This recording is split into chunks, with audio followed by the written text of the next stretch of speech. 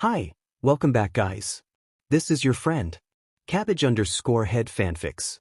Back with amazing fanfiction. This is the fourth part of What If Deku Becomes Artificial Intelligence? Now before starting, please give this video a like and subscribe to the channel if you want more videos like this. Now let's get into the fanfic. Conference Room 1, UA High Main Building, UA High Central Campus. April 27, 2219, 8:03 JST. It was the day after the sports festival and most of the first-year heroics course staff had gathered at Nedzu's request before the onset of the second year's sports festival. Nedzu hadn't given a reason for the meeting, but the general assumption was that it was related to the first year's sports festival and the impending internship offers, many of which had already begun to arrive.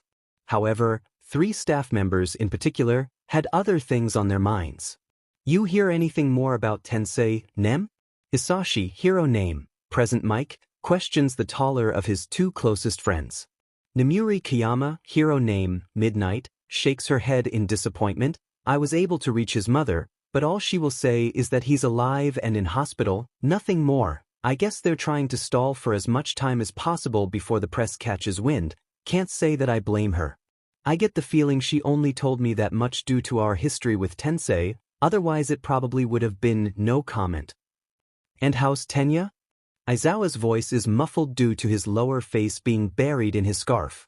She says he seems to be coping, but he'll need time. Both Namuri and Hisashi opt not to tease Aizawa for seeming to care about one of his students for once. The situation involving Tensei was hitting far too close to home for them for that. Anyway, Namuri decides to change the subject to something hopefully less stressful. What do you think this meeting's about? Probably to do with the internships, though why Nedzu thought this had to be a meeting I don't know. I have more important things to be doing, Aizawa grumbles into his scarf. Granted, he didn't want to be sorting internship offers either, he'd rather get a jump on his plans to train Shinso, but anything was better than being stuck in another meeting. I called this meeting Eraser Dash. A small mammal's voice suddenly calls from behind the sleepy hero's chair, causing him to jump slightly, because I figure it would only be polite for you all to meet the newest members of our security team. We have a security team? Vlad questions. I thought campus security was all drones and robots, stuff that Majima tinkers with. It was. The security team is new. In response to the USJ incident, I have brought in a sort of rapid response team, free of any teaching burdens, who can respond to any alert or alarm at a moment's notice. That makes sense, the Arbiter concedes. Even on warships, with hundreds of troops on board, we still had dedicated fleet security teams. I am slightly surprised you haven't asked my niece and her men to fulfill such a role. As a matter of fact, I have been considering combining your men with the 3 I've hired to bolster their numbers, Nedzu admits, which catches John by surprise, though not Cortana, as Nedzu had discussed the idea with her last night. The only problem would be trying to integrate the 2 teams, as there may be some friction. Friction? Tashinori asks, confused. You'll understand in a second, Cortana answers as the side door to the conference room opens, and just like they did the night before, Jorge, Vin and Isaac file into the conference room and present themselves to the staff. Of those who were not already aware of the 3 Spartans' arrival last night, Fel is the first to react, with clear surprise. More demons? But how? He turns to look at the MSAR chief next to him. They all arrived several months before we did, due to a series of incidents during the Battle of Reach, the sedentary Spartan explains. Your fortress world? But the Sangaili leader pauses halfway through vocalizing his thought and turns back to face the 3 new Spartans. The long night of solace? The slip space rupture? Jorge nods his head. That would be my doing. The Arbiter does the Sangaili equivalent of a ponderous hum and frowns in concentration before responding in an unexpected way. Then I am grateful to you, as puzzling as that may sound given the immediate result of your actions. Your bomb has ultimately reunited me with my kin in this world, and for that, I am grateful. Jorge is initially surprised by the response, fully expecting anger at the amount of death he must have caused. But obviously, the Sangaili was trying to let the wounds of war heal, and instead of focusing on the hurt, he was choosing to focus on the positive outcome of Uppercut, the fact that he, as well as a contingent of Covenant, or rather ex-Covenant, had arrived in this alternate universe. So, we have more soldiers on campus, Aizawa states. His choice of words is deliberate. It wasn't a question, but a statement and a challenge. Yes, Nedzu responds confidently, recognizing the challenge in Aizawa's words. With the silent shadow still at large with the League of Villains, I'm sure you can understand why I'd want these three as security against a foe with such advanced technology. Aizawa mutters into his scarf but doesn't vocally object any further. While he wasn't comfortable with the idea of such a heavy military presence being around his students, he couldn't argue with the fact that the threat of the Covenant, even if it be only one individual, necessitated their presence. Getting back to what was important, John addresses his fellow Spartans. Will you three be able to work alongside Vadim's men? The three Spartans exchange brief looks before Jorge responds. You were able to work with the Arbiter to end the war.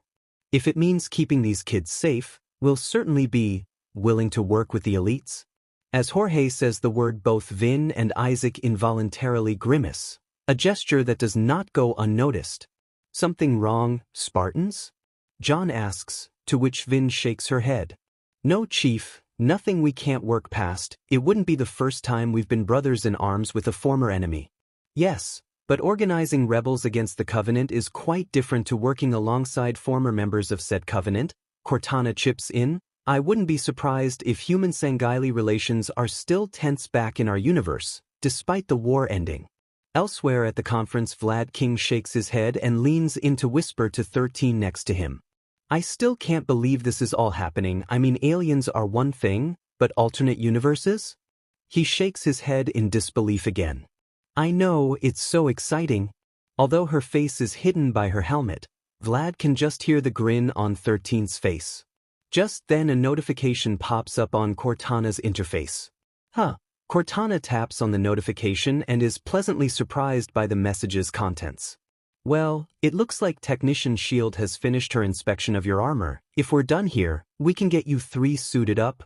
The three Spartans look between the chief and Nedzu, the latter of whom gives a nod of approval. The basic point of this meeting was to introduce you to the rest of the first-year staff, and I'd say that's been done. Besides, Mike needs to start setting up in his booth for the second-year sports festival. Namuri jerks her head in the direction of her loud, blonde friend. Very well then, if there is nothing else, the meeting is adjourned. And with that, the assembled teachers begin to file out of the conference room, except for Toshinori, who decides to hand back, being more invested in the Spartans than most of his coworkers as well as wishing to see his honorary niece. All right, if I join you in your visit to the Armory? He asks the chief, who nods his head before introducing the shrunken pro. Spartans, this is Toshinori Yagi. As he says the name, a look of recognition comes across the three Spartans' faces. So you're all might? Jorge's words are a statement, not a question. The gaunt blonde gives Chief a questioning look. They already know? Again, the chief nods. They're Spartans. They need to know Ochako and Izuku's significance, and your role in all this. Toshinori raises his hands in a placating manner. Oh, I understand. I'm just surprised by how quickly you told them. They only arrived yesterday after all. I mean, the fact that the little sister of the Spartans and her boyfriend are the frontline defense against a 200-year-old Quirk vampire is somewhat essential information. Isaac reasons before Vin interjects.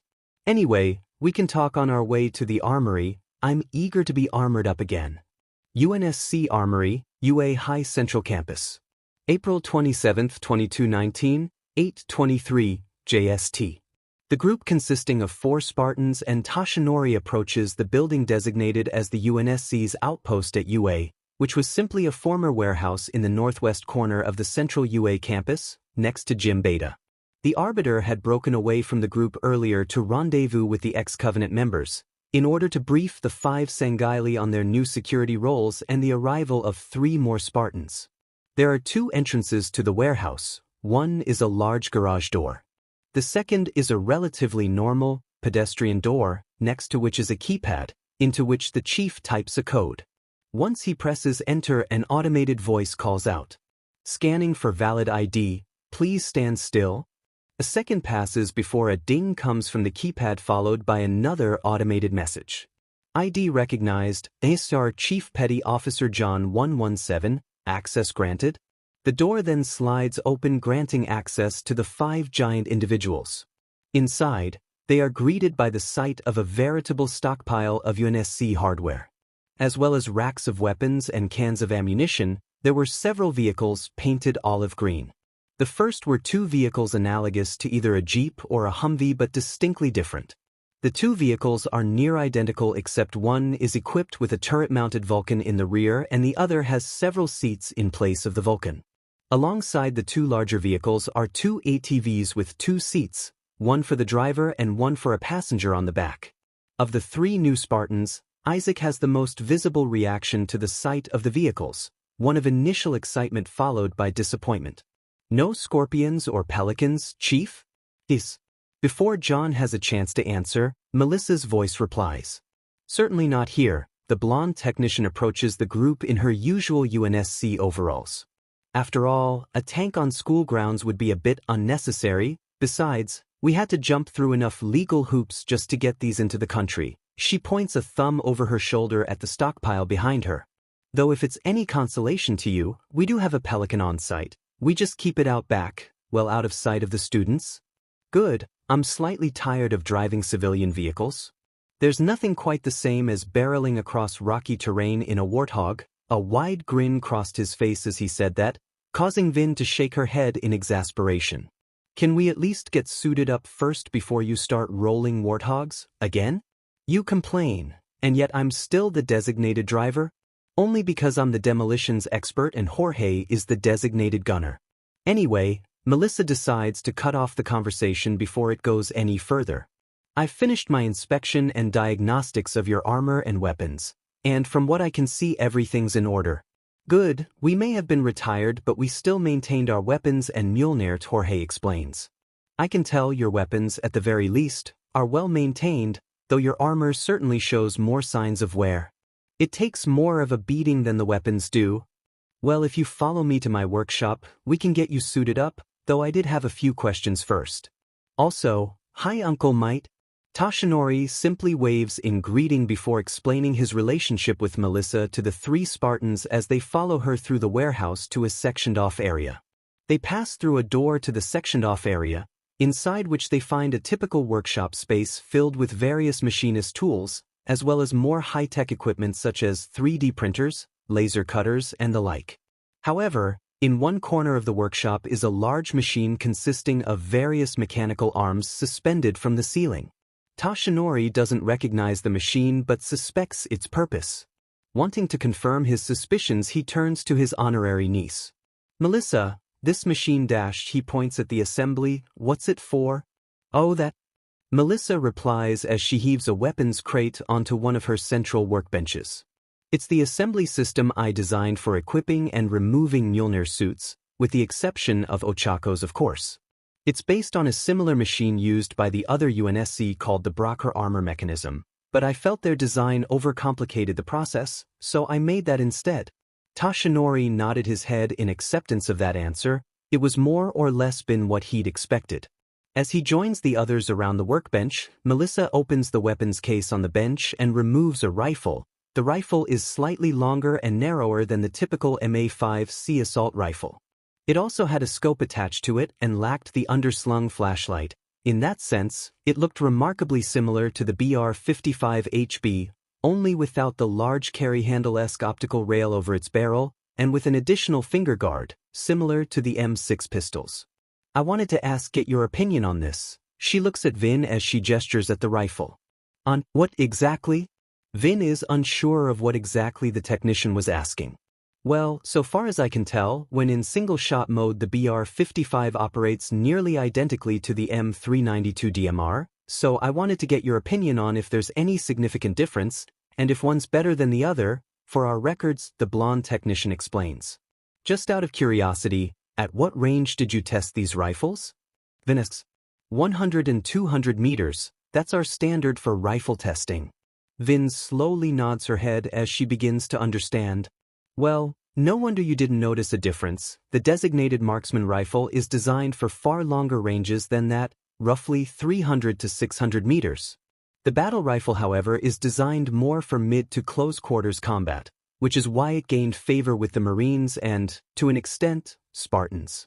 When most of your fighting is done either in ships or urban environments, you tend not to need long-range equipment as much. Melissa types as she absorbs every word Vin is saying. As for the advantages of one over the other?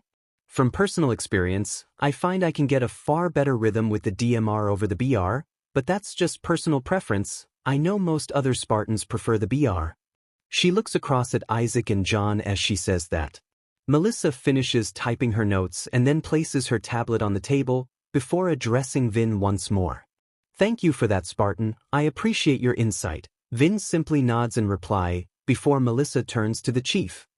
Chief, given what I've just learned, would it not be better for Tokage to be equipped with the M392 instead of the SRS-99 that you've given her? While I get that the weapon suits her role as Noble Team's designated marksman, it is rather unwieldy, not to mention its ammunition is somewhat overkill. Giving her this instead would be far more reasonable. As Melissa talks, the chief is already nodding his head. He'd had the same thought once he found out the rifle was now in their possession. I'm inclined to agree. The marksman rifle will be far more manageable for her, especially once I start taking them off the range and onto the testing grounds for tactical exercises. So long as Vin is willing to relinquish it, he looks over at his fellow Spartan who just shrugs. No arguments here, I only had that on me because that's what was available in Castle Base. Besides, I'd much rather reacquaint myself with that spinker I saw back there. She points a thumb over her shoulder back towards the racks of weapons and ammo cans, among which is the iconic double-barreled rocket launcher. Standard firearms only. Your assignment at UA is base security, which means a rifle and a sidearm, no explosives, Chief explains. And yet, Jorge gets to keep Erika? Isaac challenges. Who? Toshinori raises one eyebrow in question. Not a who, uncle, a what? Melissa smiles at the confusion on the taller man's face, specifically that, she points to a trolley parked up against one wall of the workshop, on which is a large chain gun painted with several yellow stripes. Toshinori takes in the gun for a few seconds before turning to look at Jorge. You named your gun? He asks in disbelief. I thought only Americans did that? She's served me for a long time, and she's served me well. The big man says with a hint of pride. And it's non-explosive, which is why Jorge is allowed to keep it, Chief says in answer to Isaac's earlier question. On the condition that he uses non-lethal rounds. Jorge balks at the Chief's condition. John. Ned's condition, not mine. So long as the UNSC are on UA grounds, all duty weapons have to use non-lethal ammunition, with the sole exception being on the firing range. I assume that's to ease the civilians? Please. It is. A new voice joins the conversation as Cortana appears on a holotank in the workshop. Japan is fairly strict when it comes to firearms. We're already risking the possibility of public outcry by having weapons on campus to begin with. By having them use non-lethal ammo, Nedzu's hoping to lessen any controversy, if it arises. In all fairness, you guys were just attacked by villains. I think the public would forgive you for shooting to kill. Vin comments. Toshinori chuckles humorlessly at that. You'd think so, but alas, no. In all likelihood, if the League attacked UA again and you shot one of them, there'd be an outcry over excessive force, especially if you used guns. And yet it's perfectly alright for heroes to beat said villains black and blue? Vin is skeptical of the double standard being presented before them. Toshinori shakes his head. In the eyes of the public? Probably. The villain would still be alive. All three of the Spartans, other than John, frown in concern over that. The atmosphere in the workshop is tense for a few seconds, till Melissa decides to push ahead with why they were all there. Well, with the matter of the DMR sorted, I believe you three are here to be suited up, yes? She looks at three unarmored Spartans, who all nod in assent. So, who's first? By the simple luck of the draw, Isaac goes first, and as Melissa begins attaching the outer pieces of Mjolnir to his tech suit with the help of her machine, Jorge approaches John. Okay, I have to ask, Noble Team, that name can't be a coincidence? It's not, the chief replies in his usual brief manner. So, why did you choose it? I didn't. Jorge looks at his brother with mild surprise. Ochako? Yes. John gives a slow, perfunctory nod. Why? She and Izuku wanted to honor the sacrifice your team made in defending Reach, and as some of her friends put it, it sounded heroic, fitting for a group of student heroes. Remind me to thank her then, the others. Jorge pauses and stares off into the middle distance. I doubt they'd have said anything, they were Spartans after all, but I'm sure they'd have appreciated the sentiment, at least Carter would. The chief puts a reassuring hand on his taller brethren's shoulder. They won't be forgotten, none of them will. But still we carry on, Jorge adds as Isaac steps out from the Mjolnir assembly station, fully equipped in his standard suit of MKV. After Isaac, Vin dons her own suit, identical to his except in the right-hand corner of the CC plate the number 030 was printed in white ink, whereas Isaac's suit had 039 on it. With the first two Spartans equipped, it's then Jorge's turn. It takes slightly longer for Melissa to get his armor on due to a combination of his slightly larger frame and his heavily modified MK4 armor. However, once done, he strides out from the assembly mechanism and towards Etika, which he picks up with two hands and wields as if it only weighed a couple of pounds, as opposed to 100 kilos. So, where's the shooting range? The tallest Spartan asks. Follow me, Melissa says with a smile. Over the next few hours, the three Spartans reacquaint themselves with their armor and weapons. Jorge with his Etika, Isaac with a battle rifle, and Vin with a shotgun. By the time they're done and satisfied with their performance, they have cleared several cans of ammunition. Jorge's spent casings alone numbering in the several hundred. Over a year of retirement and it feels like I never left, Jorge groans as he puts down his chain gun before rolling his shoulders, as the group re-enter the armory. I must admit, Toshinori pipes up, I've never actually had the privilege of watching a Spartan in action. I've only ever seen the chief when he's training young Uraraka. It's somewhat mollifying to think she's going to be like that one day. Hopefully not any day soon. Jorge counters, I'd like to hope she's the one Spartan to have a normal childhood. Relatively normal at least, Cortana adds from her pedestal, bearing in mind her best friend did get turned into an AI when they were younger. So now what? Vin asks of no one in particular. Well, if you're all done reacquainting yourselves with your equipment, then the Arbiter has dash. Whatever Cortana was going to say next, she cuts herself off as a priority message appears on her HUD, the contents of which make her eyes go wide with concern. Chief, we have a problem. The worry is obvious in her voice and immediately everyone in the room is on alert and focused on the blue AI. What's wrong? John asks. Emergency message from Izuku, Ochako's in a standoff with a Yakuza boss. He's requesting backup, now.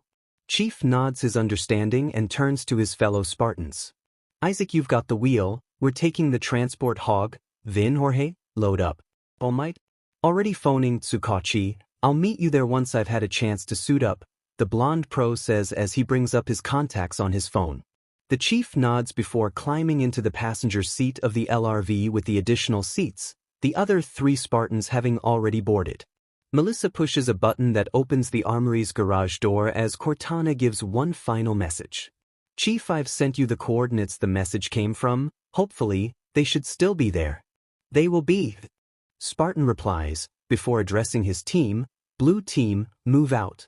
With that, Isaac floors the accelerator, sending the Warthog rocketing out of the warehouse and towards the youngest member of the Spartan program. Tatooine Shopping District, Mizudafu, Shizuoka Prefecture. April 27, 2219, 13:05 JST. The team of 4 Spartans cross the city in jig time. With Isaac just about skirting the speed limit, they make it in just under 15 minutes. As they draw near the coordinates Cortana gave them, John sees a group of police cars grouped around the entrance to one of the pedestrian areas. Isaac also sees the cars, prompting him to slow down. Park here, John says to Isaac, we'll approach on foot. Isaac nods in confirmation and pulls over, 50 meters down the road from the police cars. The 4 Spartans climb out of the vehicle before the chief gives his orders. Jorge, stay with the Warthog, dissuade the curious. Vin and Isaac on me. Yes, Chief. The 3 other Spartans reply in unison as Jorge parks himself on the curb side of the Warthog, while the other 3 march at a brisk pace down the street to where the police cars are. Hopefully, their presence meant that whatever had happened was already wrapped up. The three super soldiers stride past the police cars to the entrance of the side street where they are greeted by a police cordon with a uniformed officer standing guard. The office sees the three Spartans and is initially taken aback by their appearance before his training and orders assert themselves, prompting him to step forward to block their path with a raised hand. "I'm sorry, sir, you can't come through here. This is an active crime scene." The chief is about to identify himself when a familiar man in a tan overcoat approaches from behind the officer. "It's okay, Tadashi, he's a pro hero with UA, he's here for the students." "Oh," the officer suddenly looks shamefaced at his gaffe. "Sorry, sir, I didn't know." "That's all right, officer. The chief wasn't going to chastise a man for just doing his job." "Thank you, sir." The officer salutes the three Spartans as he pulls back the police tape to bid them entry before returning to his guard post. "Guess you haven't made much of a public impression yet," Tsukachi says with a smile. "It's better that way," John replies. Tsukachi shrugs. "Anyway, All Might told me you were coming. He also said you had 3 others coming with you." The detective briefly looks back at Vin and Isaac as he says that. "Jorge is staying with our vehicle," John explains before getting down to business. "Where's Ochako and Izuku?" Tsukachi nods in understanding. "Follow me, they're just down here." The 4 adults move down the side street till they come across a collection of police officers standing outside the entrance to an alley. The officers see the group approach and part for them. In the middle of the group are Ochako, Yaoyorozu, and Jairu, talking to an officer with a cat's head, who John remembers from the USJ incident as being Officer Sansa. The 3 teens have their back to Tsukachi and the 3 Spartans, so they don't initially notice their arrival till the chief calls out. "Ochako?" Hearing her name and the familiar voice of her mentor, Ochako spins on her heels to face her seniors, and that's when the 3 Spartans are greeted by the sight of a small girl with silver-gray hair and a horn on her forehead being cradled in Ochako's arms and clinging to the junior Spartan's tank top. "Chief, Ochako stumbles in her greeting as she reflexively tries to salute him, but realizes she can't with the girl in her arms. At ease, Spartan Chief raises one hand in a gesture to stop his protege from going through the formalities. There were more important matters at hand. "First, is everyone all right?" "Yes, Chief," Ochako responds. "We're all fine." Well, she looks down at the girl in her arms and the 3 other Spartans notice the layer of bandages underneath the girl's gown. "Has she been seen to?" John questions, gesturing to the girl. The 3 girls shake their heads as Tsukachi explains. "You made it here before the paramedics did." Isaac lets out a grunt of satisfaction but says nothing. "So, what happened?" John turns his attention back to Ochako. "Well, we are heading back to the train station after our shopping trip and Izuku recommended we take this route to avoid the lunchtime rush on the main streets. We had just passed that alley there when Jairu heard a noise. A few seconds later Eri ran into me followed by Chisaki, he's the Yakuza boss, and then Tatooine Shopping District, Mizudafu, Shizuoka Prefecture. Tuesday, April 27, 2219, 12:48, JST. Already done, Izuku replies. Just knowing that the chief is on his way is enough to ease some of Ochako's worries, but not all of them. As she and Izuku finish their mental conversation, the man Izuku identified as Chisaki begins to speak again. "I hope you'll forgive my daughter, Hiro. I don't know what to do with her, always playing rough, bumping into things." The slight upturn of the man's eyes indicates that he's smiling beneath the mask. However, the fact that danger sense is still blaring in the front of Ochako's mind suggests that it is nothing more than a facade. Mid-area, Ochako hears Nana's voice inside her head addressing her boyfriend. "Check all government records to see if Chisaki actually has a daughter." "You think?" Ochako responds mentally. "A girl that's scared of a Yakuza? Covered in bandages?" I'm not taking his word for anything, and neither should you. Ochako purses her lips into a thin line before responding. "How do I know she's your daughter?" The brunette Spartan replies and the light expression on the man's face disappears as the man seems to make an effort to keep his emotions in check, to keep up the pretense of an exasperated father. "Because I said so," he argues. "With all due respect, you're the head of a Yakuza gang, she's covered in bandages and obviously scared of you. So I'll ask again, how do I know she's your daughter?" At the mention that the man is a Yakuza boss, Both Momo and Kyuka's eyes go wide with both surprise and fear, with Momo instinctively hugging the horned girl tighter and twisting her body slightly, subtly putting distance between the girl and the Yakuza. Kyuka likewise sidesteps so that she's half in front of Momo, ready to protect both her date and the girl she's holding. She's scared because she knows that she's been naughty. As for her bandages, she's a very clumsy child, often tripping and bumping into things. All three of the girls frown at that statement, obviously skeptical of its validity, and inside her head, Ochako can hear the vestiges quietly but vigorously debating what's going on and potential courses of action. Really, a full body cast of bandages for trips and bumps? I find that strong to believe, Momo says evenly, keeping her emotions in check. For a few seconds, the man doesn't respond, but eventually he sighs. You girls have a good eye for detail. He looks to his left and right, up and down the street they're on. As Izuku had noted earlier, it was one of the quieter backstreets, and despite being midday there was no one else within sighting distance. We should have enough privacy here. This is a bit embarrassing to admit after all. The softer tone in the man's voice caused the three girls to ease slightly, but the continuing throb of danger sense was enough for Ochako not to drop her guard just yet, as Chisaki continued to talk. It's strong to admit you can't control your own child, but lately Eri defies me, no matter what I try. Eri? Well, at least they had the girl's name now. However, his statement raises another question, one that Nana vocalizes.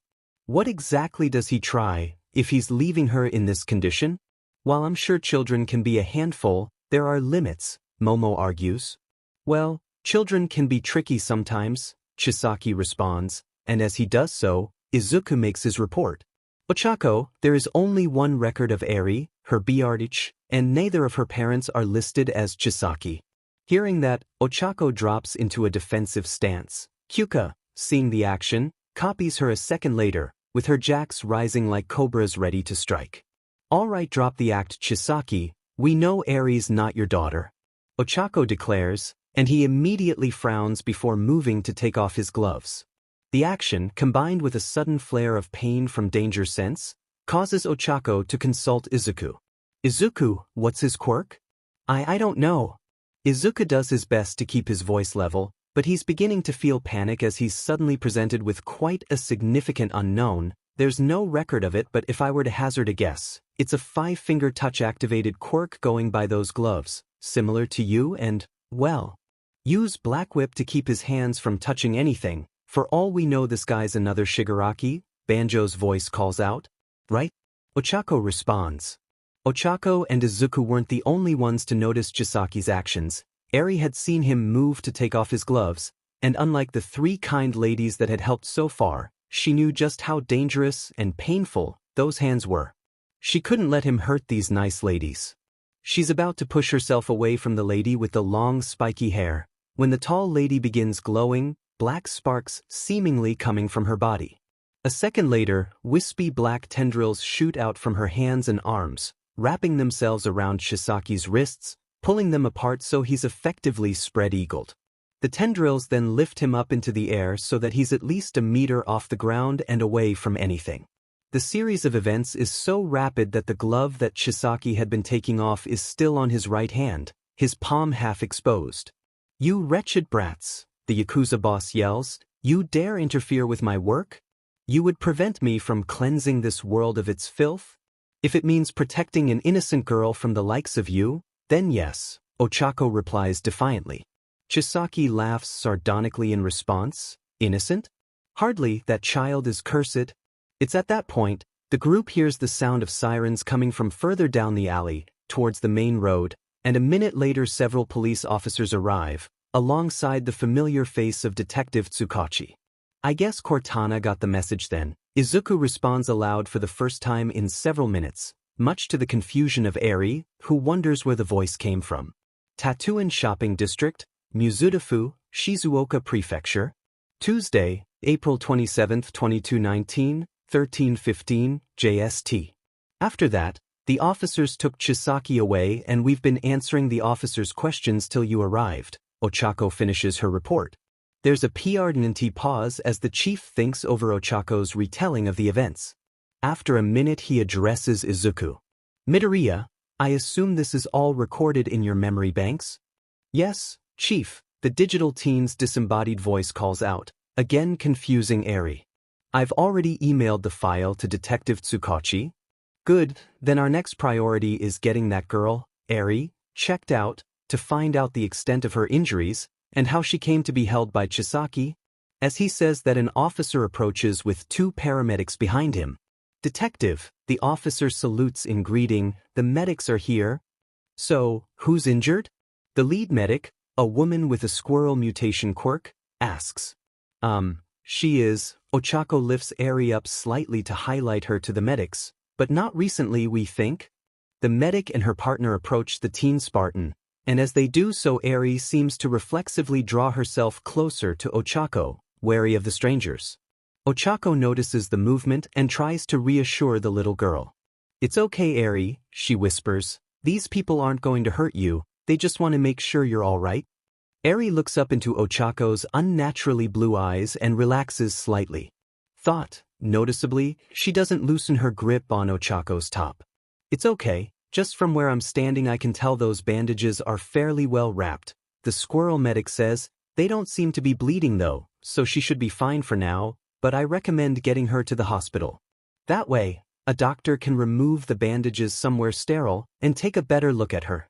Ochako looks to the chief for direction. Go with Eri, we'll follow behind, he says. Momo is about to ask about her and Jairu, but John is already ahead of her. You two can come with us, we have space in the hog for you. The 2 girls nod in gratitude. I'll join you shortly once we're done here, Tsukachi says. By the way, have you contacted their parents yet? I'll check with Cortana, the chief replies before opening a comms channel with UA. Cortana, after we left, did you or the school contact their parents? No, I was waiting till you ascertained their exact situation, though I have informed Nedzu of the distress call. Do you want me to contact their parents? Yes, tell them to meet us at. He trails off and turns his gaze to the squirrel-quirked medic, who takes the hint. Takoba General, she supplies. Takoba General Hospital, the Spartan repeats over his comms. Understood, I'll start with Inko, I believe she is the closest. Keep me updated if anything changes. I will, Chief responds before cutting his comms. Let's go, he addresses the group and they all head out of the side street. Upon leaving the police cordon, the 3 Spartans, Momo and Kyuka, turn left, back to where they can see Jorge next to the warthog, while Ochako, carrying Eri, and the 2 paramedics, turn right, towards their ambulance. The squirrel medic guides Ochako into the back of the ambulance, while her partner gets behind the wheel. A few seconds later, Ochako can feel the vehicle moving. For the first minute or so, the woman and the 2 girls sit in silence, till Eri breaks it. Who was that voice? She asks tentatively, looking up at the tall brunette. Voice? Ochako queries, not initially understanding, what dash? And then it twigs. Oh, you mean, right? Sorry, I forgot, we never actually introduced you to Izuken. She shuffles Eri in her lap so that she's cradled solely in her left arm, allowing her to hold out her right palm for Izuku to project on. Which he does after a few seconds. Hi Eri, he waves in greeting, and the girl initially recoils, more from surprise than fright. It's okay, I'm Uraraka's boyfriend, I helped her defeat Chisaki. Overhaul? The silver-haired girl asks tentatively, to which both Ochako and Izuku nod in confirmation. You remember those weird tendrils I used to lift Chisaki? Ochako asks. Eri nods in reply. Well, that's Izuku's quirk. His quirk allows him to give me additional quirks. But what happened to his body? Eri asks with wide-eyed innocence. Honestly, Izuku can't say he was surprised. It was a natural question to ask when meeting him for the first time. What was less natural was what Eri asked next. Were you also cursed? This time her voice is more dejected and she almost seems to curl in on herself. The 2 teens look at the girl with a mixture of concern and confusion, and out of the corner of her eye, Ochako can see the medic, who had been watching with interest, was now frowning with concern.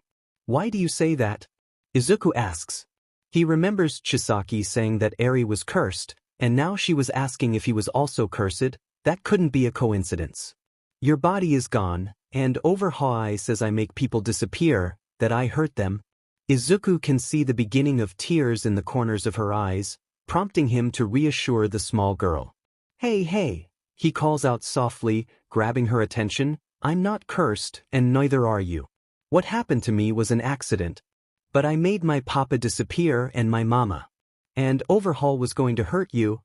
But he didn't, Ochako interjects. And even if he did, that would be Overhaul's fault, not yours. But he was going to hurt you because of me, Eri counters, shaking her head vigorously. Eri, Izuku calls in a firm but not unkind manner, and she refocuses back on the green hologram. By now, tears are beginning to trickle down her face. I need you to understand something. Something I learned a long time ago. You are not responsible for other people's actions. Eri tilts her head, clearly puzzled by his words. There was a boy, who I used to think was my friend. We used to play together. Immediately Ochako knows who Izuku is talking about, and why he's talking about him. Then one day he got his quirk, a really strong, powerful quirk. But I didn't. For a long time I didn't have a quirk. But to me that didn't matter. I still looked up to and adored him. Because to me, he was the strongest, bravest person I knew. But he didn't see it that way. He thought I was lesser than him because I didn't have a quirk, and in time, I believed him. He used to use his quirk on me, bullied me, beat me. Do things that no friend should do to another, but I excused it. To me it was him just being him, and, well, I was annoying. I was creepy. I muttered. Every time he attacked me, I thought I deserved it because I had angered him. It wasn't until I met Akin that I began to believe otherwise. And even then, it took a while to undo the damage, Ochako sighs. Eri looked between the two unusual teens sympathetically, but inside she was still unconvinced that this wasn't, somehow, all her fault. Takoba General Hospital, Takoba Ward, Mustafa. April 27, 2219, 1343, JST. To say Inko was frantic would be an understatement.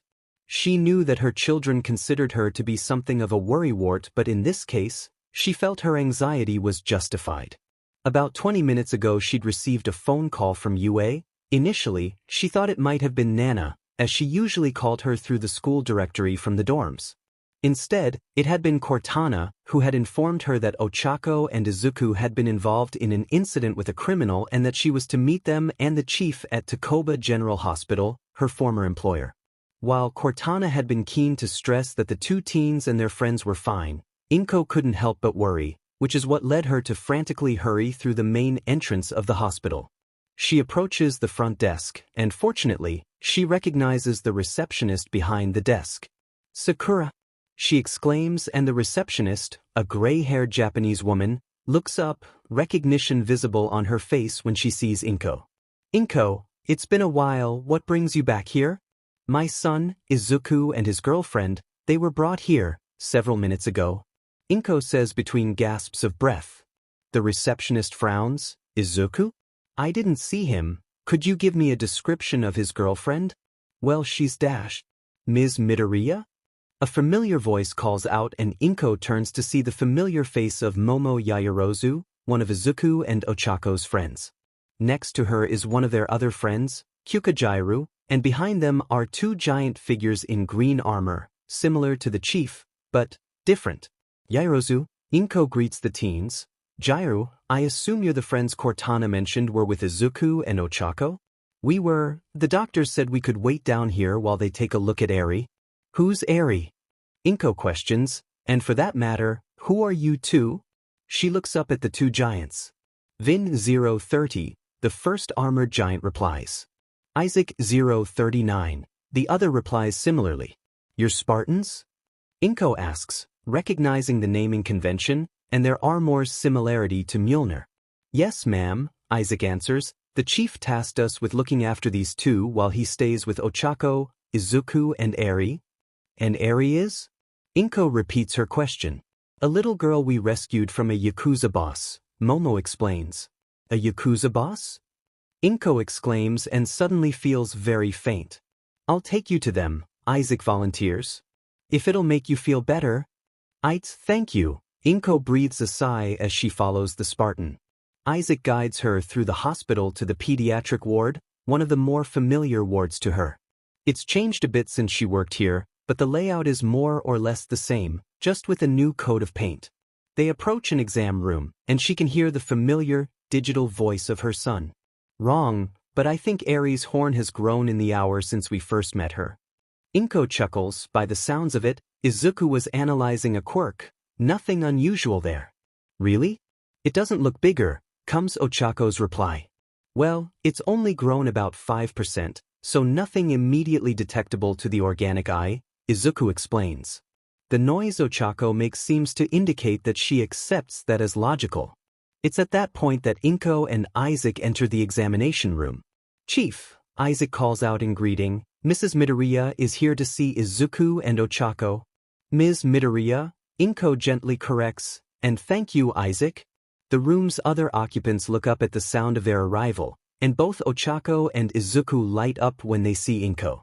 Izuku, as it happens, is currently standing on the surface of his pad, which is currently being held, rather tightly, by a girl with silvery blue hair, a horn poking out of her right forehead, and covered in bandages, who is also shying away from Inko, trying to bury herself in Ochako's top. Ochako notices the girl's reaction and tries to comfort her. It's okay, Eri, this is Auntie Inko, Izuku's mama.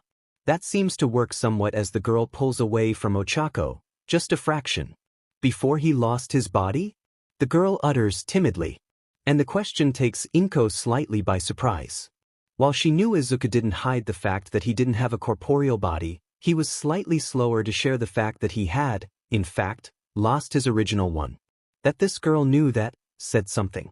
Yes, before I lost my body, she gave BR to me, Izuku replies. She didn't leave you when your body disappeared? The girl reacts. That single question opens up a whole can of worms for Inko, especially when combined with the knowledge that her son and, hopefully, future daughter-in-law had rescued her from the Yakuza. If the assumptions she was making based on that question were true, then Inko wanted to do nothing more than wrap the poor girl in a warm hug and comfort her with the promise that she'd never be abandoned again. Of course, that was assuming her assumptions were true. And that was the thing about assumptions, the more certain you are that they're true, the more embarrassing it is when they aren't. Still, Inko didn't know how long Ochako had been holding on to that girl, and she figured it would do the teen Spartan some good to take a rest and let an adult take some of the responsibility.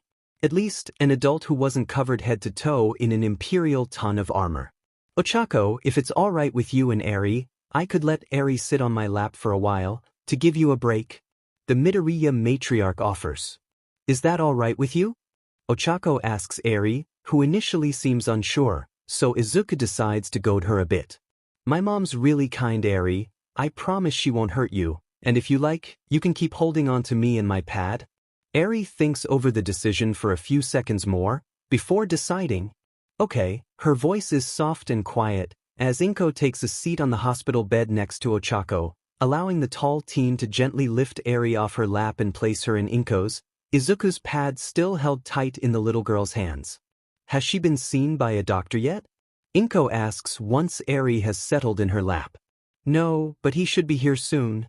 The chief answers. As if on cue, a doctor enters the room. He's a man of average height, but his thin build makes him appear lanky. He has a mess of blonde hair, and his face is covered by a surgical mask.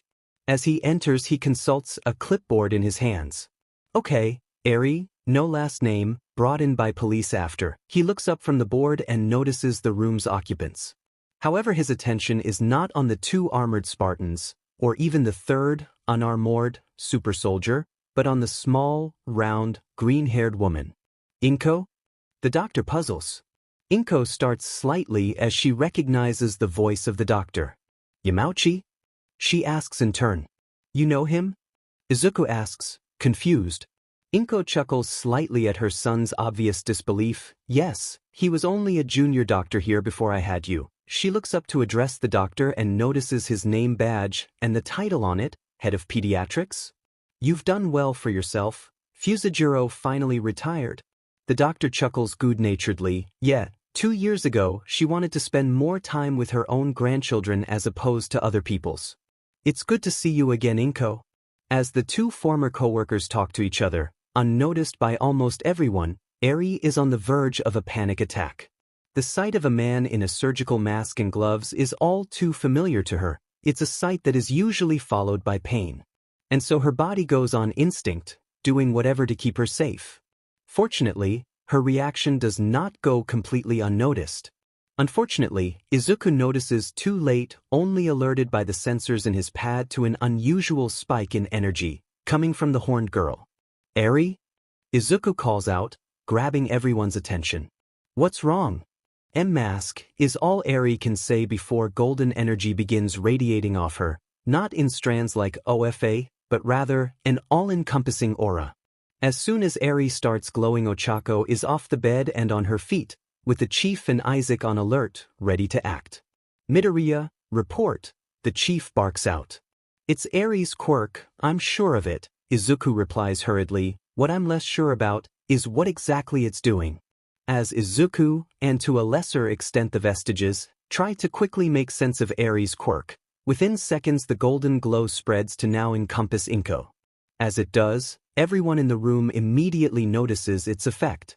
Auntie Yum, you're de-aging. Ochako cries, and she's right. Inko's lines of stress and worry from over the years begin to fade, and the color in her hair seems to brighten slightly as the toll of many years begins to reverse. Seeing the effect Eri's quirk has on his mom, things suddenly begin to make much more sense to Izuku. If Eri had indeed been telling the truth, and she did indeed make her father disappear then. Without a moment's hesitation, Izuku disappears from the surface of his pad and transfers to Ochako's neural implant. Akin, you need to get Eri away from mom now. Or else she's going to de-age her out of existence. Huh. Ochako replies mentally as she can feel Izuku opening up OFA to her. No time to explain now, just use Black Whip to separate mom and Eri.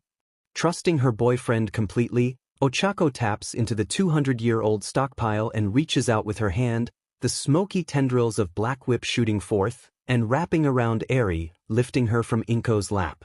As soon as Eri is physically separated from Inko, the golden glow seems to disappear from the older woman. In fact, Black Whip seems to suppress Eri's quirk entirely, though why exactly, Izuku is unsure yet, though he has a few theories. With Black Whip binding her, only a faint glow appears around the parts of Eri's body that are exposed. A few seconds later, Eri stops glowing as well, the stress and strain of the past minute having caused her to pass out. The chief and Isaac are the first to recover from their surprise. Midoriya, report, he repeats as he picks up the teen AI's pad. What just happened? I can only assume that was Eri's quirk, Izuku reports from inside Ochako, using her implant to connect to his pad, and using it as a speaker. I'm not sure about the exact mechanics of it, but it seemed to dodge mom. But I think it did more than that, Izuku dear, Inko says shakily as she looks at her hands. Years of calluses and wrinkles from constant work, not gone, but significantly reduced. A flash of inspiration hits her and she hurriedly rolls up the left sleeve of her jumper to reveal her lower arm and Himi's bite marks. Ochako exclaims upon seeing completely unblemished skin. They're gone. Bite marks? Dr. Yamauchi questions. Inko nods. I adopted a girl some years ago, Himiko. She has a BLD quirk that requires a constant diet of BLD. Usually, she drinks from BLD bags, but as a treat, I sometimes let her drink straight from my arm. Apparently, it tastes nicer. Anyway, her bites tend to leave small marks, which are now gone. Inko gestures to her seemingly normal arm. It's like they were never there to begin with, Izuku comments as Ochako gently places the now sleeping Eri on the hospital bed before relinquishing Black Whip, allowing him to transfer back to his pad. Do you know what might have set her off like that? The doctor asks. I think, Ochako says cautiously, it might have been you, doctor. Me? The doctor looks at the teen questioningly. Izuku gives a hum of confirmation as he reappears on the surface of his pad, currently being held by the chief. The guy we rescued Eri from was wearing LTX surgical gloves, and he had a mask over his face. Granted, it was a plague doctor mask, but still, combined with the gloves, my mask was enough to trigger a panic attack. The doctor grasps what Izuku is saying. Well, I can take the mask off if that helps. I'm only wearing it because my wife is at home with the flu and I'm erring on the side of caution. He removes the mask and disposes of it in a nearby bin. I'm afraid I'll have to keep the gloves on while I do my examination of Eri, but given that she's currently unconscious, now might be a good time to do it. With no objections from anyone in the room, the doctor begins undoing the bandages around Eri's arms. As he does so, the skin underneath is slowly revealed, as is a litany of scars, the sight of which makes Inko gasp in shock. The doctor stops unraveling when he gets to the elbow on Eri's right arm. The paramedics said there was suspicion of abuse by the guy you took her from? He looks to the chief. John nods. The doctor sighs, then it'll be best if I wait for the police to arrive so they can document this. Just from what little I've seen already, the damage, it's extensive. And the bandages aren't just on her arms, Inko says, a mix of sadness and anger in her voice. They cover her entire body. The doctor nods solemnly in agreement. Just then there's a knock on the door. Come in, the doctor instructs, and a nurse enters with Detective Tsukachi and Officer Sansa behind him. Doctor, the police are here about the Yakuza kid case. Ah, good timing. The doctor moves from Eri's bed to greet Tsukachi. I just started removing her bandages. You suspect the guy you rescued her from of abuse? We do, the detective nods grimly. You may be right, the scarring on just her left forearm alone. He guides the two policemen to Eri's bed. Tsukachi hums in thought for a second before looking up at John. Chief, I'm going to have to ask you, Isaac, Uraraka, and Ms. Midoriya to wait outside while the doctor conducts his examination. Officially, this is technically a police crime scene. Understood, the Spartan then turns to his brother, and his student Isaac, Ochako, let's go. The two other Spartans nod their understanding and proceed to exit the exam room. Inko, however, stays put. I think it'd be best if I stay with Eri, Inko tells the detective. If she wakes, she'll need someone familiar with her. I understand why you wouldn't want Ochako in here. She is still a child after all, but I used to be a trained nurse. I can vouch for her, Dr. Yamauchi chimes in, and it's enough for Tsukachi. Okay, you can stay for now, Ms. Midoriya, as her temporary guardian. As they leave the exam room, the three Spartans and Izuku are reunited with Momo, Kyuka, and Vin. The detective got us permission to come join you, so we wouldn't be left waiting in the lobby, Momo explains, seeing the questioning look on Ochako's face. What's going on in there? Kyuka asks, seeing the closed door and drawn curtains of the exam room. They're removing Eri's bandages right now, Izuku explains from Ochako's palm. It looks like Chisaki was hurting her all right. Instantly, both Momo and Kyuka react in anger. Kyuka's jacks rise sharply like cobras, while Momo's brows draw together in a frown. We should have sent him into orbit, Kyuka scowls. Thank goodness Eri ran into us when she did, Momo adds. By the way, just a heads up, Izuku cautions, when you see my mom next, she might look a little odd. Midoriya, there's a warning tone in the chief's voice. The news of Eri's quirk wasn't something he thought should become common knowledge. I'm sorry, Chief, but Yairozu and Jair have both met my mom before. They're going to notice the change. Izuku counters. Change? Momo questions. Izuku's hologram nods. Eri's quirk activated when she had a panic attack. It de-aged my mom, or reversed her. I'm not exactly sure which yet. The sensors in my pad picked up a mess of energy readings, but I don't know what they mean. Contact Cortana, the chief suggests. She may be able to help you. So Izuku does that as the others wait in silence. It's about 10 minutes later when Tsukachi and Officer Sansa reappear, both with grim expressions on their faces.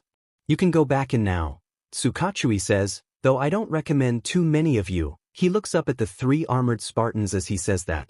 We'll stay out here, Chief replies, before dressing his students. You three go in, while we talk with the detective.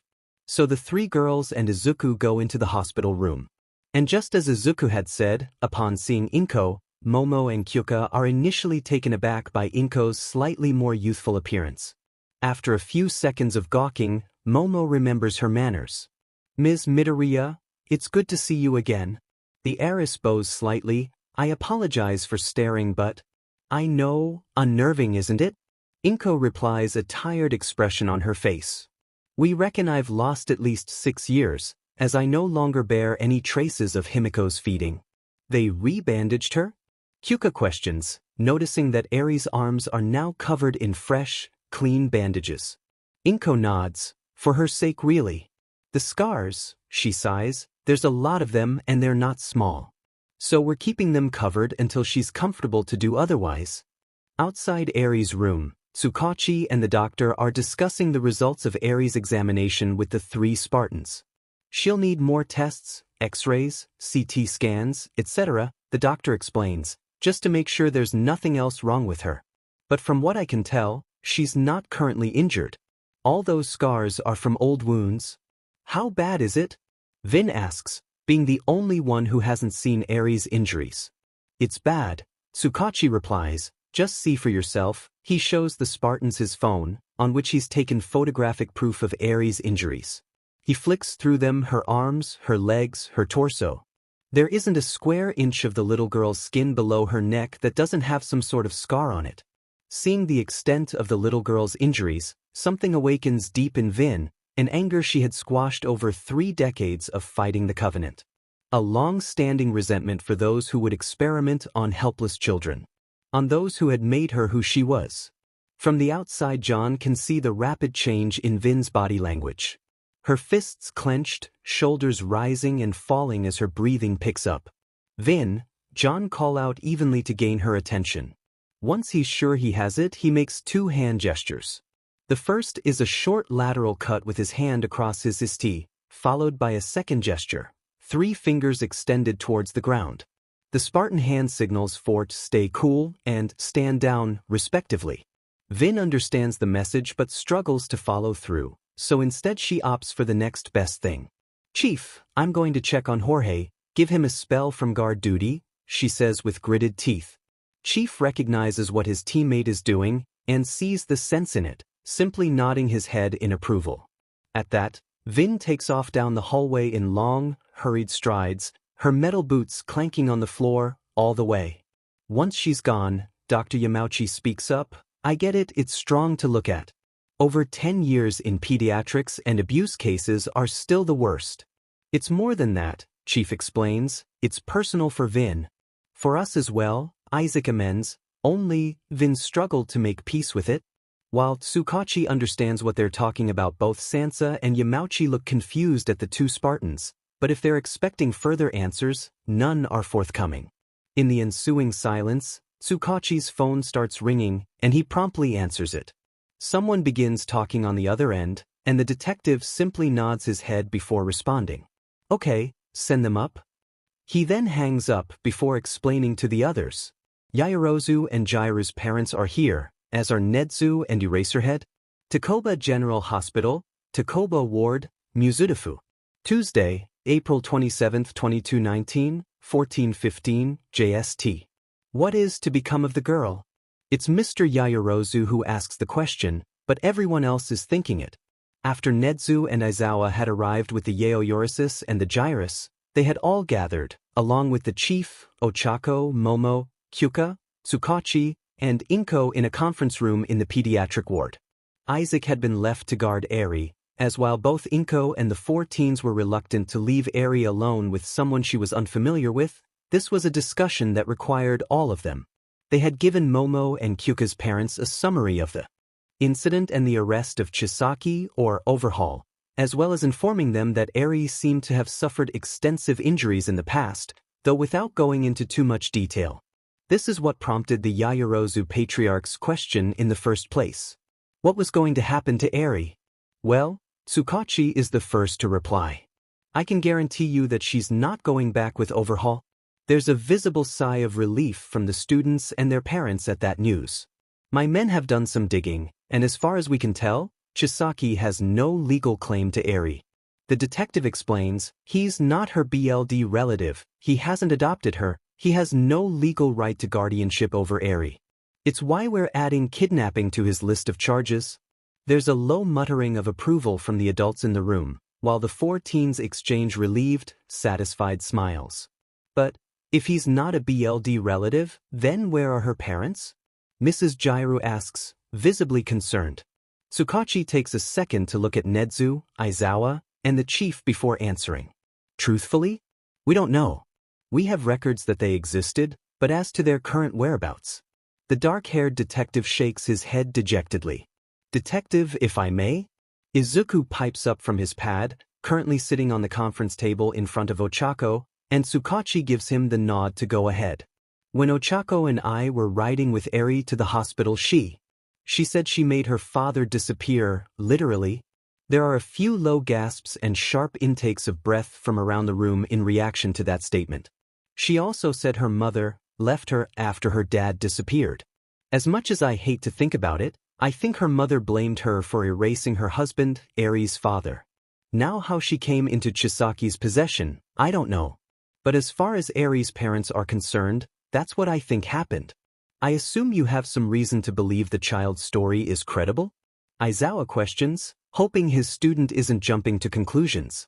I do. Earlier, Ochako, the chief, and I witnessed Eri activate her quirk, accidentally using it on my mom. Instantly all eyes in the room shift from Izuku to Inko. I can't go into detail what the effect of Eri's quirk was, but, yes, I do believe there is validity to Eri's story. Izuku is firm in his conviction. Nedza looks curiously at Inko as Izuku finishes talking, taking in the subtle changes in the Midoriya matriarch's physical appearance since they last met, and instantly puts two and two together, understanding why Izuku is unwilling to publicly discuss Eri's quirk. If Eri's quirk was even remotely close to what he suspected, it would not do to announce the existence of such a power to the wider world, even with NDAs in place. Inko, meanwhile, is silently grappling with the fact that, were it not for her son and Ochako's intervention, she likely would have de-aged out of existence as well. But a woman's voice breaks her out of her brief existential dread. And there is no other next of kin? Mrs. Yaoyorozu pleads. Tsukachi looks to Izuku. The digital boy had more immediate access to this info than he did. Izuku for his part shakes his head in the negative, none that is listed. So, to repeat Mr. Yaoyorozu's question earlier, Inko has recovered enough from her existential episode to rejoin the conversation. What is going to happen to Eri? Well, for the time being, she's a ward of the state. Tsukachi answers, she'll be placed with an emergency foster family till we can sort out something more permanent. I'm afraid I must strongly object to that course of action, Detective. Cortana's voice calls out from Chief's helmet. Apologies for being late to the party, but I've been going over the data Izuku sent me from when Eri's quirk activated, and I believe it would be improper for us to pair her up with a random foster family. I am inclined to agree with Cortana. Nedzu joins in. If Miss Eri's quirk is as strong as Mr. Midoriya is hinting, then I'm afraid she'll have to go into some form of protective custody. It's clear that Chisaki and the Shai Hasaikai were experimenting on her for a reason. Even if the police are able to prosecute Chisaki, I do not doubt his men will try and retake Eri. Not to mention other villains may want her for her quirk as well, the chief tacks on. The four parents not in the know about Eri's quirk look at the others in disbelief. This quirk really is that powerful, isn't it? Mr. Yaoyorozu asks. It is, father, Momo replies. I saw its effects firsthand. I dread to think what Chisaki was doing with it, or doing to Eri because of it. So what? Jairu's dad questions. Eri will remain in police custody then? Or the custody of a hero? Yes, Aizawa chimes in. If her quirk is as dangerous and unpredictable as Midoriya describes, then I would be the best to handle it. As far as her quirk is concerned, yes, but otherwise, no, I do not believe you would be the best to handle it, Inko interjects, somewhat firmly. Aizawa frowns at Inko's statement. And why not? He challenges. Setting aside your less than warm and caring attitude. You have a full-time job as a teacher, the green-haired mother argues. Technically, Ms. Midoriya, Nedzu interjects, Eraserhead has 2 full-time jobs. He still does regular nighttime patrols as a hero. Inko's eyes go wide as she looks back at Aizawa. That only proves my point even further. From what little I've seen of her, and from what Izuku and Ochako have said, Eri is heavily traumatized. Do you have any experience raising children, Mr. Aizawa, let alone traumatized ones? I've tended to children at crime scenes, the underground hero pushes back, and I have both the training and certification to be an emergency foster. That is commendable, Inko concedes before continuing, but that is only a brief interaction. I can tell you from experience that raising a child, especially one suffering from the trauma of parental abuse and neglect, is a challenge, a worthwhile challenge, but still a challenge. Tell me, when you are out on a night patrol, and Eri has a nightmare of her mother abandoning her, or of Chisaki hurting her, what are you going to do? How will you react when you try to hug her, and she pulls away, afraid of any physical contact? And when she shouts at you, demanding why put up with her, despite being a monster, what will you tell her? The silence in the hospital conference room is palpable as everyone, Aizawa in particular, absorbs Inko's words. Izuku, for his part, is recalling the times those exact situations happened with Himiko. Fortunately, the shouting incident only happened once, but the aversion to touch and the nightmares? They had happened many times. Even now, Himiko was still hesitant to receive physical contact from strangers, without her being the one to initiate it. Also fortunate was the fact that she hadn't had a nightmare since she first started at UA. After what feels like an eternity, it is Nedzu who breaks the silence. Ms. Midoriya, am I correct in presuming your foster license is still valid? Inko is initially taken aback by that particular line of questioning but quickly answers. Yes, it is. You're not suggesting that She leaves the rest of her question unsaid, suspecting what Nedzu was really asking, but the small, albino principal's expression gives away nothing. Foster Eri? No, not initially, the UA principal replies. However, I imagine Eri is likely going to be in hospital for at least a few more days while the doctors finish their tests, both on her health and her quirk. While she is here, I believe it would be beneficial for her to be with someone with whom she is somewhat familiar, and I'm afraid allowing a student to remain would be out of the question. The last part he adds in response to all three of the girls and Izuku opening their mouths to speak, which they then quickly shut in response. Of course, Detective Tsukachi chimes in, you are under no obligation to help, I can just as easily get a social worker or… But already, Inko is shaking her head. No, the now slightly less than middle-aged mother replies softly, I wouldn't feel right just leaving her now, I want to help her, however I can. Momo smiles fondly at Inko as she says that, seeing the similarity between Izuku and his mother. Nedzu, meanwhile, has jumped out of his seat and moved round the table to approach Inko. Excellent, UA will be more than happy to compensate you for your efforts here, and once Eri has been cleared for discharge, then perhaps we can talk about making your guardianship more permanent, as well as your transfer to on-campus housing. Certainly wait, what? Inko had initially bowed her head in response, until she realized what exactly Nedzu had said, causing her to JRK her head up. But before she could follow up on what he'd said, the rodent-esque head teacher had already moved on. Mr. and Mrs. Jair, pleased to make your acquaintance for the first time. Mr. and Mrs. Yaoyorozu, a pleasure as always, and as for you four Nedzu turns to address the four students in the room, I assume you'll be returning to campus later? All four of them reply in the affirmative, so Nedzu turns to the chief. Then I'll leave them in your capable hands, Chief, see that they're back in their dorms by curfew. The chief simply gives a perfunctory nod in reply. If there is nothing else, I bid you all farewell for now. And with that, the principal of UA, followed by Aizawa, exited the hotel conference room.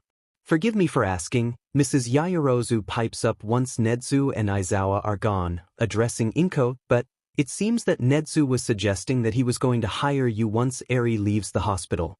I think so, Inko says uncertainly, still trying to process what exactly the furry headmaster had said. As she does so, she looks across at Detective Tsukachi, a questioning look on her face.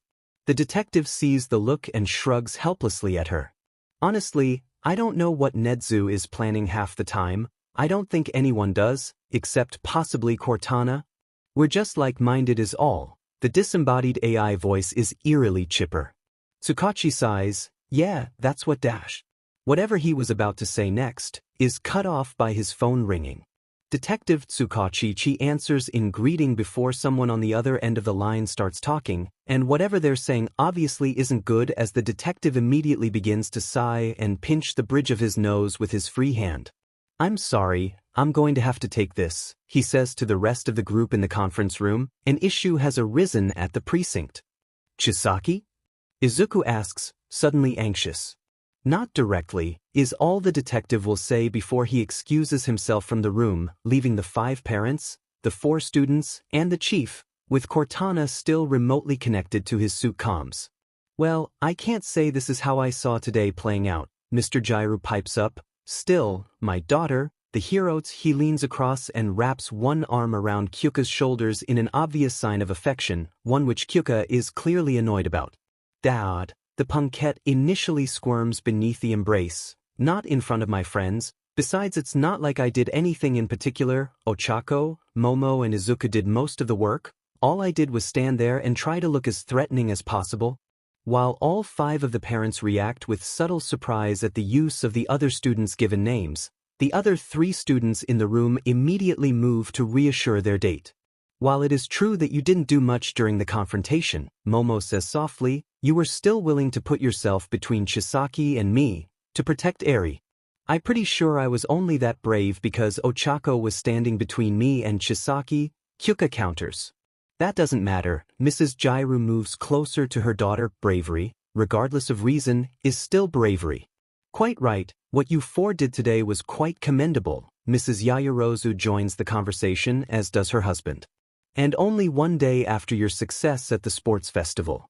By the way, he turns to address Ochako. I want to thank you, Miss Uraraka, for giving our daughter such a memorable fight in the finale.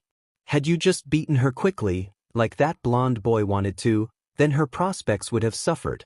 So, we thank you for treating her with the dignity that she deserves. Both he and Mrs. Yayarozu rise from their seats before bowing at the waist to Ochako, who likewise rises to return the gesture out of politeness, before trying to dismiss their gratitude. Thanks, but I really can't take any credit. It was all Momo's idea. She was the one who approached me and Izuku about turning the final into a duel. Nonetheless, you chose to accept that duel, Mrs. Yayarozu says as she exchanges a quick glance with her husband at the use of their daughter's given name. Now was not the time to address such things. Anyway, we've not had a chance for formal introductions yet.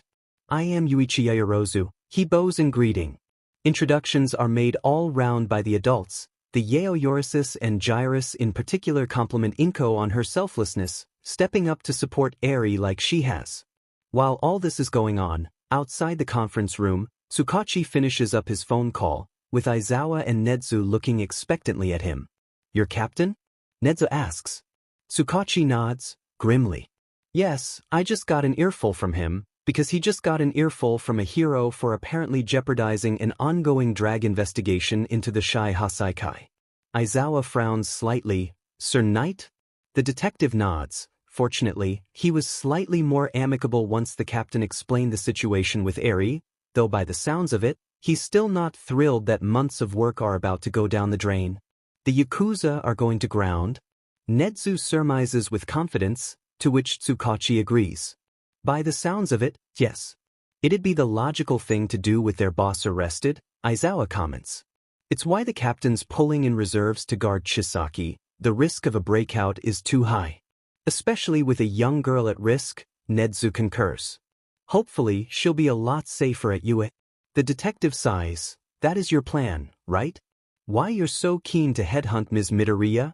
Nedzu nods his head. It occurred to me that the heated exchange between Eraserhead and Ms. Midoriya was based on the false premise that Eri can either be protected or be cared for, but if she were to be brought to you under Midoriya's care, she would have both. There is still the issue of Eri's uncontrollable quirk, Aizawa points out. Details to be sorted later. Nedzu waves his paw in the air dismissively. We still have a few days while Eri remains in hospital.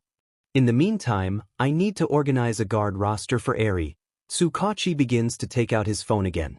Be sure to coordinate with the emissary chief. It's likely that he and Cortana will be posting a Spartan here.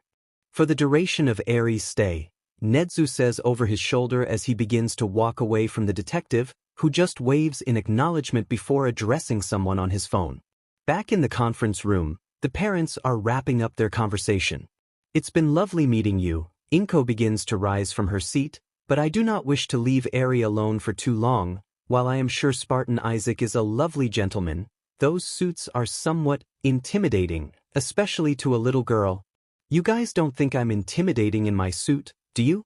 Ochako asks, slightly nervously that she was scaring her classmates during training. I can be, Momo begins reluctantly.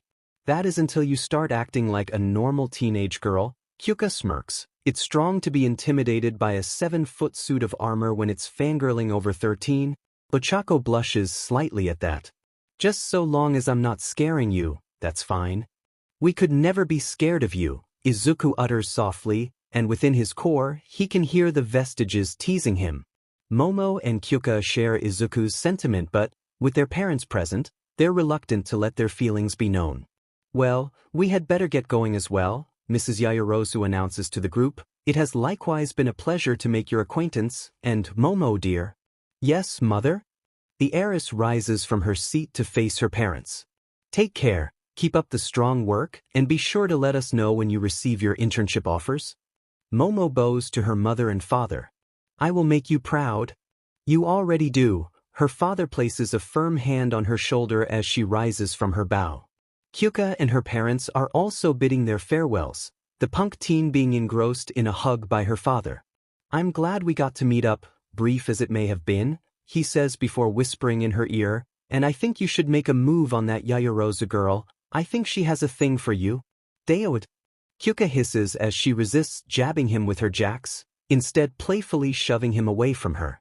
Kyoto Kujiru just chuckles at his daughter's embarrassment. Huh? Well, I can hardly urge you to date Uraraka, she's taken.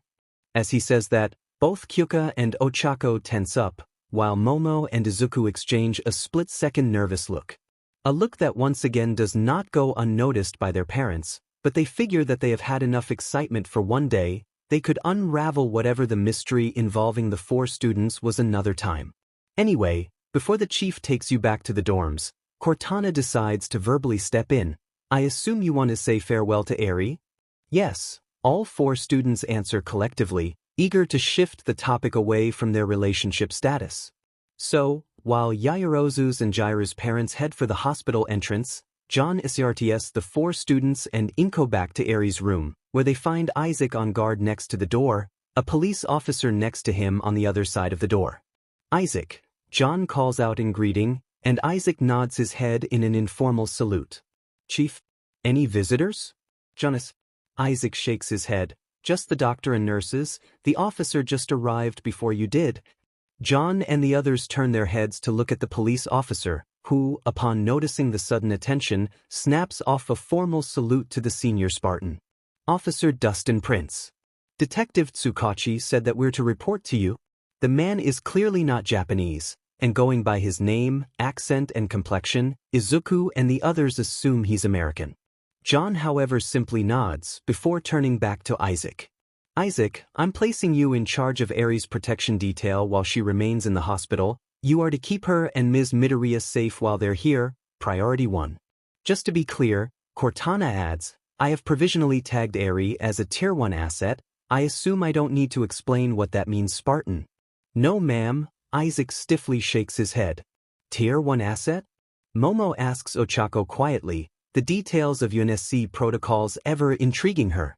Izukin? Ochako passes the baton to her living encyclopedia of a boyfriend. It just means an object, item, or person is of the highest importance and is to be recovered or protected at all costs. As far as I can tell, it was usually reserved for either Forerunner artifacts or significant Covenant intel, stuff that could have changed the course of the war. The digital boy replies in a low voice so as not to be overheard by the police officer. Having finished briefing Isaac on his assignment and the details of Inko's staying at the hospital, John hurries his charges into Eri's room. Eri doesn't notice them enter at first, the silver-haired girl currently balled up with her knees pressed up against her gaze glumly fixed on a random spot on her hospital bed. It's not till Inko is about to sit on the bed that the little girl finally looks up and notices them, and immediately her mood seems to lift. She doesn't smile, but the lines on her face become softer, and there's a faint spark in her eyes that wasn't there a second ago. Akin, Izukin, you're back. She sounded more relieved than excited, but given what she'd been through, relief was hardly surprising, and was part of the reason Inko wanted to stay with her, to give the poor girl some continuity, some consistency, rather a revolving cast of doctors, social workers and foster carers. Only for a few minutes I'm afraid, Ochako says, with a hint of sadness, and the crestfallen look on Eri's face when she says that is almost enough to make Ochako bawl. She's kind of surprised Inko hasn't started already. Do you have to go? Eri asks, clearly disappointed. I'm afraid so. Inko steps in as she dabs away the beginnings of tears in the corners of her eyes. You see, Izuku, Ochako, and their friends have to go back to school, but it's okay, because I'm going to stay with you, and hopefully you should be able to see them again soon. Really? Eri seems to brighten up again, just a bit, hearing that, and the three girls and Izuku all nod their heads again in confirmation. I don't know how soon we'll be able to see you, Izuku declares, but I promise, we'll be back to see you as soon as we can, right? He looks at Ochako and their dates for the day, and all three girls give vocal confirmations and promises to visit Eri again as soon as possible. After a final round of hugs and thanks from Eri, it's time for the UA students and their teacher to depart. They wave farewell to Isaac and Officer Prince before taking the elevator down to the hospital's underground car park, where they find Jorge and Vin standing next to their transport hog. As the chief and the three girls approach, the two Spartans turn towards their team leader, who addresses Vin. Condition? He asks her. Green, Chief, Jorge let me vent, Vin replies, matter-of-factly. John's gold visor turns to Jorge, who just nods, which is enough to satisfy Chief, for now. Then load up, we're returning to UA. And Isaac? Vin questions. Remaining on protection duty with the local police. Vin accepts the sensibility of that before climbing into the passenger seat, while Jorge helps Ochako and the girls load up into the back where Etika and their shopping bags are being kept. So, how is Eri? Jorge asks once they're all loaded in, and as the chief begins driving out of the car park, the four students fill Jorge in on what had transpired in the hospital. So, this girl, you think she can reverse or DH people with her quirk? He asks once they're done explaining. That seems to be the logical conclusion. Izuku replies, based on what happened to my mom. Kid, there's nothing logical about it. Jorge shakes his helmet in disbelief, but I've come to accept that your world doesn't follow the same logic as our one. Still, a power like that, the green and orange Spartan curses in Hungarian, if Onai got a hold of a girl like her. A collective shudder runs down the back of all three physical students, while Izuku just grimaces. I know, Cortana chimes in over comms, I've already thought of several practical applications of Eri's quirk. There is a reason I've tagged her as Tier 1. The ability to reverse organic organisms to a previous state. It's a testament to Izuku's enhanced processing ability that he immediately realizes what Cortana is alluding to. No, he utters aloud, prompting confused reactions from the others in the back of the hog. What's wrong, Izuku? Ochako worries. You've just realized what Eri's quirk is capable of, right? Cortana asks. Capable of what? Momo asks, equal parts curious and confused. Eri, her quirk. Izuku's face is a picture of horror. She may possess the ability to cure the flood. 1A Heights Alliance Dorms, Central UA High Campus, UA High. Tuesday, April 27, 2219, 1507, JST. Needless to say, after that particular revelation, the rest of the journey back to UA is spent in somber silence. The idea that a little girl holds the solution to a millennia-old galaxy-conquering parasite was unsettling, to say the least. Once they had returned to UA, the emissary chief briefly addressed the four teens, basically instructing them to keep quiet about the incident for now given the need to keep Eri safe, an idea that the three girls and Izuku agreed with wholeheartedly. So, after a very long 6 hours since they first left UA, the three girls trudge into the ground floor common room of their dorm, and collapse onto the couches in front of the TV, though not before Ochako deposited Izuku's chip into the holotable opposite the TV. Oh, it's good to be home, Ochako groans as her giant frame slouches on one of the sofas. Izuku promised me we're not doing anything tomorrow? Not that I'm aware of, the green teen replies as he appears on the holo projector in the middle of the coffee table. Good, while she may have been physically fine thanks to her augmentations, Ochako's brainpower felt absolutely drained after the day's events.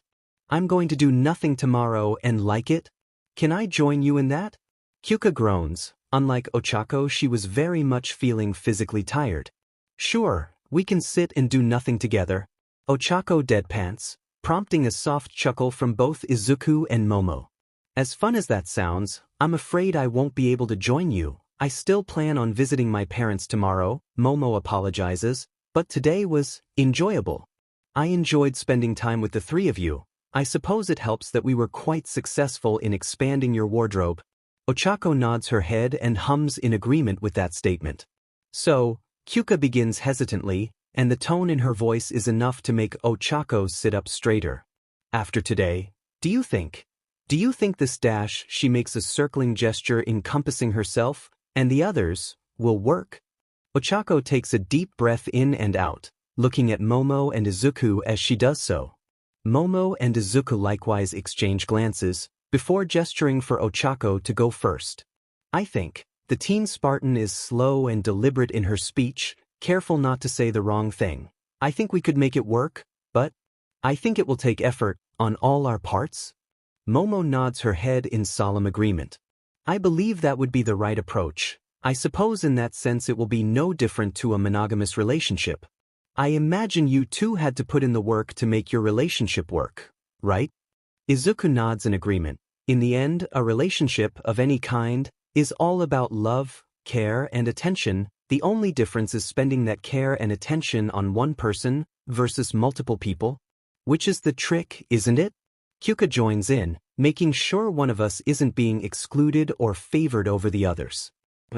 I'm going to be honest. Part of me feels bad at the idea of being gay with Ochako, hugging and sheet, when you obviously can't greenie.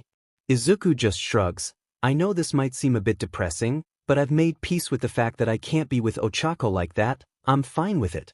Sure, we're able to interact in neural space when she sleeps or meditates, but it's not the same. So, if you're able to give her something that I never can, then, well, all I've ever wanted for Akin was for her to be happy. Izuku, tears are beginning to form in Ochako's eyes, and she wipes them away before continuing. I don't want you to make me happy at the cost of your own happiness, okay? If you're not comfortable sharing me with Yaoyorozu and Jiro, just say. Izuku just chuckles softly at that. Honestly, I was more worried about you being unwilling to share me with Yaoyorozu than the other way around. You have tended to be a bit overprotective of me sometimes, not that it wasn't warranted mind you, with Bakugo around.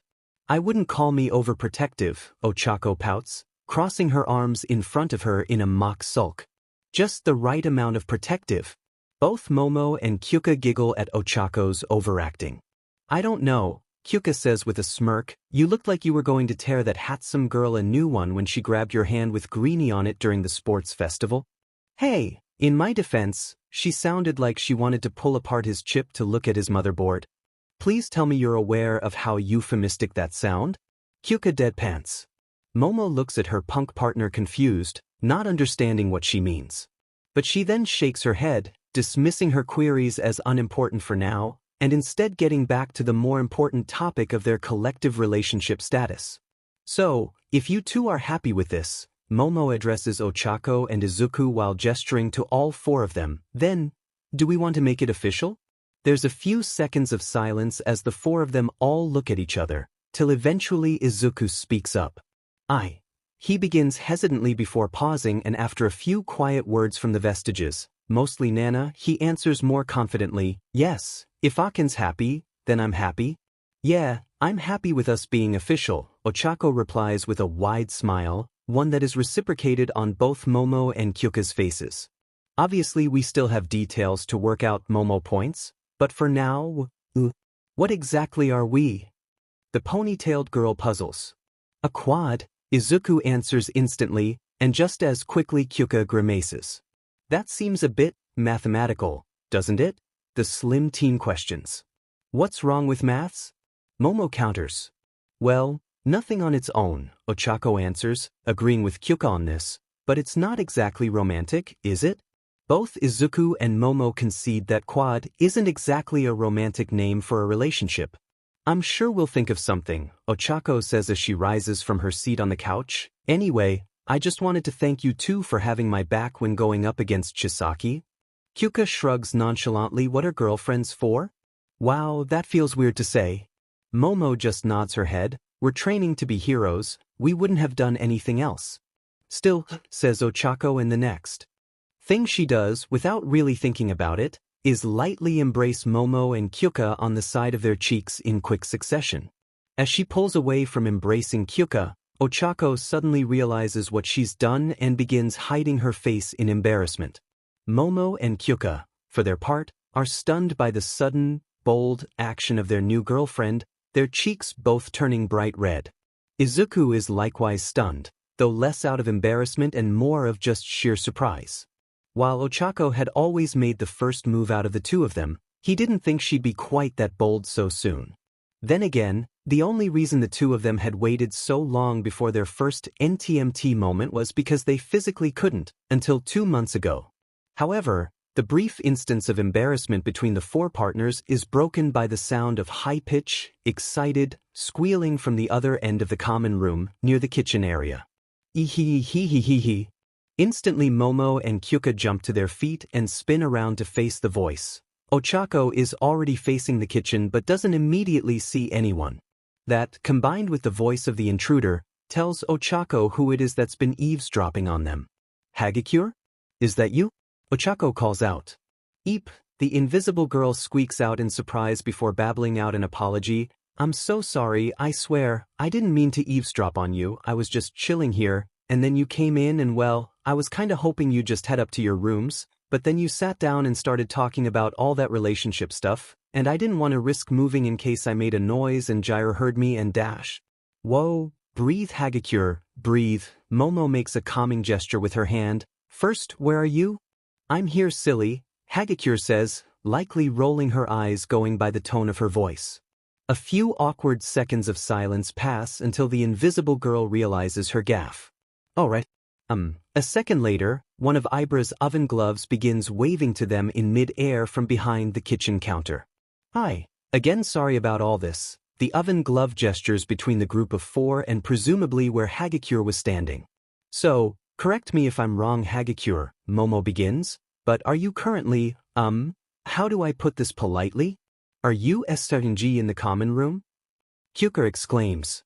Yes, I guess that's one way to put it, Momo concedes. Yes, Hagakure admits sheepishly, well no, I mean, I guess I'm SRNG now but I wasn't earlier. But why? Izuku asks. Because I can, Hagakure's voice returns to its usual chipper tone, and seeing the shocked looks on her classmates' faces, explains further, I swear I only do it when I know that no one else is going to be down here, honest. Despite what Mineta may claim, I'm not an XHB-NST, it feels natural as all. Honestly, I kinda hate being like this in front of other people, I know it must seem silly, it's not like anyone can see anything, and I need to do it for my quirk but dash. You still feel exposed? Momo finishes, sympathetically. Hagakure nods her head, but quickly realizes they can't see her head, so makes a thumbs up with the oven mitt. Momo sighs, I know how you feel, to a certain degree, while I don't need to be as exposed for my quirk, I still need to show a lot of skin to make the most of it. Most of the time I'm fine. I accept that it's necessary for my quirk but there are times dash. When you wish you could just be hidden beneath layers of fabric and armor plating? Hagakure guesses and Momo nods solemnly. It doesn't happen often but, yes, the creationist replies. By any chance do these feelings occur because of a certain grape-headed classmate of ours? Kyuka asks, voice dripping with suspicion and growing anger. Neither Momo nor Hagakure answer, but the silence is telling enough. Right? Kyuka growls, the purple fucker is being reduced to grape pulp the minute he returns. Please don't, Momo pleads, he's not worth being disciplined for assaulting another student. Besides, who cares about Mineta dash? Hagakure's voice begins to bubble once more, when I have juicy relationship gossip to discuss.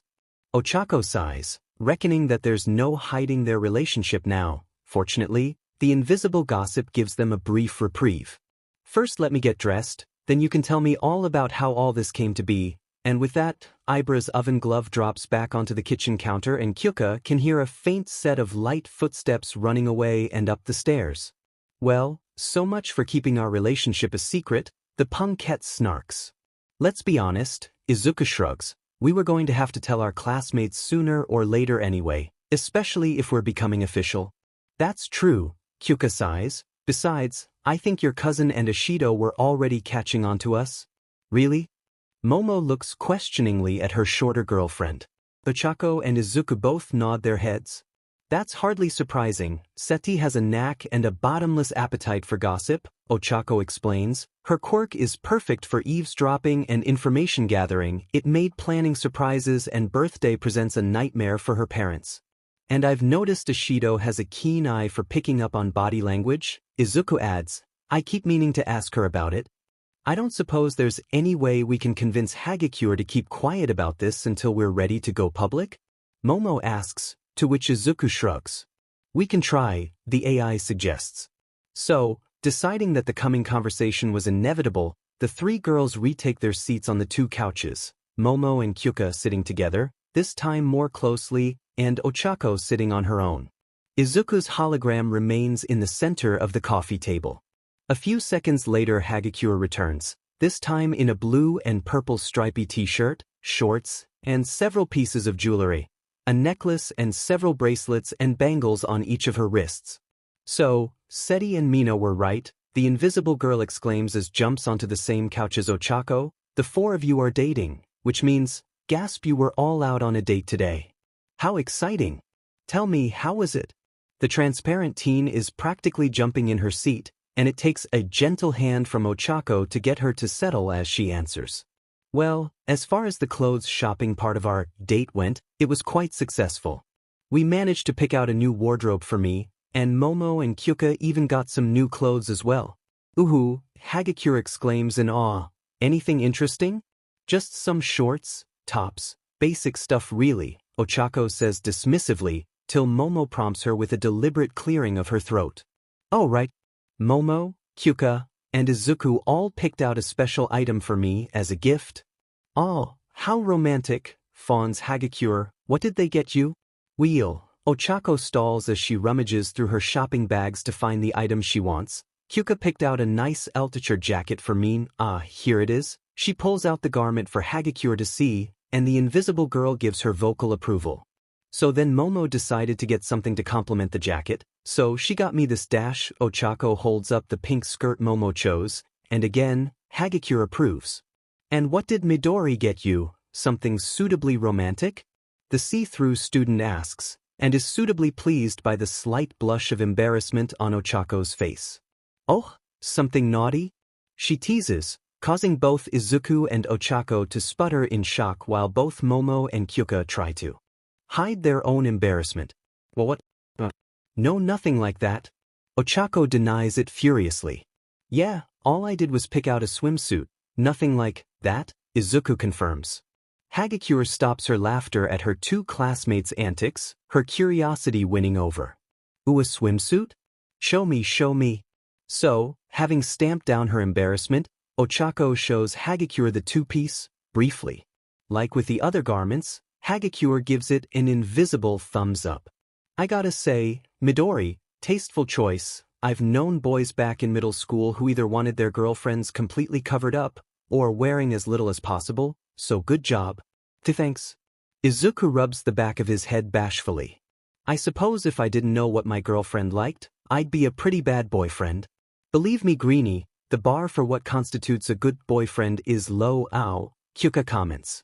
So, I take it you guys have only been together since yesterday, right? Hagakure asks, and the four partners all nod. So, how did it happen? Where did it happen? Who confessed to who first? Was it romantic? Well, Izuku decides to take the lead, given that the incident yesterday was partially his fault. It was kind of an accident, though I suppose it was Kyuka's feelings that were revealed first. Revealed? Hagakure is confused. You didn't confess? Not really, Kyuka grumbles. You can that bike cosplayer lariat for all this? Wait, isn't he one of Izuku's vestiges? Izuku sighs. He is Hagakure. It all happened after Kyuka's match against Bakugu yesterday. And so, the four teens explain to their invisible classmate the events that transpired during the latter half of the sports festival, the interference of OFA, Momo and Kyuka's eventual confessions, and then the decision to go out on a trial date, to see if the four of them could work together in a relationship. Okay, so, first, Hagakure begins after the four had finished, lariats and butt.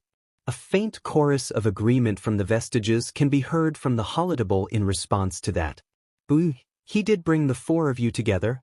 To which Izuku reluctantly agrees. while the three girls are still miffed. Secondly, Hagakure continues, from what I heard earlier, you're no longer engaged this relationship. No, we're not, Momo says confidently. So how come you still want to keep it quiet then? Because, Izuku explains, you know how our class is, we want to be sure of how we feel about all this first before we deal with how our friends and classmates will feel about it. Well, you have my support, though I recommend telling Seti, Mina, and Kirishima, just so you can tell them to keep quiet about it as well. Setsuna and Ishido I understand. Momo frowns in confusion, but why Kirishima?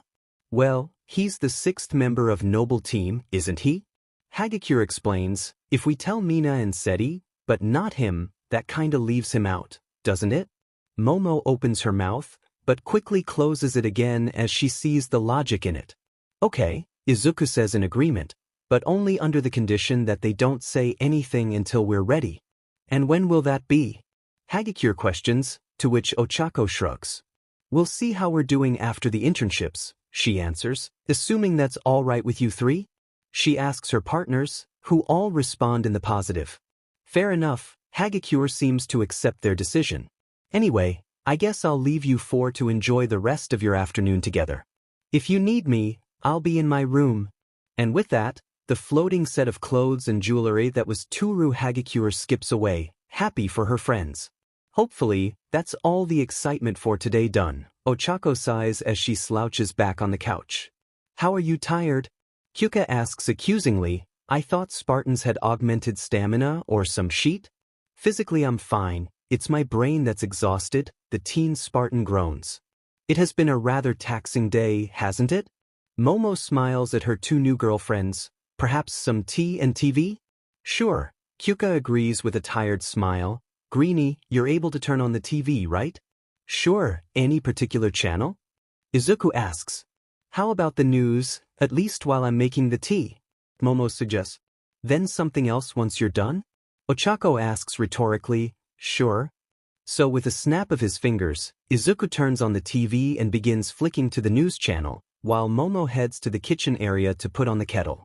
Most of the news is related to the ongoing sports festival, some covering today's events, some of it reviewing yesterday's proceedings, and part of it speculating about tomorrow. All in all, nothing too interesting, that is until Momo returns with tea. Izuku is about to change the channel to something more interesting, where there's a breaking news announcement. This just in, the news presenter, a woman with two antennae sticking out of her head, reports, sources close to the Team Idate Hero Agency have reported that ProHero and agency head Ingenium has been critically injured after an encounter with the hero killer, Stain. No, Momo gasps as she covers her mouth in shock. This must be the family emergency Ida had to leave for, Ochako realizes. I hope he's doing all right, Izuku wonders aloud, his thoughts with his friend, wherever he was. Central Hospital, Tokyo. Tuesday, April 27, 2219, 1830, JST. Standing outside the window looking into Tensei Ida's hospital room, the retired ProHero Merlin, now just Yataro Ida, stands resolutely, praying for a miracle for his eldest, and peace for his youngest.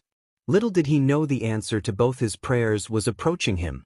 The Ida family patriarch is broken out of his reflective state by the sound of small footsteps approaching from further down the corridor, and he turns to face the new arrival, a familiar, furry face. Principal Nedzu, Mr. Ida bows to the school principal, who returns the greeting. If you're here to check on Tenya, I'm afraid he's returned to our home. My wife is making sure he actually gets some sleep, or at least some rest. Nedzu nods grimly. I'm sure the past 24 hours have been quite trying for him, as well as the rest of your family and the agency. Indeed they have. This is hardly an unfamiliar sight to me. Goodness knows I've spent my fair share of time in hospitals. Yataro's hand gently brushes against a scar on his cheek, but to see my own son? Again, Nedzu nods solemnly in sympathy. My deepest sympathies, Mr. Ida, but I am not here for Tenya, not today. No, I am here for Tensei. Tensei? Yataro looks at the Chimeran principal in confusion. He's no longer your student? No, but he is a former student and the brother of a current student, and I happen to possess a rather unique solution to your son's injuries. Recovery girl? The intrigued father inquires, somewhat confused, but she visited yesterday. There was nothing she could do, the damage to Tensei's spine. But Nezu is already shaking his head. Not recovery girl, Mr. Ida, but rather her eventual replacement. Someone with a more advanced healing quirk than Chio? To Yataro's knowledge, Recovery Girl's quirk was one of the most powerful non-personal healing quirks in Japan. In a manner of speaking, yes, or at least we think so. I will admit right now, Tensei will be used as a test of the extent of this individual's power. Yataro shakes his head. I don't care, if this person can heal Tensei, I'm willing to take that chance, but he looks back into Tensei's room and takes in the sight of his son hooked up to 101 different tanks, and IVs and monitors. If we're doing this, I don't want my wife or son, or anyone aside from medical personnel to know. Mr. Ida? Nezu raises one eyebrow in a questioning gesture as the Ida patriarch turns back to face him. Tenya and Tammy. This trial has put them through enough already. Yataro's expression is grim. If we were to tell them about this procedure, and it was to fail? He shakes his head. I can't put them through that false hope. Mr. Ida, I have every confidence that my man will succeed. Nezu tries to reassure him, but the retired pro will not be persuaded. But you have no guarantees, right? The tall man asks, and Nezu cannot give him an answer. Then I will not raise my family's hopes, only to destroy them. Do the procedure, but do it in secret, at least until it is complete. Nezu nods, in acceptance, if not in agreement. Very well, though while this individual's healing power is potentially powerful, it is slower than the recovery girl's. Mr. Ida just nods as he turns back to the window to Tensei's room. Take all the time you need, just help my boy, he pleads. Nezu bows in farewell, leaving the man to his thoughts. As he walks away, he takes out his phone and dials a number. After a few seconds of the phone ringing, someone answers on the other end. What? Recovery Girl's tired voice answers. Ah, Recover Girl, how are you? Nezu replies in his usual cheerful tone. Skip the pleasantries, Nezu, you'd only be calling at this hour if it were business. Is this to do with the girl you told me about, or how soon can you release floats top heavy? Nezu asks. Ah, Chio grasps what Nezu is asking. So, this is about Ingenium. You think the gas bag can help him? If what Cortana and Vadim have told us about the Forerunner's technical capabilities is true, and based on what we've seen of floats in action, I see no reason why not. Besides, it'll make a good test. If they can repair Tensei's damaged spine, then there's further evidence that he can heal Toshinori, the school medic finishes, before sighing. Well, I still want him on hand for tomorrow, just in case. It is the 3rd years after all. But he should be free on Thursday. You know, if this works, it won't be quick, right? And odds are Tensei will still have to go through therapy. I know, but any hope is better than no hope. Nezu replies, I'll see you in the morning, Chio. Good night, Nezu. The next 2 days passed like a blur after the announcement of Ingenium's injury. Both Izuku and Momo tried to reach out to Ida by phone, but there was no response. Slowly, as the week passed, their classmates returned to their dorm building. Some arrived later that same day, others didn't return till Wednesday evening. Yet, by the time they went to bed Wednesday, no one in Class 1A had neither seen nor heard from Ida since his sudden departure from the sports festival on Monday. Class 1A homeroom, UA main building. Thursday, April 29, 2219, 8:27 JST. It was now the start of a new school day at UA, with almost all of 1A seated at their desks, or on their desks in Izuku's case. The only person not at their desk was Ida, who was still unaccounted for. Perhaps he is still at home or with his brother? Momo ponders aloud. Izuku shakes his head as he quickly moves from Ochako's desk to Momo's. No, he's on campus. He arrived last night, just before curfew. He projects a holographic screen with a still from security footage showing Ida crossing the 1A dorm common room. But if he's at school, then Ochako's question is interrupted by the door to the classroom sliding open and Ida, rather uncharacteristically, slinking in and taking his seat without saying a word. His sudden and rather silent arrival hushes the hubbub of conversation that had been going on beforehand as every pair of eyes turns to him. He notices the sudden silence and his classmates' gazes, and so turns to address them, rather surprisingly, with a smile on his face. Good morning, everyone. I am sure you are all concerned about me and the news about my brother. I am sorry for making you all concerned, but do not worry, everything will be fine. And with that, he returns to the process of taking out his books and stationery, ready for the coming lessons. Ochako had half risen out of her seat, in order to approach Ida, but his brief greeting to the class had caused her to stop. A gentle tug on her shirt sleeve from Momo causes her to sit back down. He seems to be surprisingly upbeat, Momo observes. Given what we heard on the news, perhaps his brother is in a better condition than we thought? Maybe. Izuku is unconvinced, but all the sources I could find said that Ingenium suffered severe damage to his spinal cord, and there's talk that he may have to retire. I can't imagine it's all been exaggerated. Maybe he's just trying to put on a brave face, Ochako suggests. But before they can discuss the matter any further, Mr. Aizawa enters the classroom with his usual deadpan greeting. Good morning, class. Good morning, Aizawa-sensei. 21 voices reply in unison as the bleary-eyed teacher takes his place behind his lectern.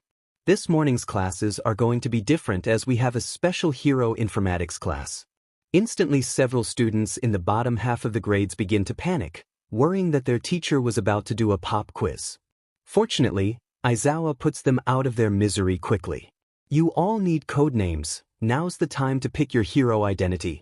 The underground hero drawls, and instantly the mood in the classroom does a complete 180 as most of the class begins cheering, till a quick glare and a flash of Aizawa's quirk prompts them to be quiet. This is related to your pro-hero internship offers, the teacher explains. Remember, a hero extending an offer is interested in investing in your future. However, he cautions, these offers can be withdrawn at any time by the hero, for whatever reason. So just because we have the internship, we still have to prove ourselves. Hagakure reasons.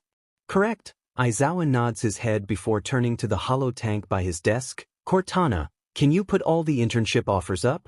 Done. Cortana says with a snap of her fingers as a chart with names and numbers appears on the board behind Aizawa.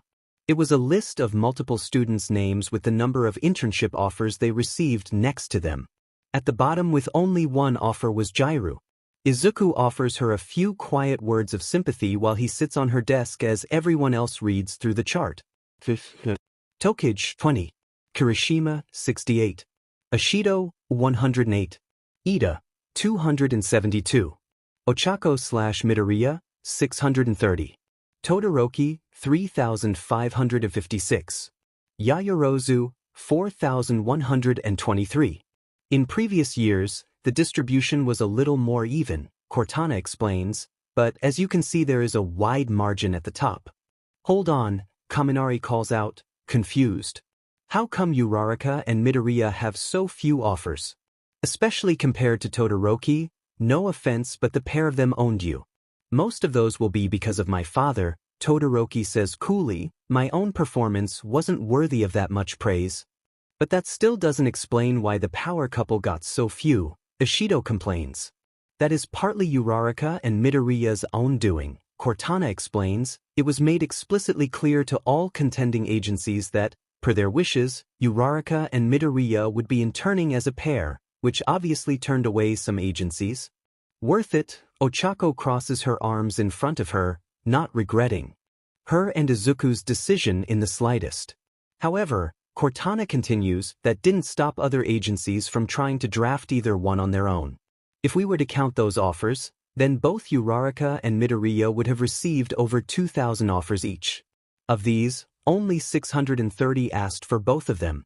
However, Aizawa pushes ahead with his lesson. Despite these results, all of you will be interning with pros, even those who didn't get any offers. Oh, so we're all interning? Hagakure asks, having initially been disappointed in getting no offers. Yes, Cortana answers, you've all faced real combat during the USJ incident. More than that, some of you have even tangled with the former Covenant. That's more than some Marines can claim. But still, it'll be useful for you to see real pros at work in the field. Aizawa finishes.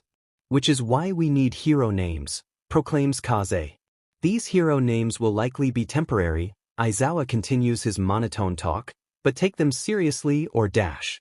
Suddenly the classroom door slides open and in walks a face now familiar to the students of UA, the R-rated hero Midnight.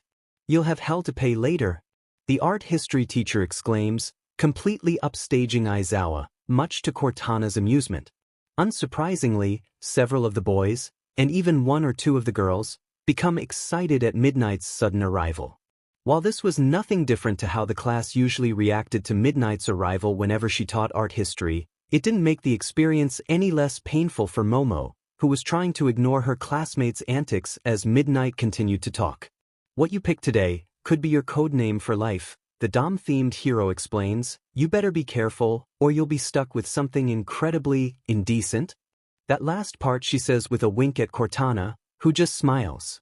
The blue AI enjoyed being around someone who was as much of a comical flirt as she was.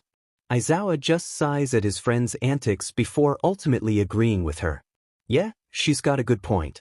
By the way, Midnight's going to have final approval over your names. It's not my forte. Really, with a name like Eraserhead, I never would have guessed. Cortana teases. You know Hizashi chose that name for him, right? Midnight whispers to Cortana as Aizawa takes out his now infamous sleeping bag. Cortana does her best to conceal a snigger of laughter, trying and failing to maintain a professional image.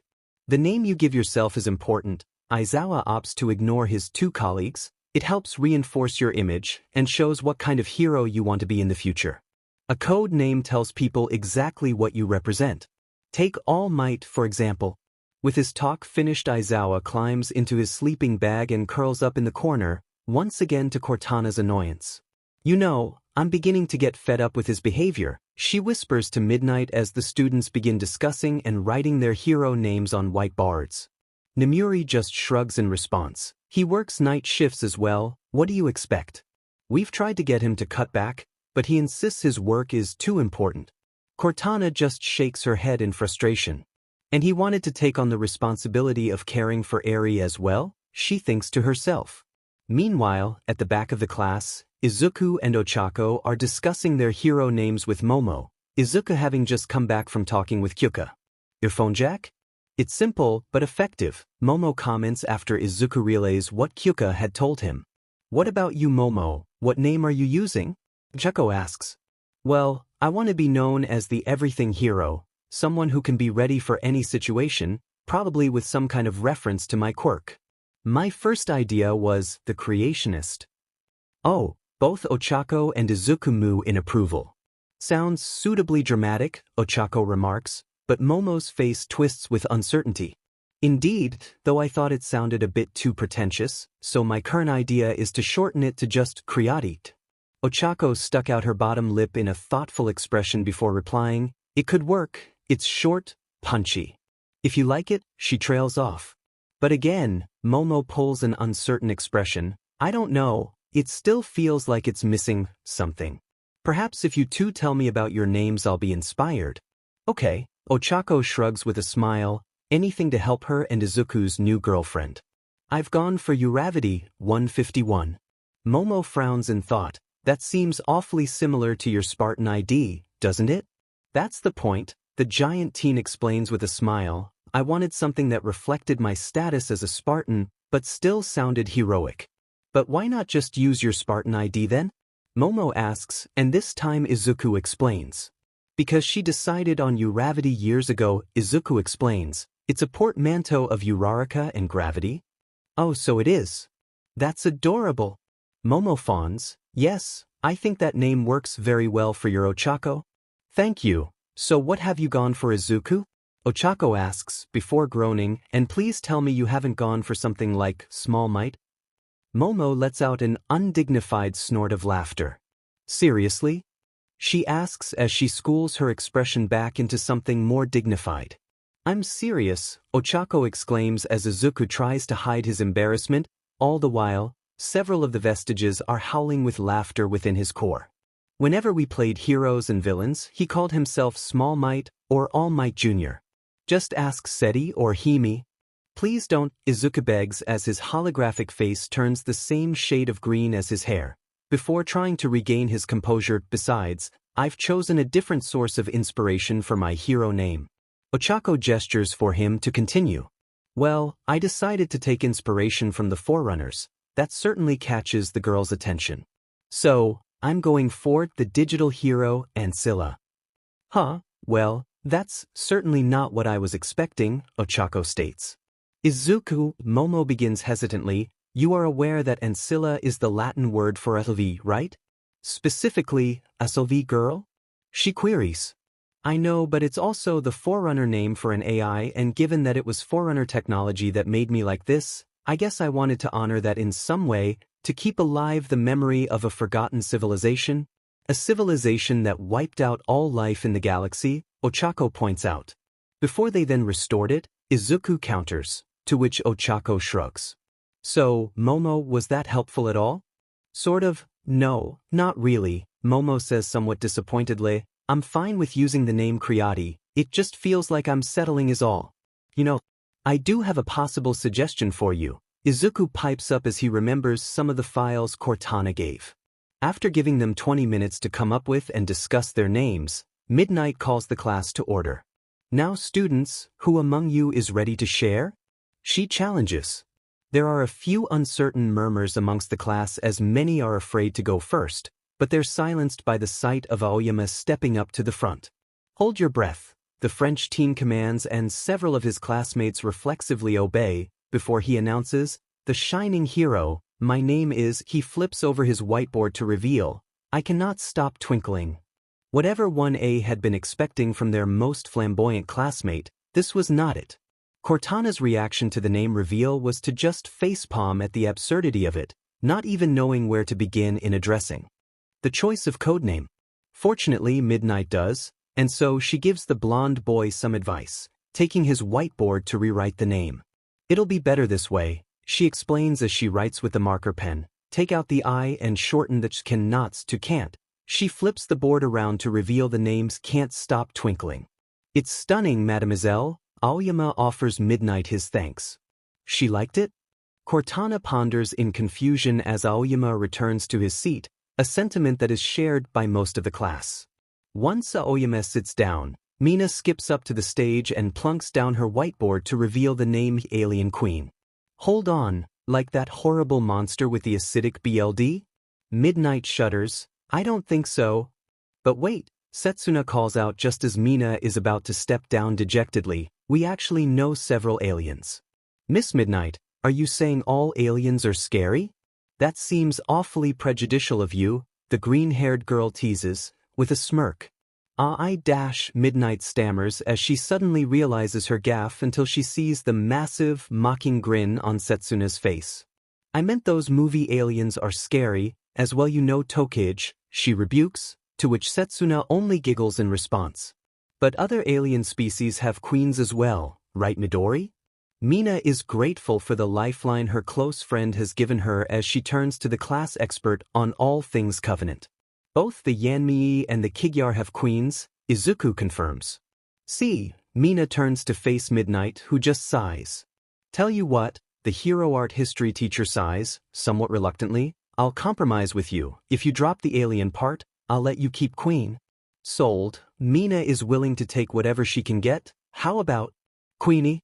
That, we can work with, Midnight sighs, massaging her temples as Mina returns to her seat, practically bouncing. Sue is the next volunteer, and after the last two names, everyone is slightly nervous that their own names aren't good enough. The froggy girl steps up to the lectern and gives a short explanation before turning over her board. I've had this name in mind since grade school, she croaks before turning over her board to reveal. Rainy season hero, Froppy. Instantly Midnight and the rest of class 1A fall in love with the name, to the point that several of her classmates chant it out. Even Cortana admits to herself that the name has a sort of cutesy charm to it, like a children's cartoon character. The instant success of Froppy boosts the confidence of the rest of the class, and soon everyone is volunteering to go next. Kirishima's name Red Riot is revealed to be a tribute to the late, great, chivalrous hero Crimson Riot. Jairu names herself after her quirk, the hearing hero, Earphone Jack. Shuji is the tentacle hero. Tentacle, a pun on tentacle, and tako, the Japanese word for octopus.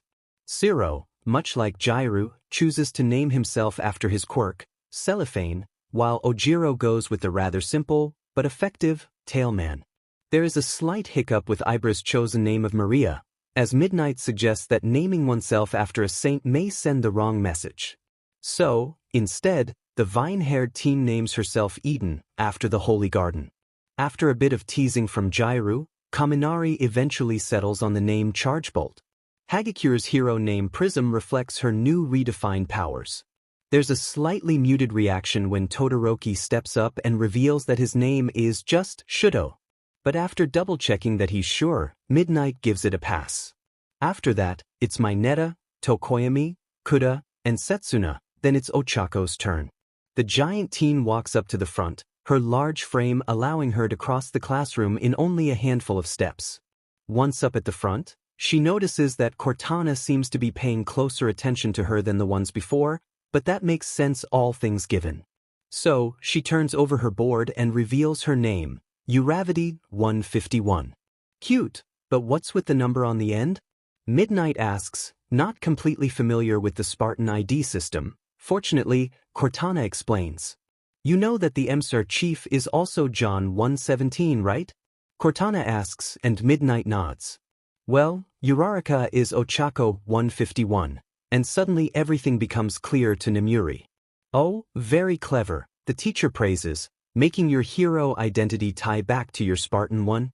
And it's convenient, Cortana adds, as you can just have everyone in the field refer to you as 151, regardless of whether they're a hero or UNSC, it certainly has my approval. Agreed, Midnight gives the tall brunette girl a thumbs up before she sits back down. As she sits down, Izuku appears on the hollow tank next to Cortana. So, what would be the best way to do this? Just project it on the board, Cortana tells him, so he does, and to say the reactions are confused is an understatement. Midoriya, Midnight begins, Are you sure about this? You do know that Ancilla means dash? Izuku cuts her off, I know sensei, but it's the forerunner name for an AI and I want to pay honor the sacrifice they made. Midnight turns to look at Cortana, I defer to your judgment on this, she says, and Cortana strokes her chin as she thinks. It's an inspired name choice, even by AI standards.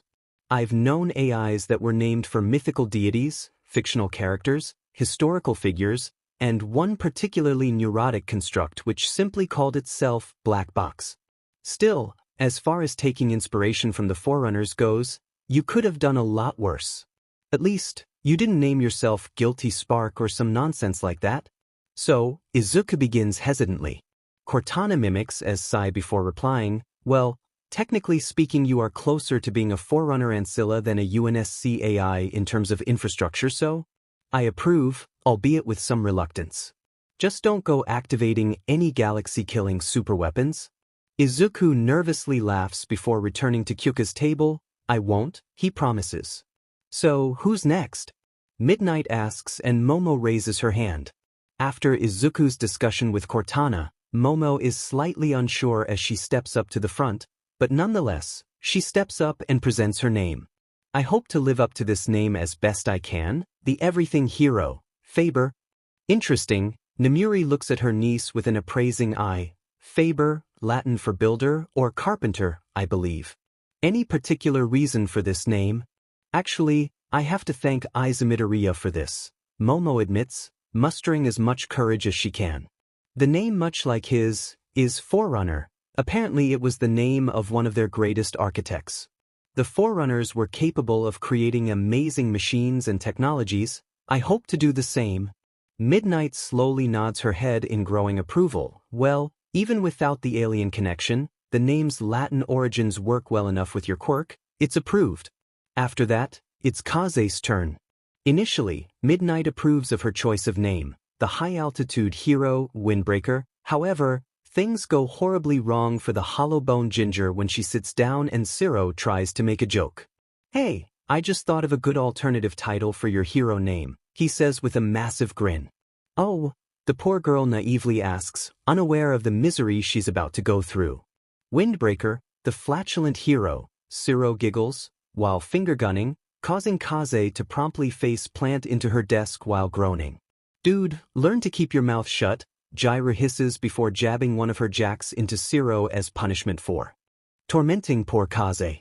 While all this was going on, Midnight was checking her list of students to see who had yet to submit there, and there was only one name left, Tenya Ida. She invites the spectacled boy up, and he reveals that, just like Todoroki, he has simply put his given name, Tenya. As Ida returns to his seat, Cortana is concerned to note that Ida's hands are shaking, and she wonders if Midnight has noticed it. Aizawa certainly wouldn't have, he's still fast asleep, she thinks cynically. Still, after the events of last week, she can't help but wonder if the boy was alright mentally. Once Ida sits down, the yellow polyester cocoon that contained Aizawa rises from where it had been curled up in the corner, and the sleep-deprived teacher shuffles out. Once free of his refuge, he returns to the lectern at the front, Midnight stepping to one side. Now that everyone has decided on their hero names, he says, we can go back to talking about your upcoming internships. They last for 1 week. As for who you'll be working with, those of you whose names were on the board will choose from your offers. Everyone else will have a different list, pre-selected by the school. He holds up one of the internship forms. You have a lot to think about. There are around 40 agencies who have agreed to take on interns from your class. Each agency has a different specialty that its heroes focus on. Keep that in mind. Imagine you were 13, Midnight cuts in. You'd want to intern with an agency focused on rescue over crime fighting. Whereas the chief and arbiter would be better suited to fighting villains rather than rescuing kittens from trees, Cortana jokes, earning a few chuckles. Remember, think carefully before you decide. Aizawa closes out before he and Midnight begin handing out the various internship offer forms. For most, their list of offers consists of only a single sheet of paper, but for some, namely Todoroki and Yaoyorozu, their offers list was the size of a small book. There's an exciting discussion amongst the students as they receive their offers, each of them stating where they wish to intern. As the bell chimes to indicate the end of the lesson, Aizawa leaves them with one final message. Turn in your chosen offers before the weekend. Suddenly the entire class turns towards their teacher in panic. We've only got 2 days?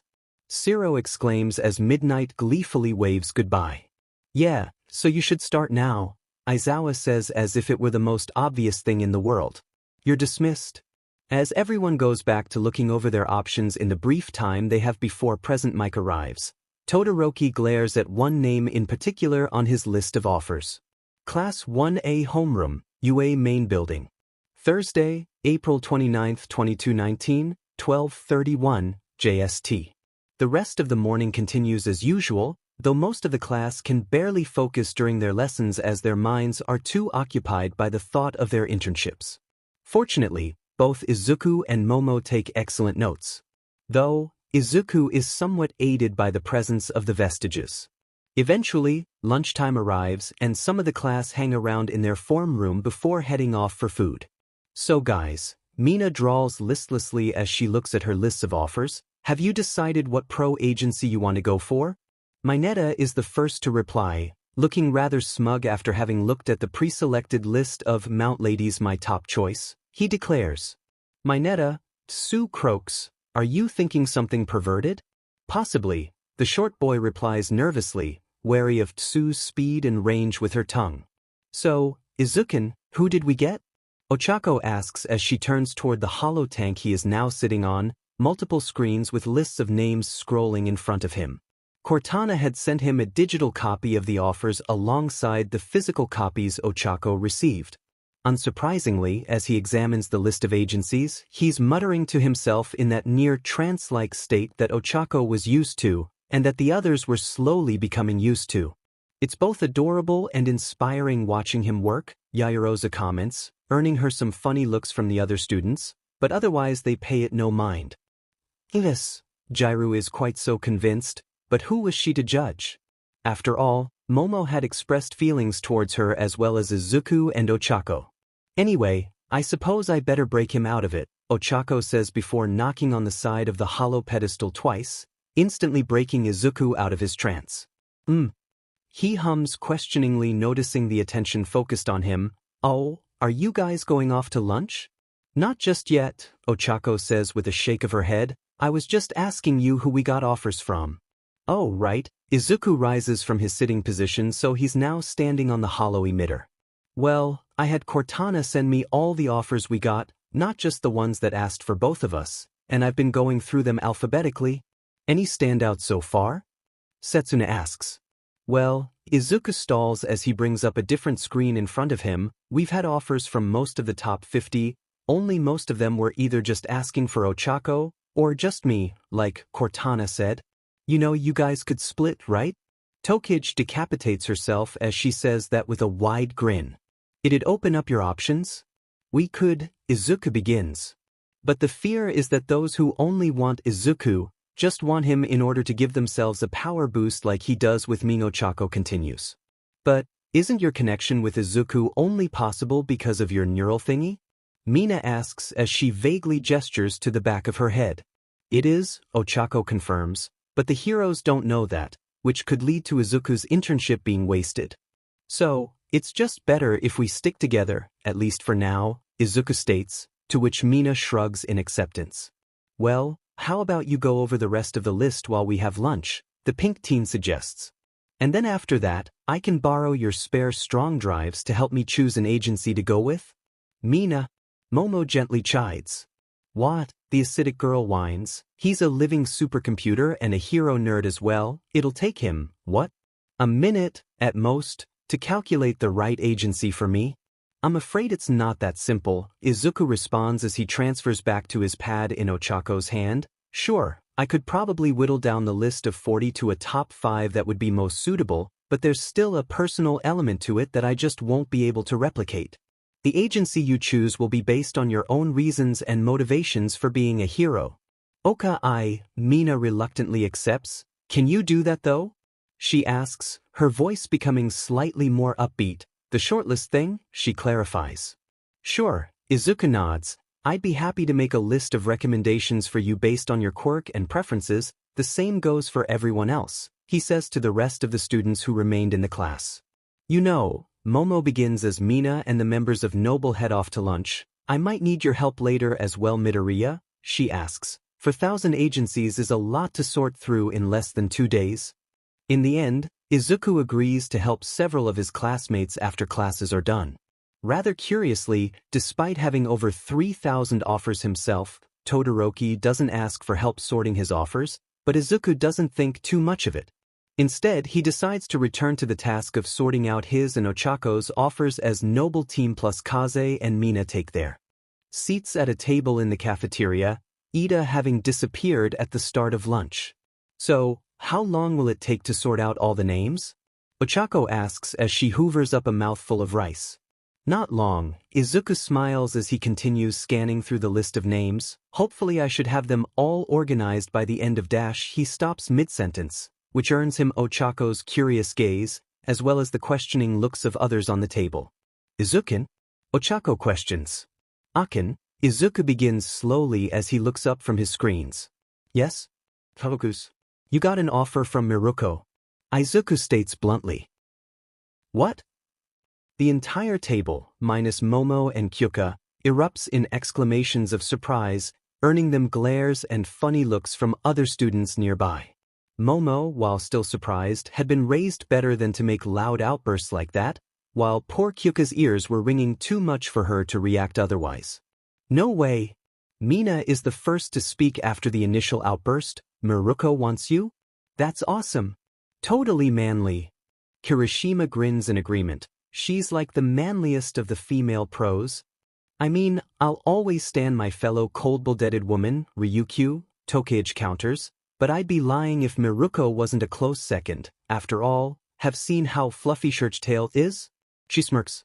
If you guys could be a little quieter in your fangirling, that'd be greatly appreciated, Kyuka growls, while glaring at the others on the table. The other students look suitably chastened as they calm down, and Momo takes the opportunity to address her friends and classmates, while sympathetically rubbing Kyuka's back between her shoulder blades. Besides, Momo states, I do believe Midoriya's exact phrasing was that Uraraka had an offer from Miruko, meaning it was only extended to her. Ochako and Izuku both nod in response, as the others at the table look suitably disappointed. Ah, Mina groans, while Setsuna just grins.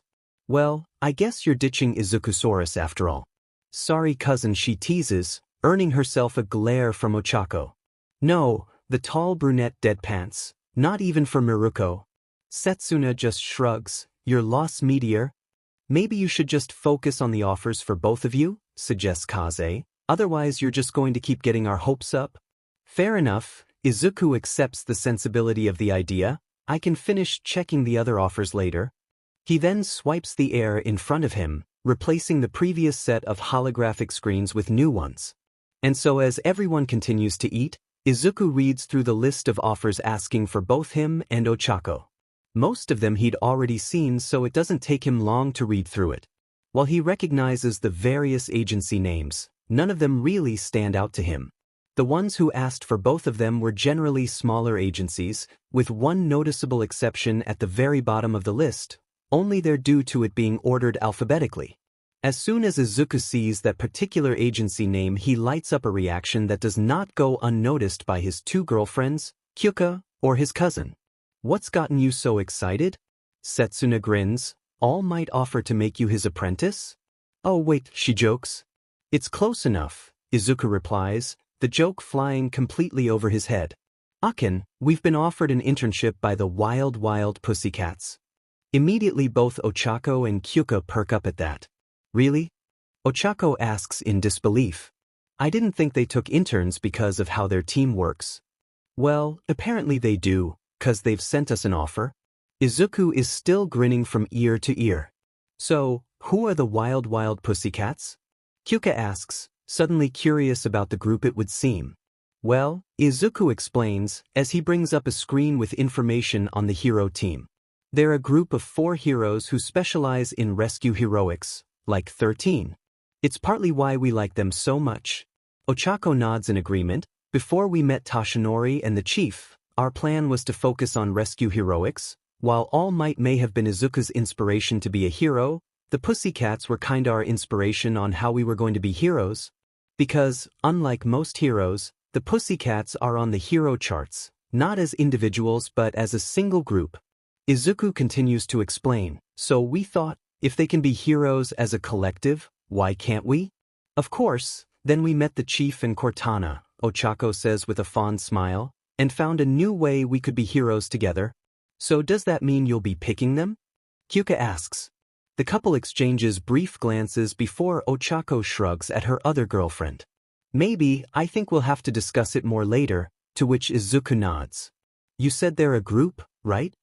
Momo asks, curious, who are their members? I'm afraid I'm not overly familiar with them. Well, there's 4 of them. Izuku projects an image of the group, consisting of 3 average-sized women and a large, muscular man. All of them dressed in very similar outfits, each consisting of a sleeveless, collared top decorated with 3 straps and a bell, a large, ruffled skirt, a tail, large white cat gloves with retractable claws, boots lined with white fur and communication devices designed to resemble cat ears. The main difference between the 4 outfits was the color, each team member in a different bright color. The brunette in red is Mandalay. Izuku points at each hero as he mentions them.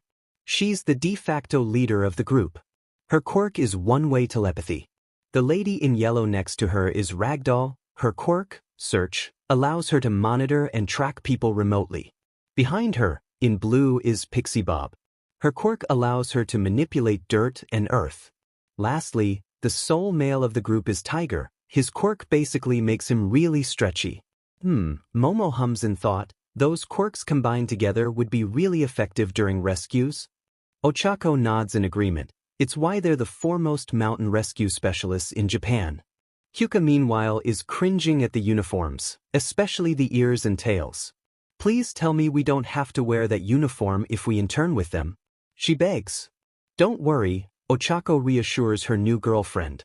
I seriously doubt we? The teen Spartan questions as she realizes what exactly Kyuka had said. Jairu, did you get an internship offer from the Pussycats as well? Kyuka starts as she suddenly realizes her mistake, but it's too late to deny it now, so she slowly drags out her sheet of paper with the single agency name on it. Yet, she sighs, they were the only hero agency to send me an offer. What does that say about me, huh? That you managed to impress the same 4 heroes who are trying to recruit the sports festival winners. Momo tries to comfort her shorter girlfriend. That perhaps they see potential in you that maybe even you do not see in yourself? More like the lack of potential to be a fighter, Kyuka grumbles, the mental damage from Bakugu's still obvious. Hey, look on the bright side, Hagakure chips in, at least you got an internship offer. I also got knocked out in the first round and I didn't get anything. Maybe people just don't want the bad press of being associated with a nudist, Setsuna teases, earning her a snort of laughter from Mina, and what looks like a pout from Toru, judging by her clothing's posture. How can you say that when both Mineta and yourself are in our class? The invisible girl argues. 1. Mineta also didn't get any internship offers. Setsuna counters, and 2. I know to keep it in my breathes when out in public, whereas you don't even keep yourself in your breathes when out and about. Maybe not at the moment, but just wait until my new costume arrives, then we'll see who's laughing. Hagakure's tone indicates that she's probably smiling smugly right now. You know, I hope we get those new costumes before our internship start. Kaze says wistfully, I really don't want to be a hero in just my gym uniform, or worse, my original costume. Hopefully we'll find out tomorrow. Kirishima answers, I think we have another practical hero lesson before we start our internships. We do. Izuku and Momo answer simultaneously, both having committed their school timetable to memory. UA Central Campus, UA High. Thursday, April 29, 2219, 1624, JST. The rest of lunch continues normally enough, as do the afternoon lessons. However, once classes are dismissed for the day, the discussion amongst most of the students of 1A returns to the topic of the upcoming internships, except for the 7 members of Noble Team, who, after dropping off their school equipment and changing out of their uniforms at the dorms, were headed to Gym Gamma for their regular extracurricular quirkless combat training with the MSTR chief. However, when they arrive at Gym Gamma, they find the chief waiting outside, not inside like usual. Chief? Ochako looks at their training instructor questioningly. We're going to the Armory today, John announces. You're getting new training gear. The different members of Noble Team have varying levels of excitement. Ochako, Hagakure, Setsuna, and Kirishima are the most visibly so, while Yaoyorozu and Kyuka are more restrained, but still visibly excited by the news. It's only a 5-minute walk from the large gymnasium to the UNSC outpost at UA, and once inside, the 5 students other than Ochako and Izuku are amazed at the various pieces of UNSC tech on display in the large warehouse. Kirishima, Setsuna, and Momo are especially enthralled by the sight of the various warthogs and mongoose. Are we going to be learning how to drive these? Setsuna asks, detaching her head to look at the chief at his height. No, the chief simply says, deflating Setsuna slightly. Don't look too disappointed, Tokage, the familiar voice of Melissa Shield calls out, you'll be trying something much cooler today. Like what? Hagakure asks as Noble gathers around the blonde technician. Do you want to tell them, or should I? Melissa asks. I think it'll be better if you do it, Cortana chimes in, appearing on a nearby holotank. As you may have gathered, the chief isn't big on conversation. John doesn't argue this, he'd always let his actions speak for him. Besides, Melissa was more technically minded than him. Well, if you'd just like to follow me, Melissa leads the group of 6 students to a set of lockers set against one side of the warehouse, with 2 partitioned changing areas next to it. These are your new equipment lockers for when you're training with the MSTR chief from now on, and inside you'll find dash. She reaches for the nearest locker and flings the door open to reveal its contents, your own suits of ODST-BDU, except for Ochako and Hagakure. Everyone is excited at the prospect of getting their own armor, except for Ochako, who already had her Mjolnir, and Hagakure, who is both confused and disappointed at being left out. Excuse me, Miss Shield, Hagakure calls out, grabbing everyone's attention. I can understand why Uraraka doesn't have training armor, but what about me? Why don't I have one? Because, Melissa draws out as she steps next to a box at the end of the row of lockers. You'll be using your new suit of SPI armor. It arrived alongside the ODST armor. Hearing that news, Hagakure lets out a squeal of excitement. Yeah, it's finally here, it's finally here. The invisible girl is practically bouncing in excitement. Please tell me I get to try it on today. Please. She begs Melissa, who just chuckles at the younger girl's antics. Yes, you can. The technician says with a broad smile, that is why you're here after all. Chief? Ochako looks to the MSTAR chief for orders as always, and the chief nods his head. Be changed and back here in 10 minutes, he instructs.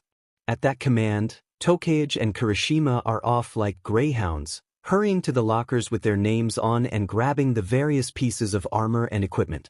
Even Momo and Kyuka, who had been fairly restrained in their excitement earlier, are now eagerly taking out their equipment and then hurrying to the changing area where Setsuna and Hagakure are already changing. Ochako initially moves to join them, but Melissa stops her. If you and Izuku want to follow me, I can get you suited up using the mechanism I used for Jorge, Isaac, and Vin. It'll be quicker than if you do it by hand. So Ochako follows Melissa into her lab/workshop area, where she finds her armor pieces attached to the large armor-equipping device. After changing into her tech suit, she stands in the middle of the mechanism, and within a few short minutes, her entire suit of Mjolnir, plus helmet, has been attached, her lance of Suban fixed on her upper right leg. Stepping back out into the main area of the warehouse armory, Ochako is greeted by the sight of 4 different, but similar, suits of ODST armor, and one distinct olive green suit of SPI armor. So, what do you think? Hagakure asks, gesturing to her suit. Ochako gives a thumbs up. I think it looks good on you, Hagakure, but does it work? I don't know, Hagakure says with dawning realization. I don't know how it works. Does it come with a user's manual? Technically yes, Melissa replies, but who needs that when you have me? She claps her hands together, and the whole of Noble takes that as a sign to listen. As you may have noticed, Melissa begins, each of you has a slightly different BDU, that is because they have been modified, within UNSC standards, for your personal needs and roles within Noble Team. There are a couple of O's as the 6 students realize the sensibility of that, as Melissa explains the differences between each of the 4 students' armor. She starts with Momo, who has been given a suit of ODST/demo armor. Used primarily by combat engineers and demolition experts, it was assigned to Momo due to her role as Noble's heavy weapons and explosives expert. Kyuka's BDU is actually somewhat unique from the others as it uses a modified Mjolnir helmet rather than the standard ODST helmet. By Isaac Hannaford, Link. Officially, Kyuka's armor is called the S1/ONI Recon BDU, specially given out to ONI agents. It was decided that this would be Kyuka's because of its sound-dampening qualities. Melissa points out to Kyuka that once she puts her helmet on, it should protect her from almost all loud noises, more so than any ear defenders could, a feature the hearing hero is grateful for. Kirishima doesn't have a special armor. Instead, he is given the base BDU. As Noble's breacher and CQC/CQB specialist, he does not need specialist armor. By Isaac Hannaford, Link. Lastly, Setsuna is equipped with the aptly named Sharpshooter BDU. By Isaac Hannaford, Link. The key difference from the other armors is the differing shoulder pauldrons. The right pauldron on Setsuna's armor was completely removed to allow her greater movement in her firing arm, while her left pauldron was replaced with a large plate to protect her from counterattack. On top of all that, Melissa begins to wind down her explanation. You will have noticed that you all have armored backpacks, similar to Uraraka's. And just like Uraraka's, these attach magnetically to the back plate of your armor. All 4 BDU-equipped teens swing their backpacks onto their backs and 4 individual clicks indicate that they have been secured. While Melissa had been explaining the different BDUs to those who wear it, Cortana had appeared on one of the hollow tanks in the armory and summoned Ochako and Hagakure over so that she and Izuku could give Hagakure a quick rundown on how to use her armor. The first thing they do is run through the layout of her HUD inside her helmet. It's nearly identical to Ochako's Mjolnir HUD, except without the shield status bar at the top, but otherwise, it still has the same layout of motion sensor, ammo tracker, and comms display. After that, Cortana explains the photoreactive panels and other technical details. She explains that the panels are vulnerable to explosions and high heat, needing time to recover and thus leaving Hagakure visible if hit, but it should hold up to small arms such as pistols and small caliber rifles. She also mentions that her suit, like Mjolnir, has biofoam injectors for emergency first aid. Once they've finished going through her armor, Hagakure, Izuku, Ochako, and Cortana rejoin the others. Everything all right? Melissa asks as Cortana appears on the nearest holotank. All systems are green so far, Cortana reports, though we still need to put them through their paces. The MS-Star chief nods. I'll be taking them to ground beta after Technician Shield has finished. Right, well, I really only have one more item, well, technically two, but we'll see how the first pans out. She says as re-enters her workshop and after a few seconds re-emerges with a medium shipping crate. This is for Yayorozu, the blonde engineer explains as she sets down the box on the floor in front of the 6 students. And you can thank our new friends, the former Covenant, for this. She opens the crate and takes out a small ovular-shaped device, mounted on a sleeve, presumably to be worn on one's wrist or arm. With the Kigyar and Ungoi from Major Vadam's lance now employed at UA, Melissa clarifies, the Major felt that they no longer needed their weapons and other military equipment. As such, she has rather generously donated it to the UNSC to be studied. Put this on your left arm. Melissa holds out the device to Momo, who takes it and fastens it on her left arm, removing part of her ODST armor to do so. Once she has it on, Melissa instructs Momo on how to turn it on.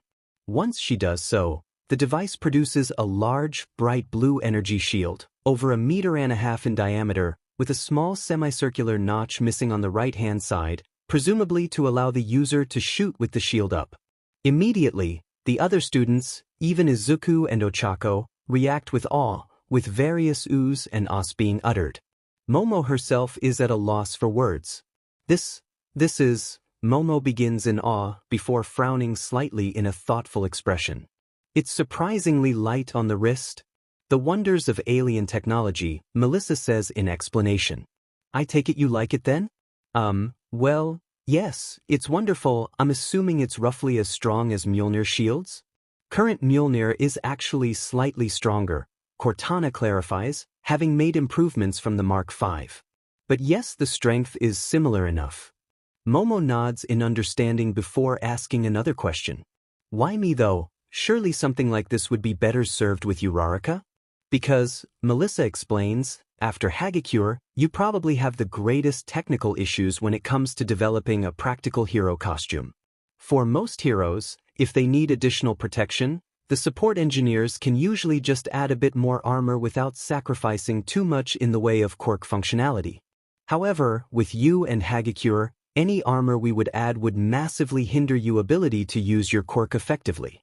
We were lucky enough to be able to create a way for Hagakure to be the kind of hero she wants to be but with tech instead of quirks. But for you, it's different. Trying to give you additional protection in such a way that your quirk is still usable is difficult. After all, a strong defense isn't supposed to be removable. But with this dash, Momo gestures to the gauntlet now on her wrist as she understands Melissa's point. I can cover a large part of myself quickly, while still leaving my quirk usable. It's not perfect, of course, Melissa points out. It only covers you from the front, and can still be knocked out by EM blasts or sustained damage, but in my opinion, it's some of the best personal defense a hero could have. So, if you're happy with it, I can have it placed in your hero suit carry case, along with the rest of your new costume. Momo is in the middle of removing the gauntlet when Melissa says that, and immediately her head jerks up. My new costume is here? The excitement on her face renewed. Melissa nodded her head. Nedza made sure that all the costume changes, requested from that special costume design class we had, were completed by the time the sports festival began so that they'd be ready for the internships. Will I be able to try it before the internships? Momo wanted to make sure her new costume was right before going public with it. Melissa looks at Cortana and the IMSR chief as they would know better, and it's Cortana who answers. You have a practical heroics lesson tomorrow. The blue AI announces, you, and the rest of 1A, will be receiving your new and altered costumes then. Thank you, Momo bows in gratitude at the holographic woman. Well, Melissa casually crosses her arms in front of her. That's everything from me for now. She turns and gestures to John with one hand. Sir Chief? The chief nods once in recognition, before addressing his 6 trainees. You have your new equipment, but before you can train with it, you need to be able to move in it. I'll admit it's certainly heavier than my hero costume, Tokage confesses as she inspects the back of her now armored hand. Then again, considering how thin my current outfit is, I don't think it's too bad, Kirishima counters as he rolls his shoulders. Yeah, well, not all of us are muscleheads, Kyuka retorts. While training with the chief had meant she put on more muscle than she would normally, Kyuka was still, by far, the smallest member of Noble, both in height and mass. Which is why the next few sessions after your internships are going to focus on fitness, the MSTR chief explains. Armor does you no good if you can't move in it. There's a collective groan from Noble at that news. Even Kirishima, the most fitness-centric person in the class, was loathed at the idea of exercising for extended PRDS in armor, especially if it meant they were going to be doing that instead of their usual combat drills. You know, Cortana jumps in, a mischievous smile on her face. It might not be a bad idea to do those sorts of agility exercises with both hero classes for a few lessons. All 6 physical teens, and Izuku's hologram, all turn to look at Cortana with a look of betrayal on their faces, though Ochako and Hagekyure's expressions are hidden by their helmets, and her quirk in Hagekyure's case. Why? Kyuka pleads. Well, while most of you are in decent shape, some of you and your classmates need to really up your level of fitness. Kaminari, Mineta, Koda, 'cause even by your own admission, you are not as strong as you could be. Cortana gestures to the teen in the recon bidu. Kyuka reluctantly nods in agreement. She was slim, no way around it. The only person skinnier than her in 1A was probably Kaze, but considering the red-headed girl's quirk, that was understandable. The Mr. Chief, meanwhile, is slowly nodding in agreement with Cortana's suggestion. I'll discuss it with the Arbiter and All Might, but for now, he turns back to Noble Team. We're going on a run. He says it without an ounce of humor in his voice, but Ochako swears her commanding officer is smiling inside that green helmet of his. Cortana certainly was. An amused grin spread across the blue AI's face. At least she could take some comfort in the knowledge that because she was running with her non-augmented friends, they wouldn't be running at a Spartan's pace. Having finished briefing them, the SR chief leads Noble out of the armory to take them to ground beta for their run. However, just as they leave the UNSC outpost, Hagekyure, who is still fascinated with her new SPI armor, notices something funny on her HUD. Uraraka, she calls out, and the 2 Spartans stop in their tracks, the rest of Noble shortly following. Yes, Hagekyure? Ochako responds first, wondering what was causing her friend's concern. Well, the motion tracker, Midoriya, and Cortana said that blue dots are friends, red dots are foes, and yellow dots are everything else, right? Both Ochako and John nod. Yes, Ochako responds vocally. Why do you ask? The chief already knows why Hagekyure's asking. Cortana had warned him, but he's letting the situation play out for now. Well, Hagekyure's voice and body language indicate she's unsure. On my screen, I've got 6 blue dots, which is you guys dash. She gestures to the chief, Ochako, and the rest of Noble. Then I've got 1 yellow dot behind me, which is presumably Melissa. The chief slowly nods once. But then I've got another yellow, about 20 meters over there. She points past the chief and Ochako to a bush, just off the footpath. I know, the chief answers simply. She's been there all evening. She has? Ochako asks, before fully realizing what the chief had said. Wait, she? John gives a single perfunctory nod, before calling over his shoulder at the bush. You can come out of the bush now, Ashido. Ah, dang it. The familiar voice of one as perky pink gal cries out as the acid-slinging teen rises from the bush she had been hiding in. How long have you known? She demands as she trudges from the bush to join her classmates and teacher. Since Gym Gamma, Cortana alerted me to your presence. The chief answers. And you didn't say anything? Ashido questions. Cortana wanted to see how long you'd last. Ashido just glares at the green-clad Spartan in annoyance, not that there was much else she could do. But why were you even in the bushes to begin with? Momo asks, depolarizing the visor on her helmet so her face is visible. 'Cause I was bored, Ashido whines, and I was curious as to where you guys were all heading off to. What are you guys doing, by the way? Training, Izuku answers simply, appearing in Ochako's palm. Really, then why do you have that armor on, as cool as it is?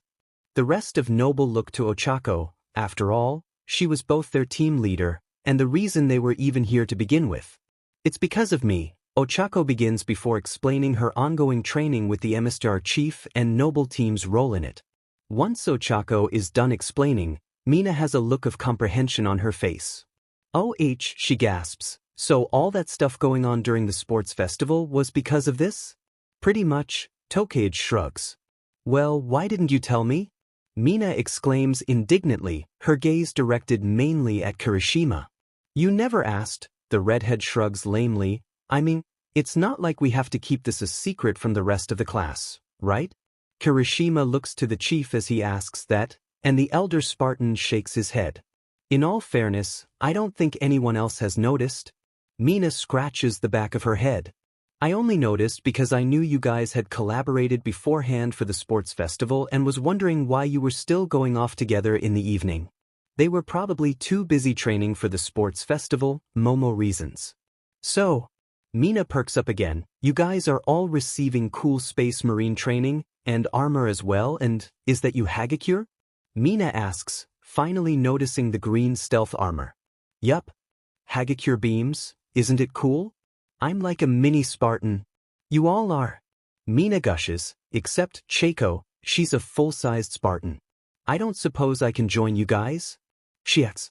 Ochako opens her mouth uncertainly, not sure how to respond, but she doesn't get the chance as Mina lets out a burst of laughter. "Don't worry, I'm not asking to join. What did you call it? Noble team?" "Yeah, I don't want to join Noble, no, that's why too much work for me.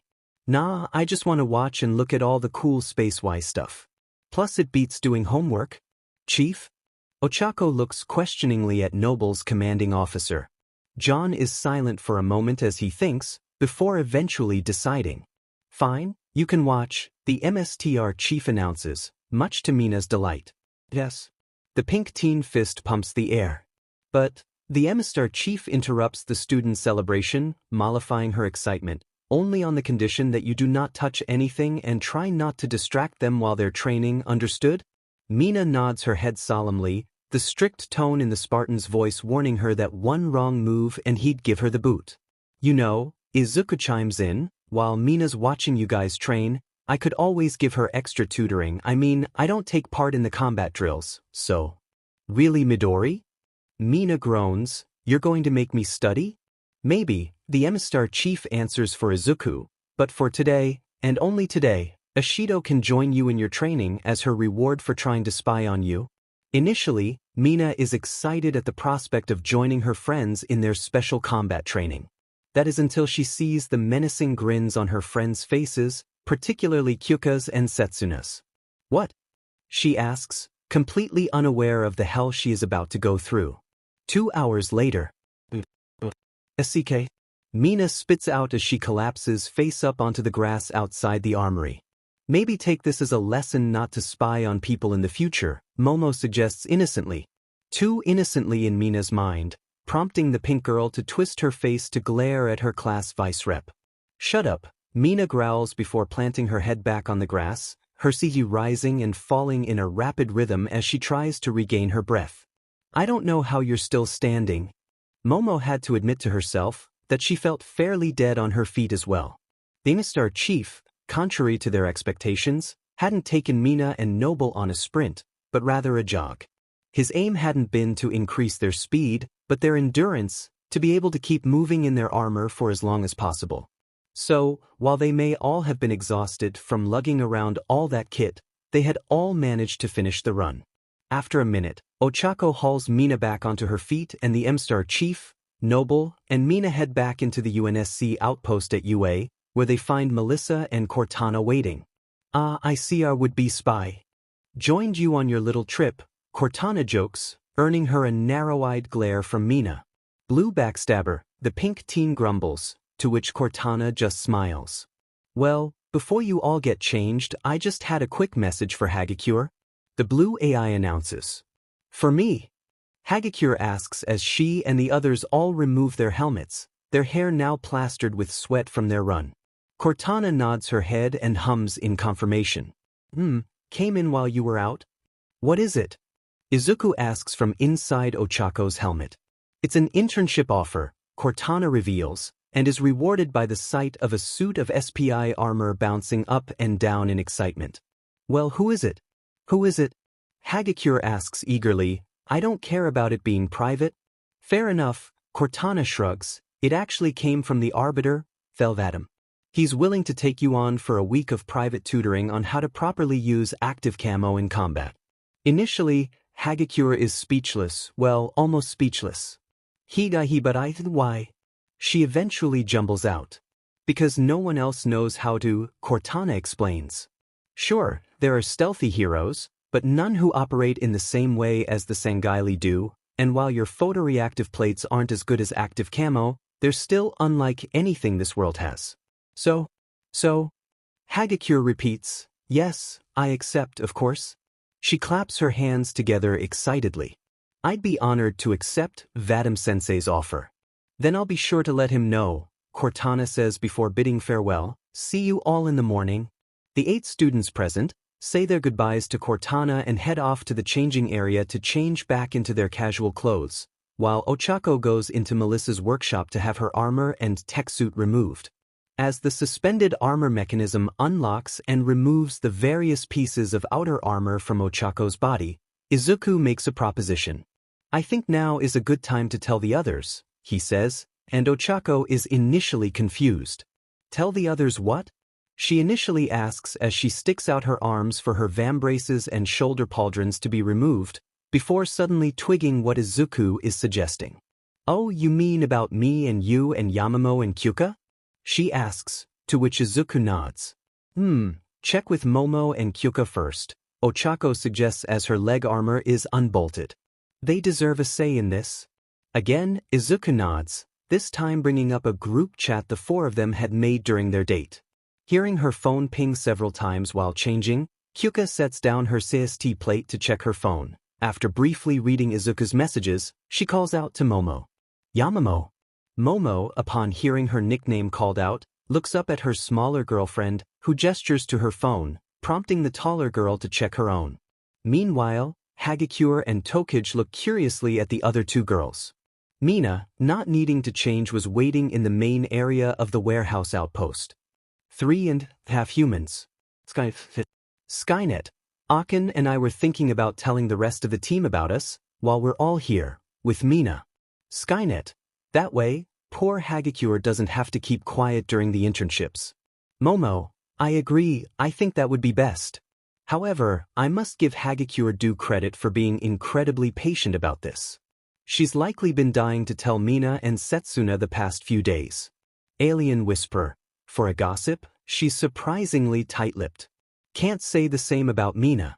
I guarantee once we tell them, it won't be a secret for long. Skynet.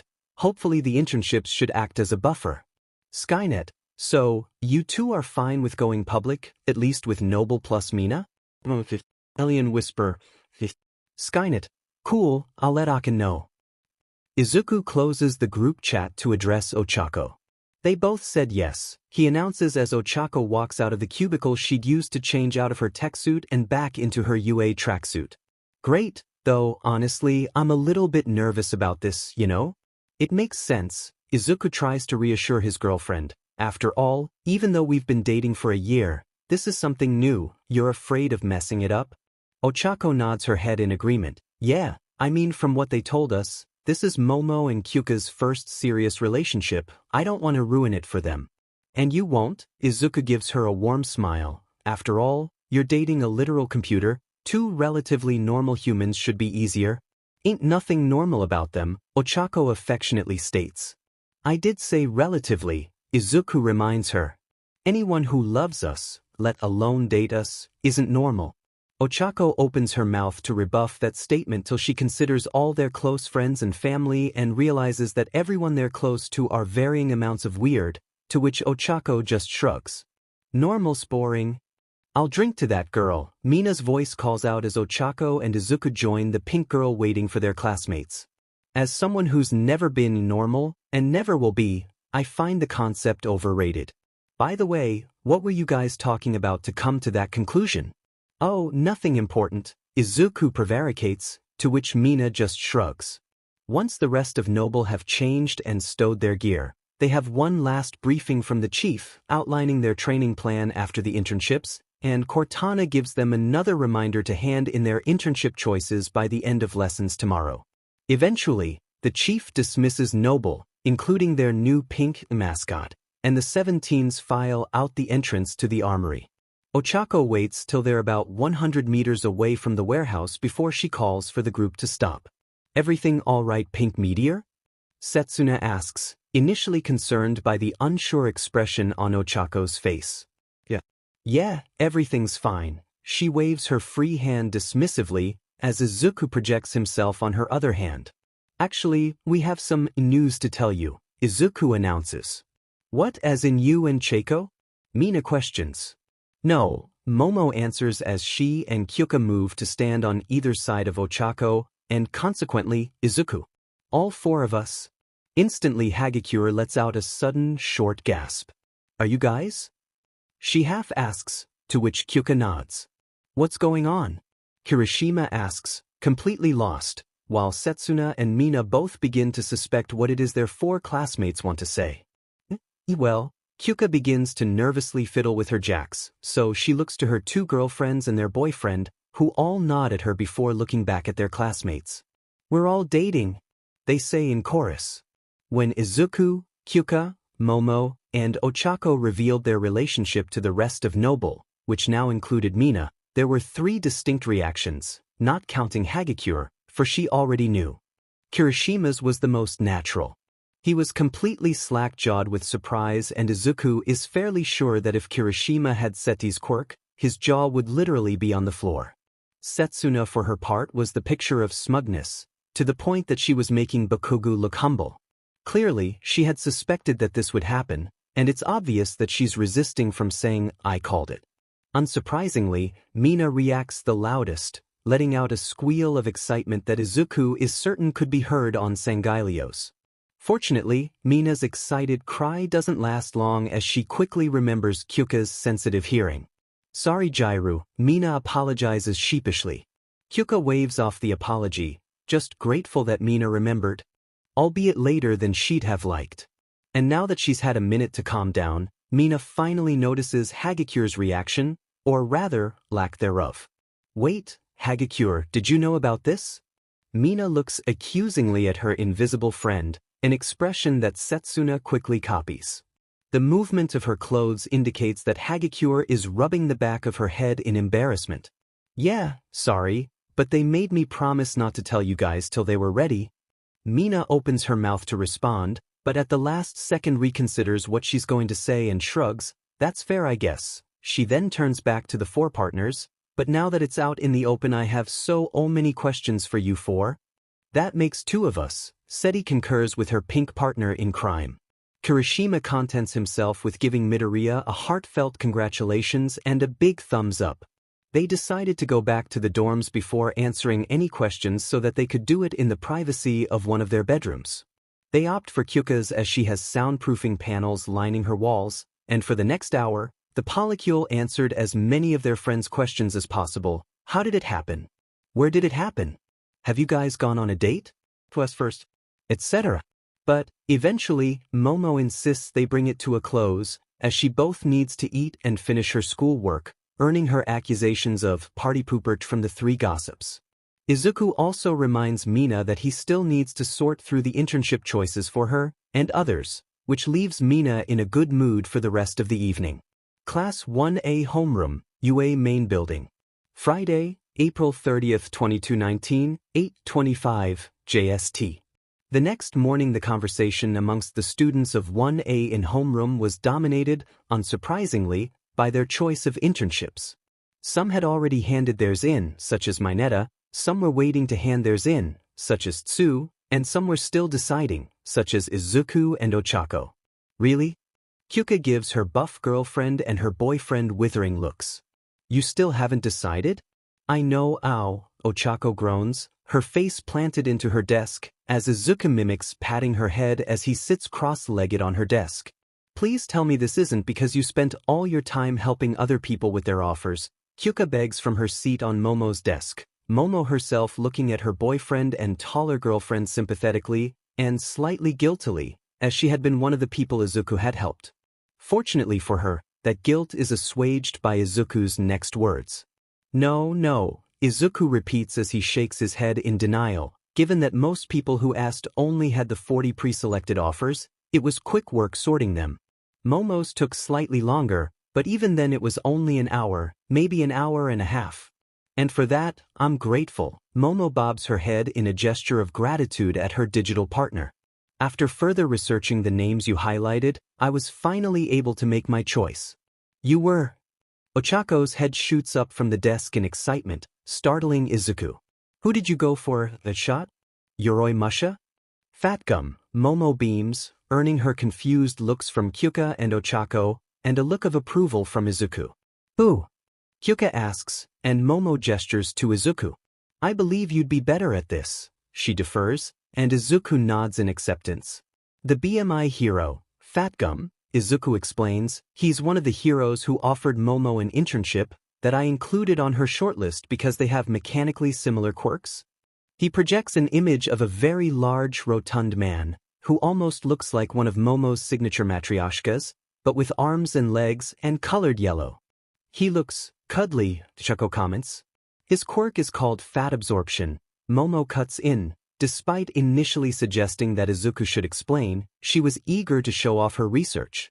Essentially, his body fat allows him to absorb physical blows. The more fat he has, the more damage he can take. Both Kyuka and Ochako suddenly realize why Momo had chosen him. He's like you then, sort of, Ochako states. The more lipids he has, the more effective his quirk. Momo nods her head before letting a small smile break across her face. It's somewhat funny actually, but judging by his appearance in those photos she gestures to Izuku's projection, we're probably around the same weight. It's just my body evolved a method to super condense my lipids. Wait, seriously? Kyuka looks at her girlfriend in disbelief. She knew that, thanks to aspects of her quirk, Momo's body was far denser than it looked, but the idea that she was as heavy as the man mountain in the picture, she shakes her head in disbelief. So, was there a specific reason you chose Fat Gum? Izuku asks, to which Momo nods enthusiastically.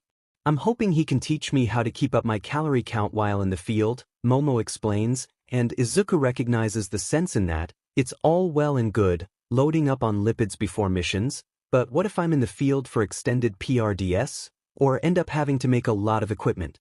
My quirk will be at its most effective if I'm able to maintain a constant lipid count for extended PRDS, and as such, I believe Fat Gum would be the best to teach me such methods. All three of Momo's partners nod their heads in approval. It was clearly a very well thought out choice. They'd expect nothing less from her. So, what about you, Kyuka? Momo asks. I know you only had one offer, but she trails off uncertainly as Kyuka sighs. I guess I didn't really have a choice. Kyuka swings her legs lazily over the side of Momo's desk. I mean, the Pussycats were kind enough to send me an offer after my questionable performance. It'd be pretty rude of me to turn it down. There are the 40 pre-selected agencies, Izuku suggests, half-heartedly. And would you recommend any of them for me? Kyuka asks, ping one eyebrow at the holographic teen. Well, Izuku pulls an uncertain face, before admitting, no, in my opinion, the Pussycats are a good fit for you. Sure, they aren't focused on fighting, but you're already getting plenty of combat training with the chief, and your quirk is perfectly suited for search and rescue. True, Kyuka concedes. Well, I've already handed in my form, so it's too late to change now. Same for me, Momo adds. Which just leaves you two, Kyuka says with a pointed look at Izuku and Ochako. Izuku and Ochako both look guilty back at their partners, but before either the Spartan or the AI can respond, Aizawa arrives to begin classes for the day. Class 1A Homeroom, UA Main Building. Friday, April 30th, 2219, 1320 JST. After lunch, the students of 1A were once again waiting diligently for classes to begin. Just as the bell chimes for the start of lessons, Aizawa walks in and stands behind his lectern at the front of the class. Good news, the flat tone of his voice was at odds with his words. After a discussion amongst the staff this morning, the USJ has been declared safe for use again. As such, today's Hero 101 lesson will be the rescue training you should have done 4 weeks ago. The class has a mixed reaction to that news as most of them are sent back to the day of the USJ incident. Sure, they'd more or less come out of it physically intact, but there was still the underlying fear that history would repeat itself. However, Aizawa does not let his class dwell on their thoughts, instead urging them to get changed and to meet him down by the buses like normal. So, students grab their respective equipment cases and hurry down to the changing rooms. Once there, many of them are excited to discover the new or altered costumes that they had requested at the start of the term. Oh, this is marvelous. Momo is inspecting herself in her new costume. While she already knew what it was going to look like, thanks to Izuku's renderings, it was a different thing entirely to actually wear it. I assume that you're satisfied? Izuku's disembodied voice asks from his pad. Yes, Momo replies, obviously pleased, quite satisfied, it's comfortable, yet functional. She twists in front of the mirror, her poncho swishing as she does.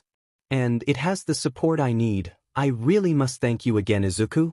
Thank Nana, Momo, Izuku replies humbly. As I said before, she's responsible for helping me design the girls' outfits.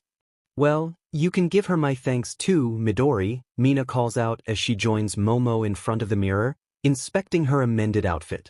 Feels good being able to move without having to worry about flashing someone, or giving myself a wedge for that matter. Mina's amended outfit had been one of the ones that only really needed a few minor tweaks.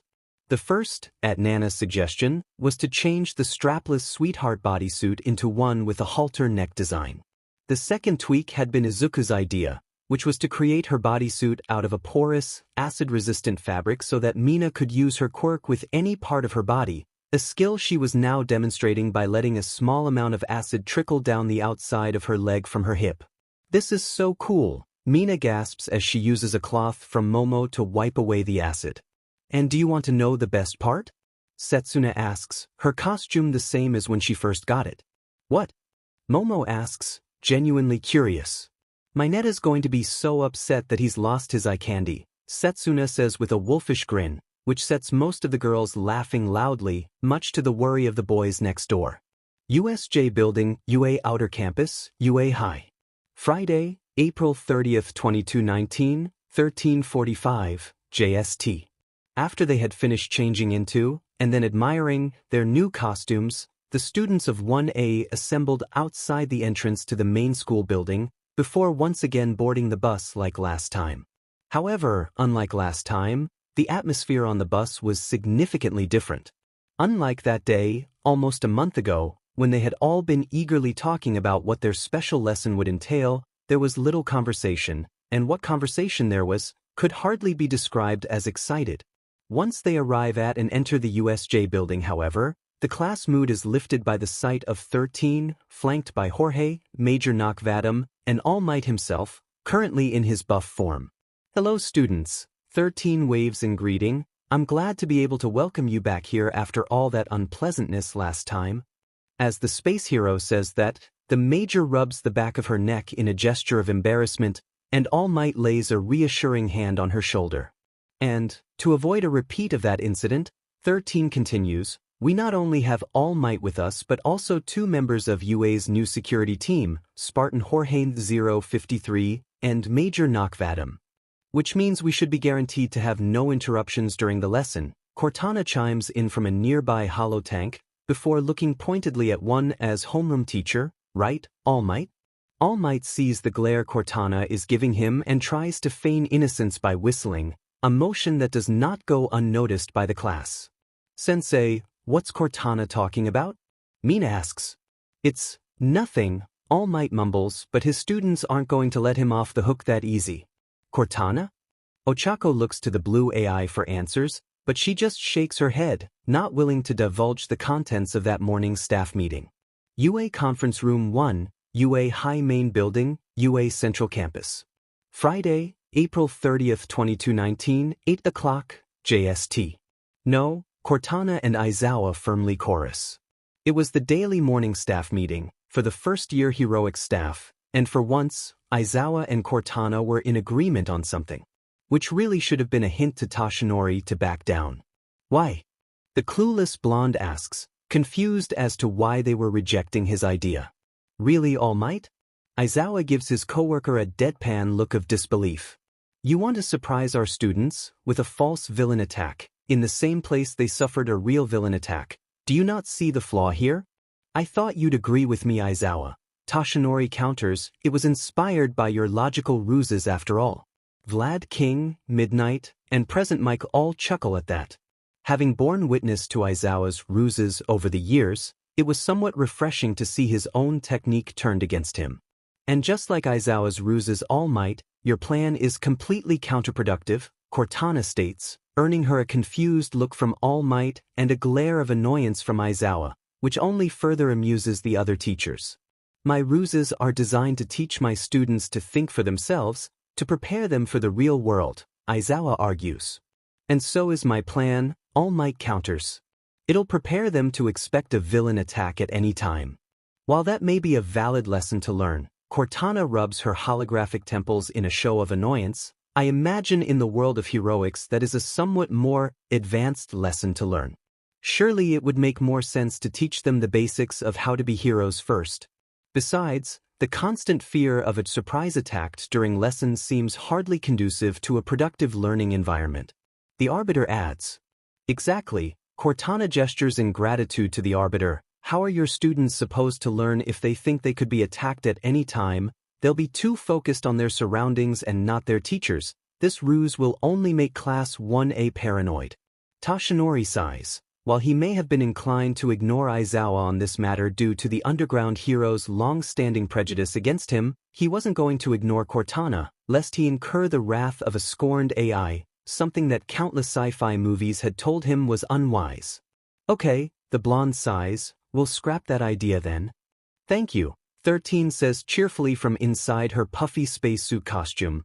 I know you are simply looking out for the students' All Might, but I do not think my USJ should be the time or place for it. The Ungoi have only just finished clearing it up.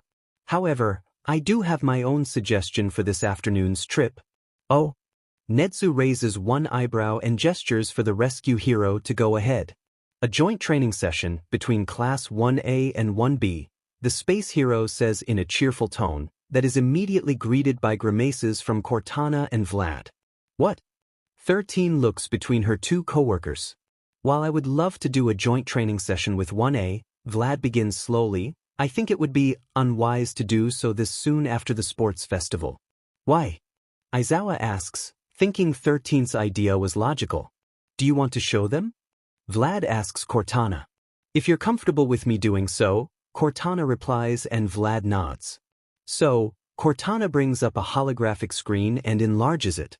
What you are about to hear she explains to the gathered staff members, is audio taken from the security cameras in the 1B dorm's common room.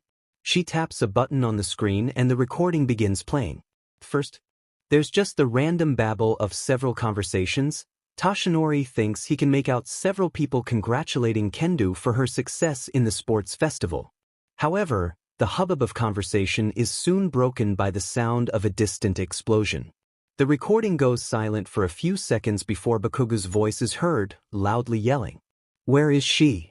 Where is that weak but cheating coward? Bakugu, calm down. Kendo's voice calls back clearly, it sounds like she's trying to intervene. Shut the F up, Ponytail 2, where's your shitty twin? I'm going to kill her for stealing my rematch. I don't know. Going by the tone of Kendo's voice, it's clear she's trying strong to remain calm in the face of the living bomb. And even if I did, I wouldn't tell you. Now calm down, please. You're not the boss of me. No, but I am. Vlad's voice now comes over the recording. Now shut up and sit down. Make me. Bakugo challenges and immediately there's a sound, like gushing water, followed by a dull thud. I had to use my quirk to pin him to a wall, Vlad explains. He kept resisting until I threatened him with staying at school during the internships. He promptly shut down after that. I can see why you wouldn't want to let the two classes mix right now, Toshinori comments. Cortana hums in agreement as she dismisses the rest of the recording, believing the staff had heard enough. Fair credit to Kendo for standing her ground in the face. Midnight praises the red-headed student. Before becoming serious, that being said, I am disturbed by Bakugu's reaction. and his threats against my niece. Yes, it appears he doesn't take losses well, Cortana comments, and he really doesn't like people getting in the way of his goals. It does make me wonder how the final fight would have gone had learner Bakugo gone up against Spartan Uraraka, the Arbiter muses. How indeed, Toshinori hums, hopefully, we'll never find out. USJ Building, UA Outer Campus, UA High. Friday, April 30th, 2219, 13:45, JST. Back in the present, Uraraka sees Cortana shakes her head and wonders what exactly the teachers had discussed earlier, but if she was unwilling to divulge that information, then they'd likely never know. Right then, 13 claps her hands together to regain the class's attention. Let's start with the rescue training, shall we? The space hero leads the 21 students, their teachers, and their 2 SRTs to the mountain zone, where Momo and Kyuka briefly reminisce with Ochako and Izuku about the nameless Lekalo colony they encountered here. The others in the class, as well as the Major and Jorge, are still surprised that they managed to tame the large gestalt. So, Learner Joe, the Sangaili addresses the short teen. My uncle tells me you were able to communicate with the gestalt, is that correct? Yeah, Kyuka shrugs nonchalantly, a bashful expression crossing her face. The purple-haired girl wasn't exactly fond of being the center of attention, especially when that source of attention was a giant alien that dwarfed even All Might. The Major hums thoughtfully before replying. Interesting, even amongst the Covenant there are comparatively few who can communicate with the Lekalo or their Gestalt colonies, and while that particular pair was insubordinate, the fact that they actually listen to you, the red-clad alien trails off. How are they doing? Momo asks before muttering, is "they's" the right pronoun? The hunter is doing fine, the Major answers, they're just taking some time to be alone with themselves. To properly mourn their brother? Izuku asks. The Major purses her mandibles in a gesture of uncertainty, possibly, but I suspect it is something more than that, but, she shrugs her shoulders, the intricacies of Lekalo culture are beyond me. Do you think we'd be able to meet with them again? Chuko asks. While she didn't achieve the same kind of bond with the Gestalt that Momo and Kyuka had, she was still fond of, and fascinated by, the colony.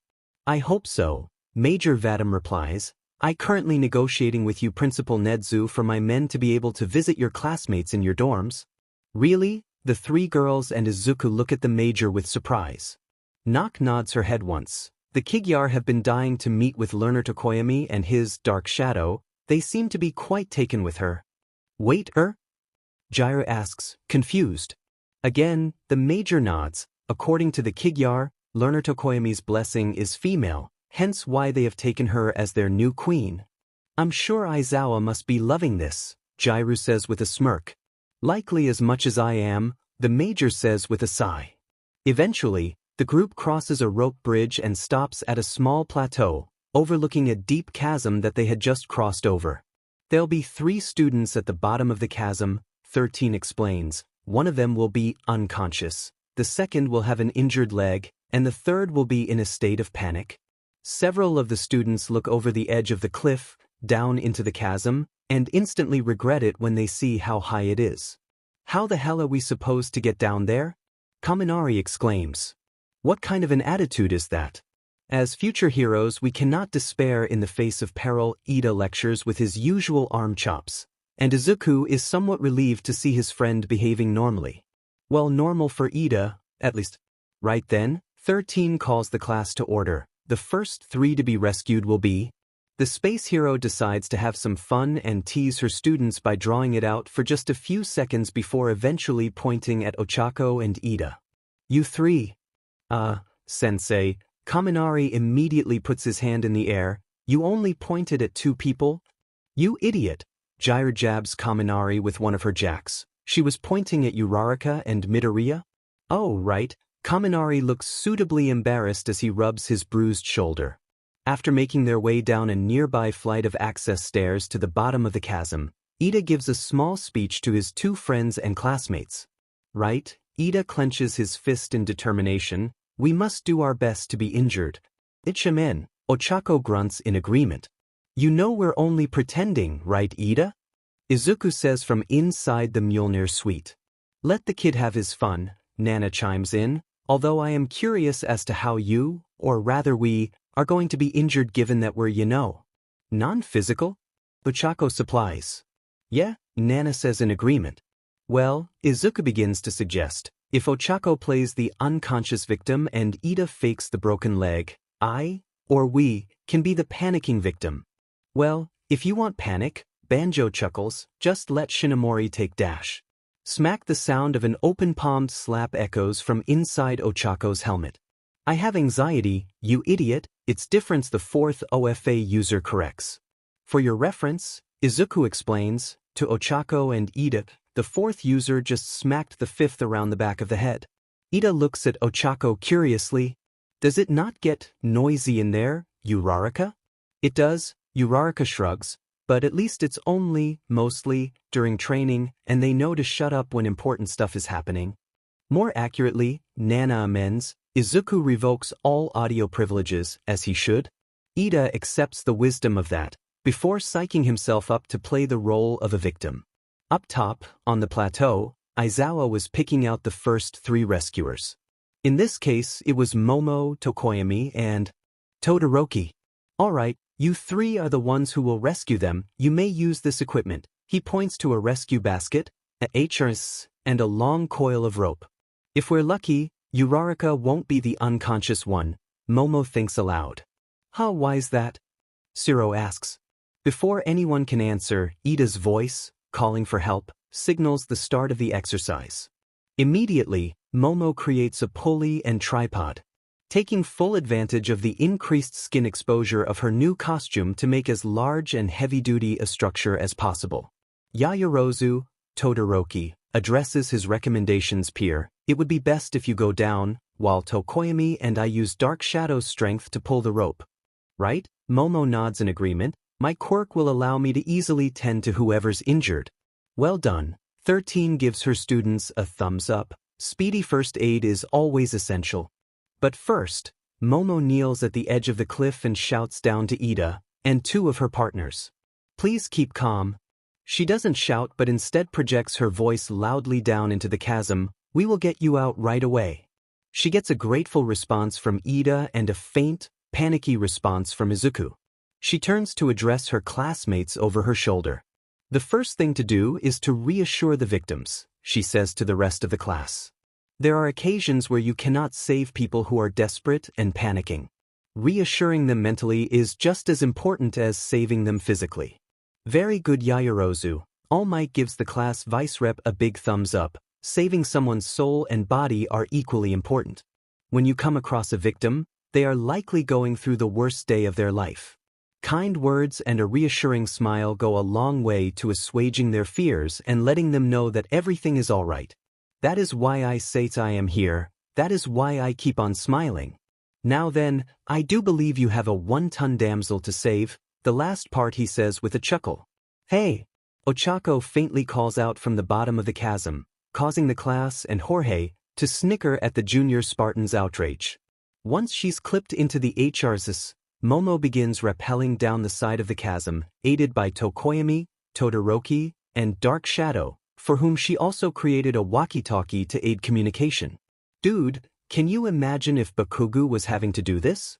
Kaminari whispers to Mina, as Momo descends, he'd probably try and blow up the mountain to rescue them. Mina giggles at that mental image, or tell the victims to rescue themselves. No, Jiraiya chimes in, completely deadpan, he'd just tell the victims to die. And suddenly Mina and Kaminari don't find it so funny anymore. Eventually, Momo reaches the bottom and finds Ida nursing his broken leg, Ochako lying flat out, and Izuku's tack pad lying nearby with Izuku panicking over the unconscious Ochako. Seeing that Ochako is the unconscious victim, Momo realizes that they have a problem. She quickly makes herself a second walkie-talkie and speaks into it. Todoroki, she addresses her fellow recommended student, can you hand the radio to Jorge please? Okay, Todoroki replies without argument, trusting Momo's judgment. There's a few seconds of silence before Jorge's voice comes over the portable radio. Yes? The Spartan asks. What exactly are the UNSC protocols for recovering an unconscious Spartan? Momo asks, after all, Mjolnir weighs a literal ton, we're not going to be able to lift her out without her quirk, which we can't use because she's unconscious. Back up on the plateau, All Might nods in approval. It would have been all too easy to just use Uraraka's quirk on herself, but Momo was committed to the scenario. Plus, it was good practice for if they ever came across a large victim, someone like himself, or Endeavor, or Empty Lady. Truthfully, Jorge replies, if a Spartan were to be rendered unretrievable, the priority would be asset denial. Meaning? Momo asks. The microfusion reactor powering my armor would detonate as a failsafe, Uraraka answers from her sedentary position. Oh, Momo is somewhat mollified by that answer. Is there a plan that doesn't involve a nuclear meltdown? The armor is most of the weight, Jorge hints. So, remove the armor and retrieve the person. Momo realizes, thank you, Jorge. Happy to help, now get that boot back on her feet. Jorge signs off before giving the radio back to Todoroki. With a solution now in place for Ochako, Momo is able to devise an overall plan. Okay then, to make this as efficient as possible, I'll send Izuku up in the basket first. While that's happening, I'll begin binding your leg Ida, and then once you're being lifted up, I'll start stripping Ochako. You'll what? All three victims exclaim in surprise. Ochako for her part is blushing furiously beneath her helmet, while Ida is scandalized, and Izuku just face palms. What? Momo looks at her three classmates in naive confusion. Back on the cliffside, most of the class is in fits of hysterical laughter at Momo's poor choice of words. Hyuka, much like Ochako, had gone bright red, much to Mina and Setsuna's amusement. Todoroki was just as confused as Momo was, and Mineta had to be physically restrained by Kirishima to stop him from jumping headfirst into the chasm. It takes a few minutes for the class to calm down, but once they do, they begin extricating their fellow classmates from the chasm. Just as Momo had suggested, Izuku is the first to be rescued, his pad lifted up on the rescue basket, while Momo uses her quirk to make a splint and bandages that she wraps around Ida's leg, before she then uses her quirk to make a canister that looks eerily similar to the UNSC's biofoam. Is that? Ida asks as Momo vigorously shakes the can. Biofoam? Momo finishes as she opens the nozzle and begins coating the splint in foam. No, she shakes her head. Just shaving cream. I haven't quite memorized the formula for biofoam yet, but I plan to. Ida nods his head. That is quite commendable of you. A true hero must always be prepared. I certainly aim to be, Momo replies with a confident smile. Once the rescue basket returns, she helps Ida into it, and once he begins the ascent back up, Momo turns her attention to Ochako. Okay, I know you're supposed to be unconscious for this, she says to her tall girlfriend, but would you be willing to walk me through how to remove this? Sure, Ochako's voice chimes from her helmet. It's honestly really simple and will probably be easier for you than when I try to do it myself. Momo gives a perfunctory nod. All you really need is the locking key, Ochako explains. It's in the third pouch on the left side of my belt. Momo scans Ochako's waistline, along the armor shell that covers the brunette's waist and groin, and finds the right pouch, just over Ochako's left hip. She takes out the special key inside, similar to a socket wrench, and then turns to Ochako. Is there a particular order you want me to do this? Momo asks. Ochako thinks for a second. I usually go legs, boots, shoulders, arms, gloves. Okay, Momo nods her understanding, and I just insert the key and twist? Yup, you should hear a slight click when it happens. With the key in her hand, Momo gets to work, removing the outer shell of Ochako's Mjolnir. The CST piece takes the longest as it is the heaviest, even when split in two. Momo's just grateful that Ochako decided not to use the additional up armor piece. But once the CHS is off, the other pieces are removed in quick order, each with a click thunk of the maglocks releasing. Once all the armor pieces are off, Momo is just about able to drag Ochako over to the rescue basket. Even without the outer armor pieces, Ochako plus her tech suit was still plenty heavy. Just before Momo gives the signal for the boys at the top to start pulling, Ochako decides to regain consciousness. Hey, good job, she praises her girlfriend. I don't think many people would have thought to take my armor. It just seemed the most sensible solution. Momo brushes off the praise, but next time, Maybe fake having the broken leg instead? Well, it's not like Izuku can, Ochako says with a smile in her voice, causing Momo to roll her eyes before giving the signal for Todoroki, Tokoyami, and Dark Shadow to lift out the teen Spartan. Once on the plateau, with Momo's help, Ochako is able to read on her armor while the other students conduct their own rescue exercises. When it's eventually her, Izuku, and Ida's time to be the rescuers, they end up having to rescue an unconscious Hagakure, a Setsuna with a missing leg instead of a broken one, and a very calm, scared Ibra. Due to her augmented strength, Ochako was the one on the rope and she had little issue in lifting out the 3 victims. Once the exercise in the mountains is complete, the teachers take the students through the various zones, covering different topics and exercises in each. They're not in-depth exercises, instead only covering the basics of how to deal with each type of disaster. But as the class goes through the exercises, Ochako begins to realize something, and as 1A returns to the main campus aboard the bus, the teen Spartan decides to have a private talk with Izuku and the vestiges by meditating on the bus. So, what did you want to talk about? Izuku asks once Ochako's consciousness appears in neural space. It's about our internship, Ochako answers, her vestige form taking Izuku's hands and holding them in her own, before guiding to sit with her. You've decided who you want to go with? Izuku asks once the 2 teens are sitting in the void. Who we want to go with, Ochako corrects, and I think so. As Ochako and Izuku talk, both Momo and Kyuka are watching their girlfriend, who is currently standing in the middle of the bus, like she had before, only she's stock still, barely swaying with the movement of the bus. Do you think she's alright? Kyuka asks. Momo opens her mouth to respond but isn't sure what to say. Fortunately, she is spared the trouble by Jorge, who is standing next to Ochako on the bus, for the same reason that there is no space for him elsewhere. She's fine, the former noble reassures the 2 girls. If a Spartan is standing still like that, they're either asleep, thinking, or talking over comms. How do you know which it is? Momo wonders. Usually with a quick comms check, Jorge supplies, but I'd give it a few minutes, before. Suddenly Ochako's helmeted head snaps up.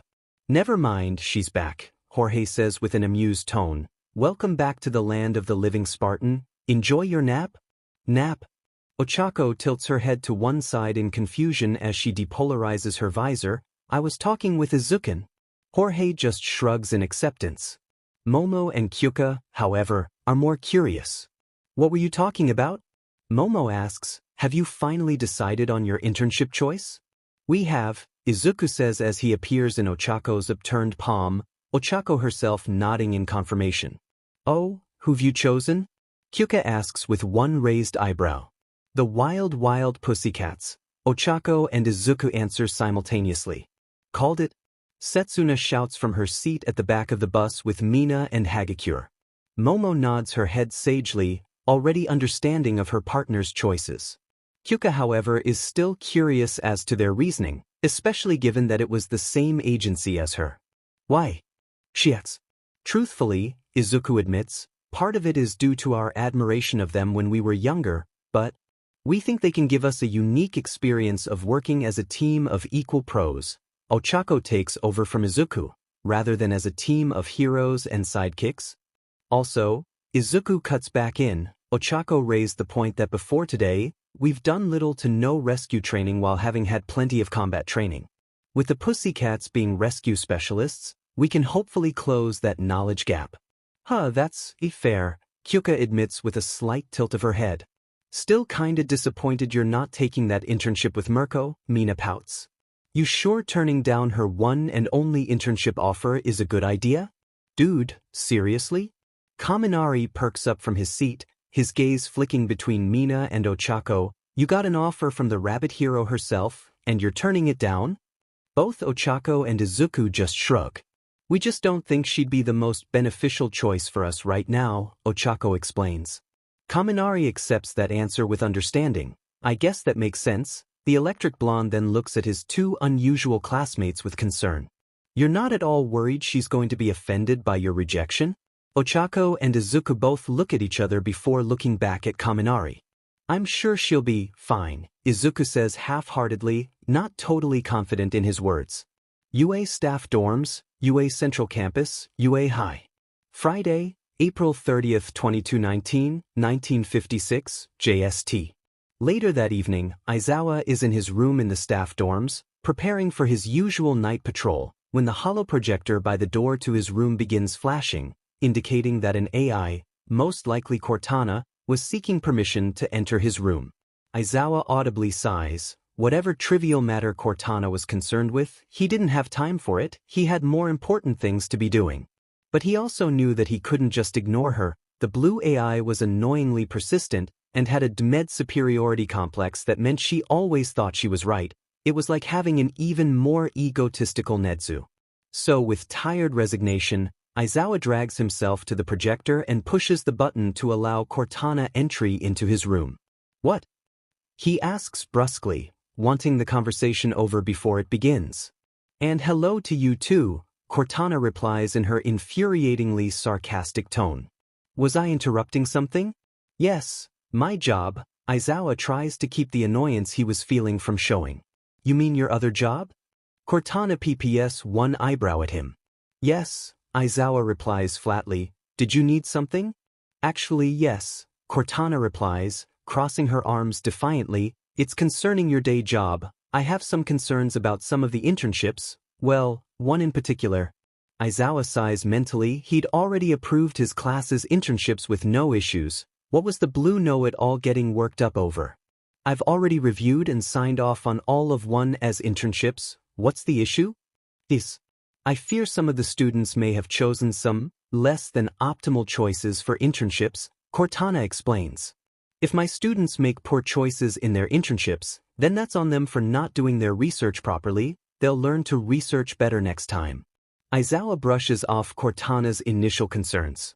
Cortana looks at one as homeroom teacher skeptically. In her opinion, he was awfully blasé about his students potentially falling behind due to an ill-chosen internship. But to her, there was a bigger issue at hand. It's more than that, she argues. My main concern is Tenya Ida. What? About him? Aizawa asks, his annoyance growing as his patrol is delayed further. He's going with Manuel, a relatively minor, but fairly sensible hero. I fail to see why he's a poor choice. Cortana shakes her head in disappointment. And this is why you need someone like me or Izuku around, to catch the small details. Small details? Aizawa raises one eyebrow questioningly. Yes, Cortana nods her head once. Manuel is based out of Hosu City, the same city where Ingenium was attacked, I know, Aizawa states. And what? You think Ida's going to try and go after Stain in revenge? Exactly, Cortana says with some relief, glad that Aizawa was finally seeing things from her point of view. However, that relief is quickly dashed by Aizawa's next words. I guess you're not as smart as you think then, Aizawa retorts with slight smile, causing Cortana to frown. I know my students, and Ida is not that kind of person. Really? Cortana says skeptically, one eyebrow raised. Yes, Aizawa's voice rises in volume. I know how it feels to lose someone like that. I know what it looks like, and I don't see it in Ida. You? Cortana is stunned, and she takes a second to compose herself before she said something she'd regret. She'd studied Aizawa's file, in preparation to becoming one as teaching assistant. She knew about the death of his childhood friend during his own internship, and after having witnessed the closing years of the Human Covenant War, she knew that loss, especially violent loss, could change a person. Hell, ONI had recruited an entire generation of Spartan IIs fueled by loss. It was clear to her that Aizawa was still traumatized by the loss of his friend, and no doubt the near loss of Ingenium struck a nerve with him. Which is why it confounded her that he wasn't more concerned about Tenya's choice of internship. But, ultimately, he was the teacher, not her. The most she could do in this regard was make recommendations. Look, Cortana begins again, this time softening her tone. Just look at his file, and reconsider it, okay? While Aizawa may be stubborn, he could recognize an olive branch when he saw one, and besides, this conversation had dragged on long enough. Fine, he concedes. I'll go over Ida's internship choice after my patrol. Now, if that's all. And saying that, he opens the door to his room and leaves. Leaving Cortana alone in the teacher's room, deeply concerned for the safety of her students and really annoyed at Aizawa. Central Campus, Yahai Muzudafu.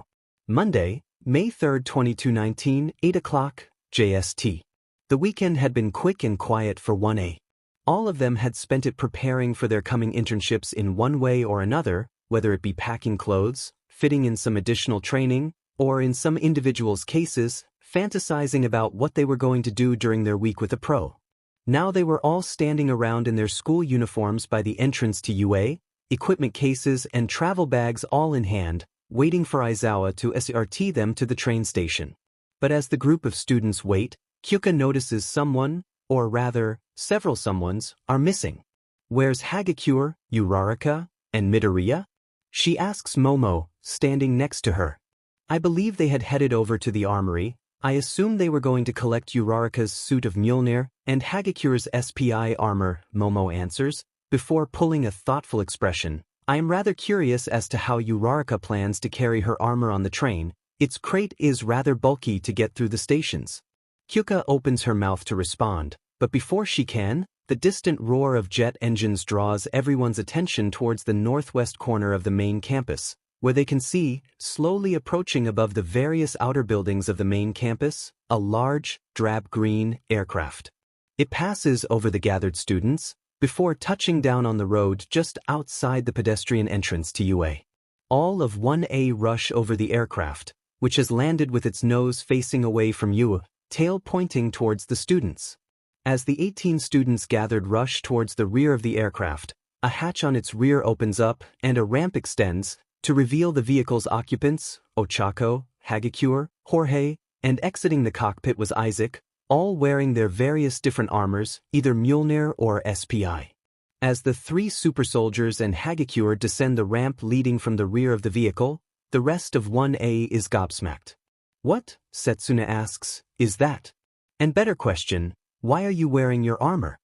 Isaac chooses to answer the first question, that is a dropship Model 77 heavy troop carrier, more commonly known as a Pelican, the logistical workhorse of the UNSC. Everything from supplies to marines to tanks, this thing takes it all.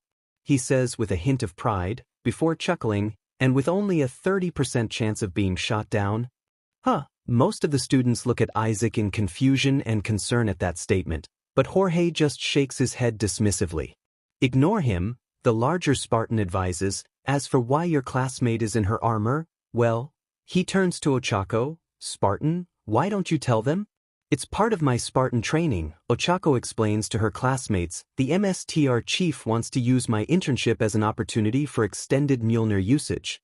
Again, most of the gathered students are confused, but Momo understands what she means. Halsey-sensei is asking you to keep your armor on for the whole week? The raven-haired girl surmises, and Ochako nods in confirmation. A whole week? Mina balks, isn't that going to be a bit smelly? I mean, how are you going to eat, or sleep, or shower? Or use the toilet? Kaminari adds. Ochako depolarizes her visor so she can roll her eyes at her classmates. Obviously, I can take my helmet off to eat and stuff. As for toilets and showers, the Mjolnir tech suit has inbuilt moisture recycling that absorbs my sweat and other waste. Several students grimace at that. Besides, Izuku's voice chimes from Ochako's helmet. It's only a week. To my knowledge, the MSTR chief hasn't taken his current suit of armor off since before the Battle of Earth, which was about 18 months ago for him, give or take. 18 Mina repeats warily as several others GG. Are you saying, the armor the MSTR chief has been wearing while teaching us, he's? Ochako nods in confirmation to Mina's unspoken question. Yup, he's worn it ever since the Covenant attacked Earth 18 months ago. Which is technically 332 years in our future, Momo points out. Yes, Izuku sighs, it's best not to think about that part.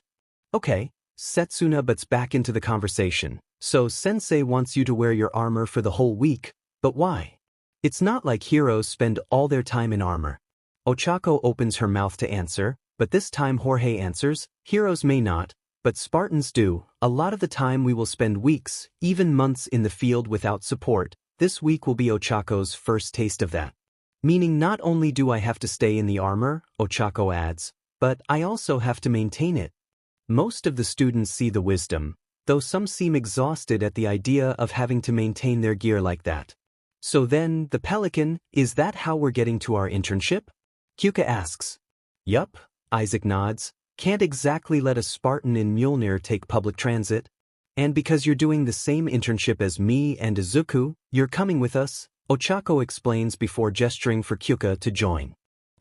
Lucky, Mina whines as Kyuka grabs her costume case and moves to stand beside Ochako. I don't suppose you have room for one more?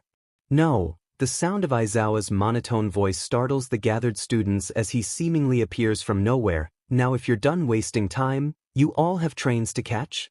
Yes, Sensei, 17 voices reply in unison before the majority of 1A begins walking down the street towards the train station. Of those heading to the station, only Momo hangs back for a few seconds more to bid farewell to her partners. Stay safe you three, she says fondly, and I'll, see you in a week. She then leans in to give Kyuka a small embrace on the cheek before standing on her tiptoes to embrace Ochako on her helmet visor, leaving a faint print on the depolarized screen with her lip gloss. She finishes by blowing an embrace to Izuku's hologram before running down the street to catch up with her classmates, leaving the other teens, minus Hagakure, completely flustered. Did she just? Omigosh the tweza kisablokus but stilaki sai ors you just sent me kiss. Teehee. Hagakure giggles at her friend's reactions. Even Jorge and Isaac are amused at the display. I don't think I've ever seen a Spartan be so flustered, Jorge comments.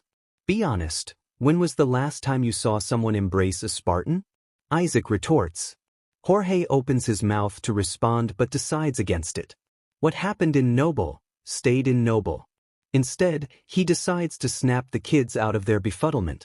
Come on you three dashed, he lays a hand each on Kyuka and Ochako's shoulders, snapping them out of their daze. I still have to drop you off at your internship, and I believe you dash, he looks at Hagakure, are currently keeping the arbiter waiting. Hagakure jumps slightly at that reminder. OC dash, the olive green SPI suit does a 180 and begins running back onto UA campus. See you guys in a week. She shouts over her shoulder. See ya, Izuku replies, but Hagakure is already gone. It doesn't take long after that for the Spartans and Kyuka to depart in the Pelican, Isaac taking the large aircraft high above UA before flying north, heading over the mountains of inland Japan. We're headed to Nagano, Isaac calls from the cockpit. We'll be there in under 2 hours. Once they've settled into their seats, Kyuka decides to ask something that's been on her mind since the Pelican had first touched down. Why isn't the MSTR chief here? She asks, initially to Ochako, who instead looks to Jorge. He had another assignment, Jorge explains. Another assignment? Kyuka repeats skeptically, isn't he supposed to be Ochako's trainer? He is, Jorge concedes, but this other assignment is more sensitive. Besides, it was a personal request of Principal Nedzu, who, for all intents and purposes, is our CO. Not the worst CO we've ever had, Isaac chimes in, causing Jorge to let out a single chuckle.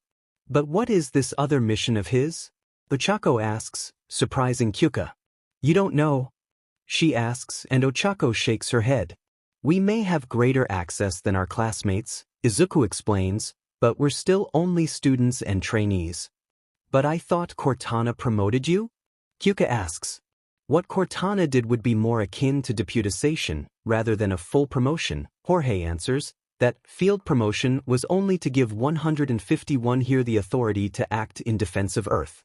With the immediate threat gone, your friends go back to just being trainees for now. I guess that makes sense, Kyuka accepts. However, Izuku's curiosity was burning now, and after talking with Himiko over the weekend, he had a hunch as to where the MSTAR chief might be. Or at least who he was with. Jorge, the green AI asks, does the MSTAR chief's mission have anything to do with the fact that Floats has been missing from the infirmary all week? The green and orange Spartan PPS his head to one side, before letting out a sigh.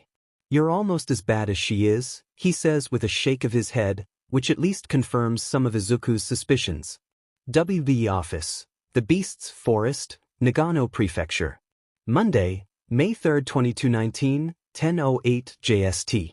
Shino Susaki, pro hero Mandalay and leader of the Wild Wild Pussycats, exits her team's mountainside office.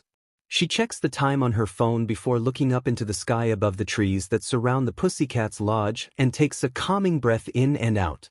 Are they here yet?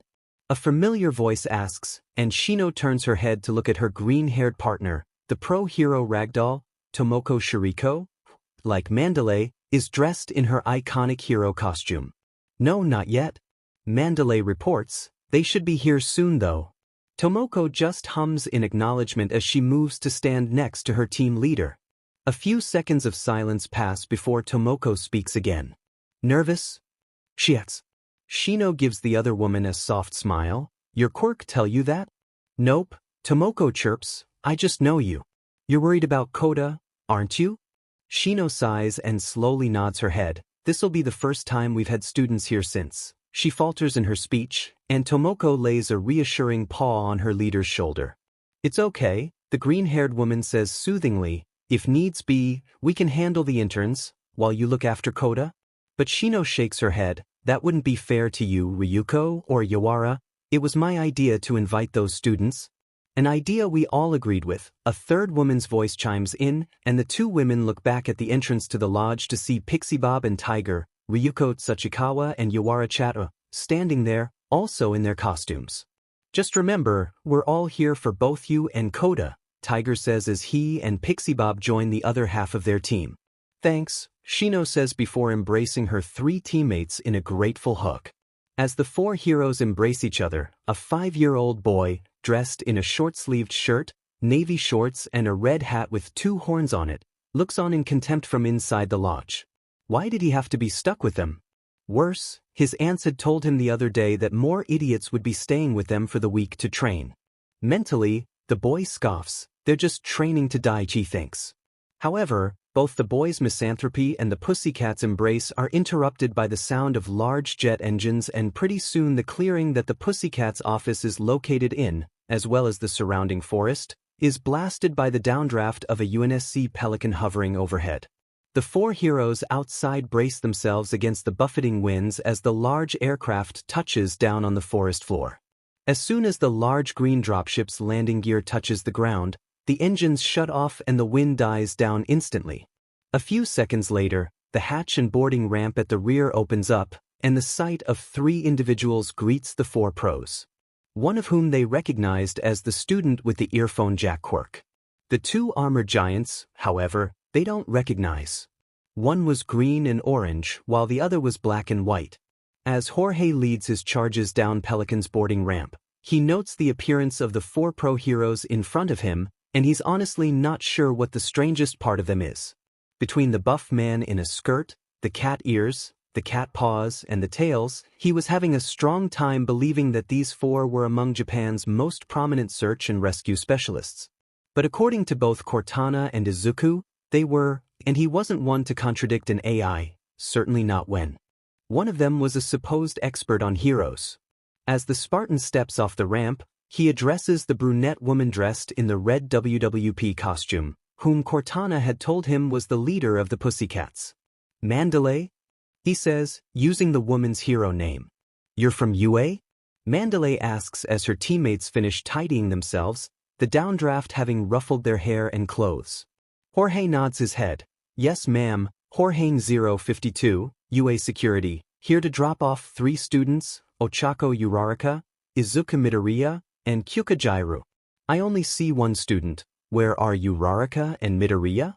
Mandalay asks, equally confused and concerned. Here. The trainee Spartan and AI call out in unison as Ochako waves at the 4 pros, surprising them. Oh. Mandalay reacts with shock, understandably so. I wasn't expecting you to be in your hero costume already. Ochako chuckles good-naturedly. Heh, that's okay, I'm under a special training program. Mandalay, Pixie Bob and Tiger all raise one eyebrow in an unspoken question, while Ragdoll just PPS her head to one side.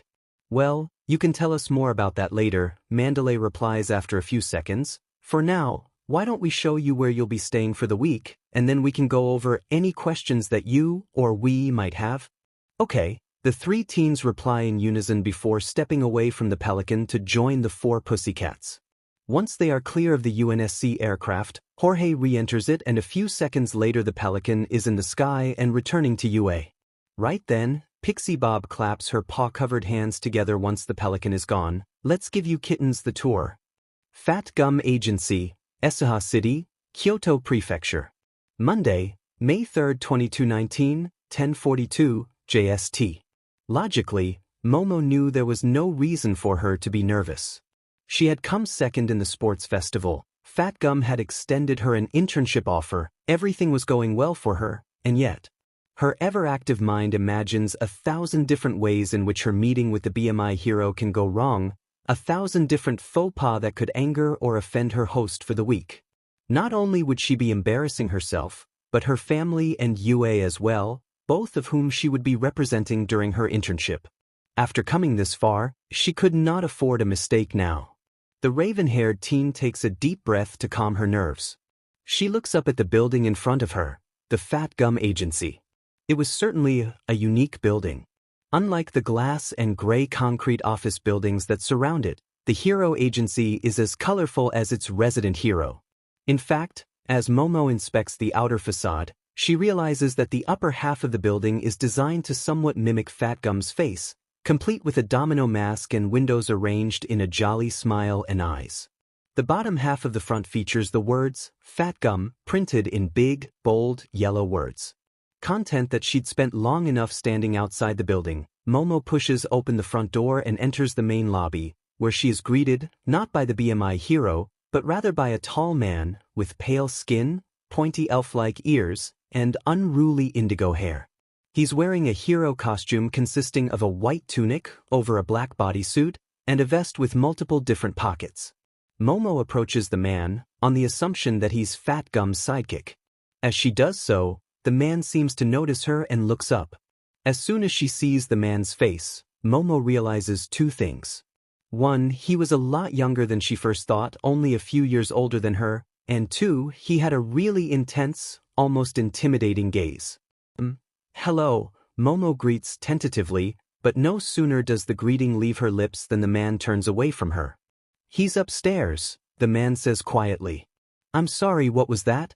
Momo asks as she takes a step closer to the hero, not sure she heard him properly. Fat Gum, he's upstairs, the man replies, still as quiet as before, and as he finishes speaking, he walks over to the nearest wall and just stands in front of it. Thank you, Momo gives a slight bow of gratitude to the man, not that he can see it, before crossing the lobby to an elevator that takes her to the next floor. What a peculiar man, Momo thinks to herself as the elevator doors close, not exactly the friendliest. I hope Fat Gum is dash. Ding. Momo's train of thought is interrupted by the bell in the elevator telling her that she'd arrived at Fat Gum's personal office. The elevator doors open, and Momo steps into a sparsely decorated office. There's little furniture, likely due to how large its main occupant is. The only furniture that is there is a small kitchenette unit in one corner and a large desk with 3 chairs, 2 in front and 1 behind. And sitting at that desk is none other than Fat Gum himself, currently eating takoyaki. Hearing the sound of the elevator, the BMI hero looks up from his large plate of food. When he sees Momo standing inside the elevator, he swallows his current mouthful and greets the student with a broad and enthusiastic smile. Ah, you must be Yayarozu. He beckons her to come in with a wave of his hand. Come in, take a seat. Momo bobs her head in gratitude before striding across the office and taking a seat on one of the chairs in front of the large desk. As Momo takes her seat, laying her bags down beside her, the BMI hero pushes his plate of takoyaki towards her. Hungry? Yes. Admittedly, Momo was slightly hungry, she always was to some degree. But she didn't wish to impose, not this soon after arriving. Thank you, but I'm fine, Momo declines, but the BMI hero insists. No need to stand on ceremony, Yayarozu. Here at the Fat Gum Agency, when one of us eats we all eat. He pushes the plate closer to Momo and this time she gives in, picking up a skewer of deep-fried octopus, and begins cleanly biting chunks out of it. Of course, Fat Gum continues as Momo eats, I'm still trying to get Amajiki to accept that idea. Momo swallows her current mouthful before speaking. Amiki, is he the, tense man I met downstairs? Fat Gum lets out a deep hearty chuckle. Ha! Yes, I suppose Sun Eater can give off a rather intimidating first impression. He means no offense, he's just a bit introverted. Actually, he's very introverted. Oh, Momo is embarrassed by her previous judgment of the man. I'm sorry, I didn't know. That's all right, once you get to know him, he'll come out of his shell. After all, you two have so much in common. We do. Momo looks at her mentor in confusion. Fat Gum nods his large bulbous head. For one, you're both students from UA? We are. Momo is both surprised and elated. Fat Gum nods again. He's a third-year student, and like you, his quirk is reliant on food. Wait, is that why you offered me an internship?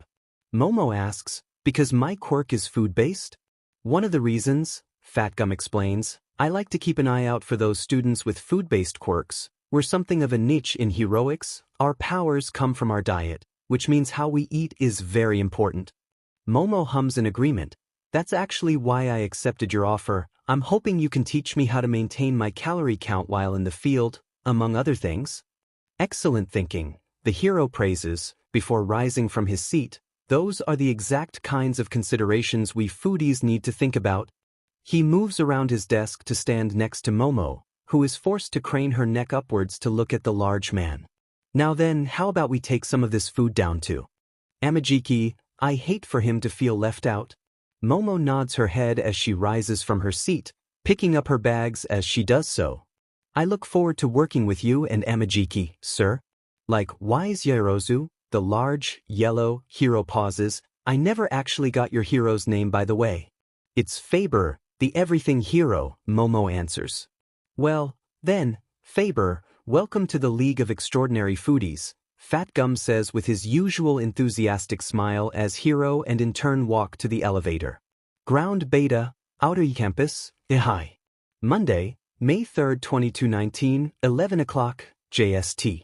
In a dark alley in the fake city that makes up UA's training ground Beta, Hagakure crouches, the photoreactive panels on her semi-powered infiltration suit hiding her from prying eyes.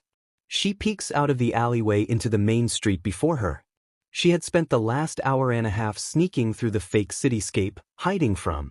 A steadily growing noise to her left causes Toru to duck back into the alley, and a few seconds later, several of the one-pointer robots from the entrance exam roll past the alley.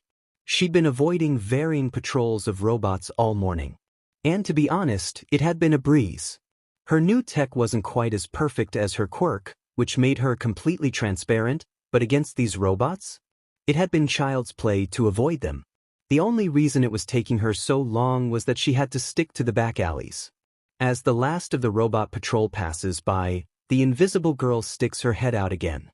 She looks back up the street, in the direction the robots had just come from, and sees it, the other entrance to ground Beta, her goal. With the robot patrol having gone past, she could make a sprint for it and clear the exit, completing her exercise. Confident that this was her moment, Toru breaks from cover, her suit's invisibility still on. She sprints towards the exit, barely 100 meters away. She passes empty offices and fake shop fronts as she eats up the distance. She gets within 50 meters of the large double gates when it all goes wrong. Somewhere in the distance behind and above her, from the top of one of the office blocks, she hears a gunshot. Barely a second later, she feels an impact, likely a training round, hit her square in the middle of her back. The sudden impact throws her off balance, causing her to trip over her feet. She hits the ground with a loud thud, and the panels on her suit shimmer as the impact disrupts the invisibility field. And with that, it's over. Toru knew that shot meant she had been spotted, meaning she'd failed the Arbiter's exercise. She groans as she lies face down on the concrete road before powering off her suit's panels, revealing herself completely.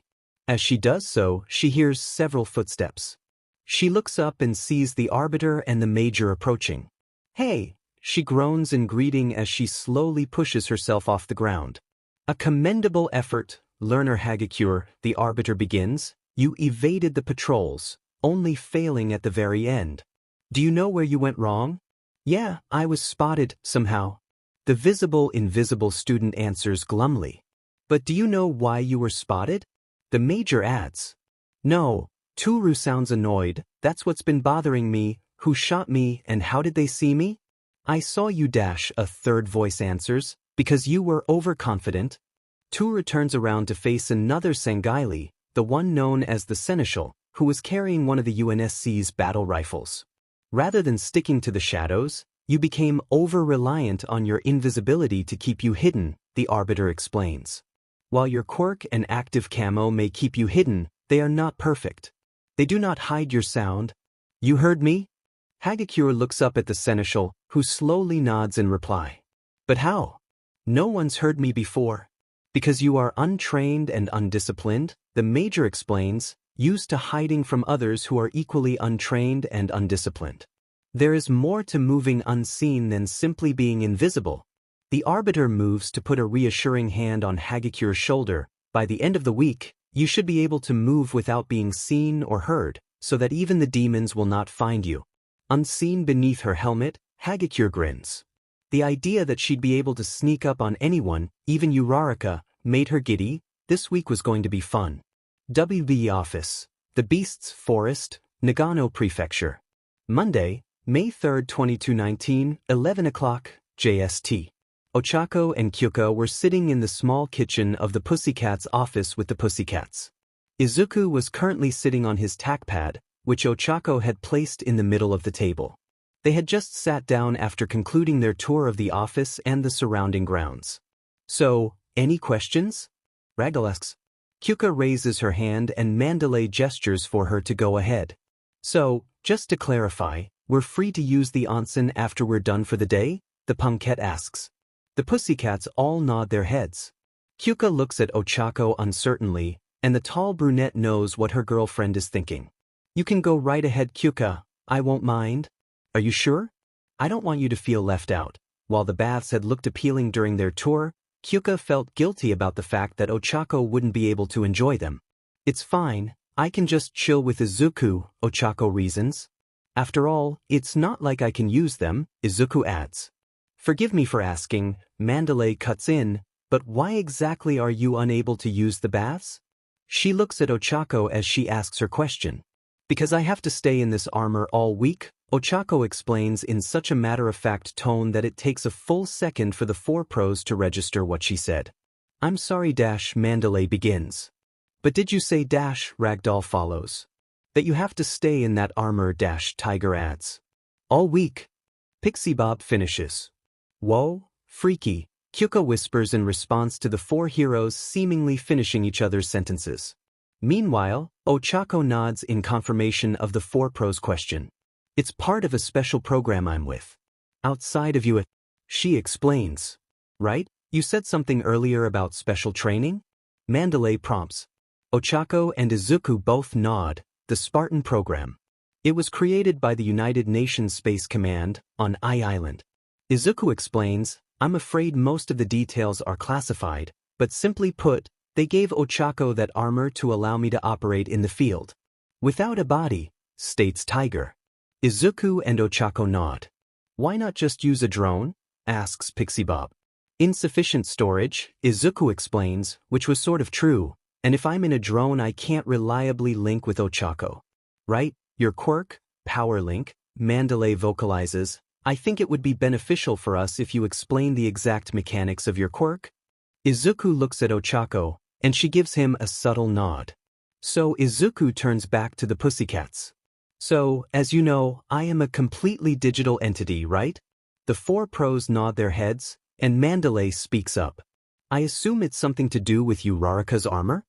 Sort of, Ochako shrugs. We can actually connect without the armor. The armor just ensures a secure connection. That made sense to Mandalay. What actually allows Izuku and me to link is this.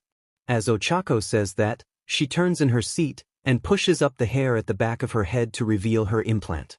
It's a neural implant. With it, Izuku can directly access my brain. In essence, he becomes a second quirk factor. As Ochako turns back around, she is greeted by varying looks of concern on the Pussycats' faces. Is something wrong? Izuku asks, also seeing the looks on the heroes' faces. Yes, Mandalay responds, that implant, it connects directly to your brain? Yes, Ochako says hesitantly. And this required surgery? Tiger asks. Yes, Izuku answered this time, equally uncertain as to where this was going. Do your parents know about this? Pixie Bob adds. Yes, Ochako answers again, and this time the questions are beginning to worry her. I'm sorry, but is there something wrong? Kitten, it's Ragdoll's turn to speak up. You underwent major surgery, just to be a hero? I'm sure you can understand why we're concerned. But I didn't, Ochako counters. I underwent that surgery, so Izuku could be a hero. To the side of Ochako, Kyuka purses her lips. To be honest, she understood the pussycat's worries. The Spartan program, out of context, was seriously messed up. Hell, even in context it was screwed up. Even Ochako's experience, which involved none of the kidnapping, fatal experimentation, or brutal training of the original Spartans, still involved the concept of a child supersoldier. The four pussycats look at each other and then at the trainee Spartan and AI. You're doing all this, so your friend could be a hero? Tiger asks, sounding perplexed. Ever since we were little, we promised each other that we were going to become heroes together, Ochako explains. And even after my accident resulted in me losing my physical body, we didn't give up, says Izuku. One way or another, we were going to be heroes together, even if it meant I was just a voice in Ochako's ear, guiding her. But the Spartan program and Mjolnir allows Izuku to do so much more than just advising. Now he's able to directly help me. Ochako continues. It's not quite how I imagined being a hero when I was a little kid, Izuku shrugs, but it's better than just being a glorified personal assistant. Not that I'd ever think of you that way. Ochako gives Izuku a fond smile and Kyuka has to look away to hide the slight blush on her face at how adorable her girlfriend and her boyfriend were being. The four pussycats, however, initially sit in silence, before eventually, a small smile breaks out on Mandalay's face. Well, I can certainly see why you work so well together, she says with some admiration. You two have a lot of faith in each other. That's good for a hero partnership, but you also have areas of improvement that we are uniquely qualified to help you with. Areas of improvement? Izuku asks, curious, such as what? But Tiger shakes his head. We'll answer that later. For now, we'll let you get settled and then after lunch we can begin your internship properly. The three students nod their understanding before getting up from the table they were sitting at. Ochako grabs her helmet and Izuku's pad, while Kyuka grabs her costume case and backpack. The two teens begin to leave the dining room, but as they reach the doorway, they're greeted by an unfamiliar boy in a horned hat. Oh, hello there. Ochako gives the boy a cheerful smile in greeting as she crouches in front of him. What's your name? The boy looks up at Ochako, who, despite squatting, is still a head taller than him.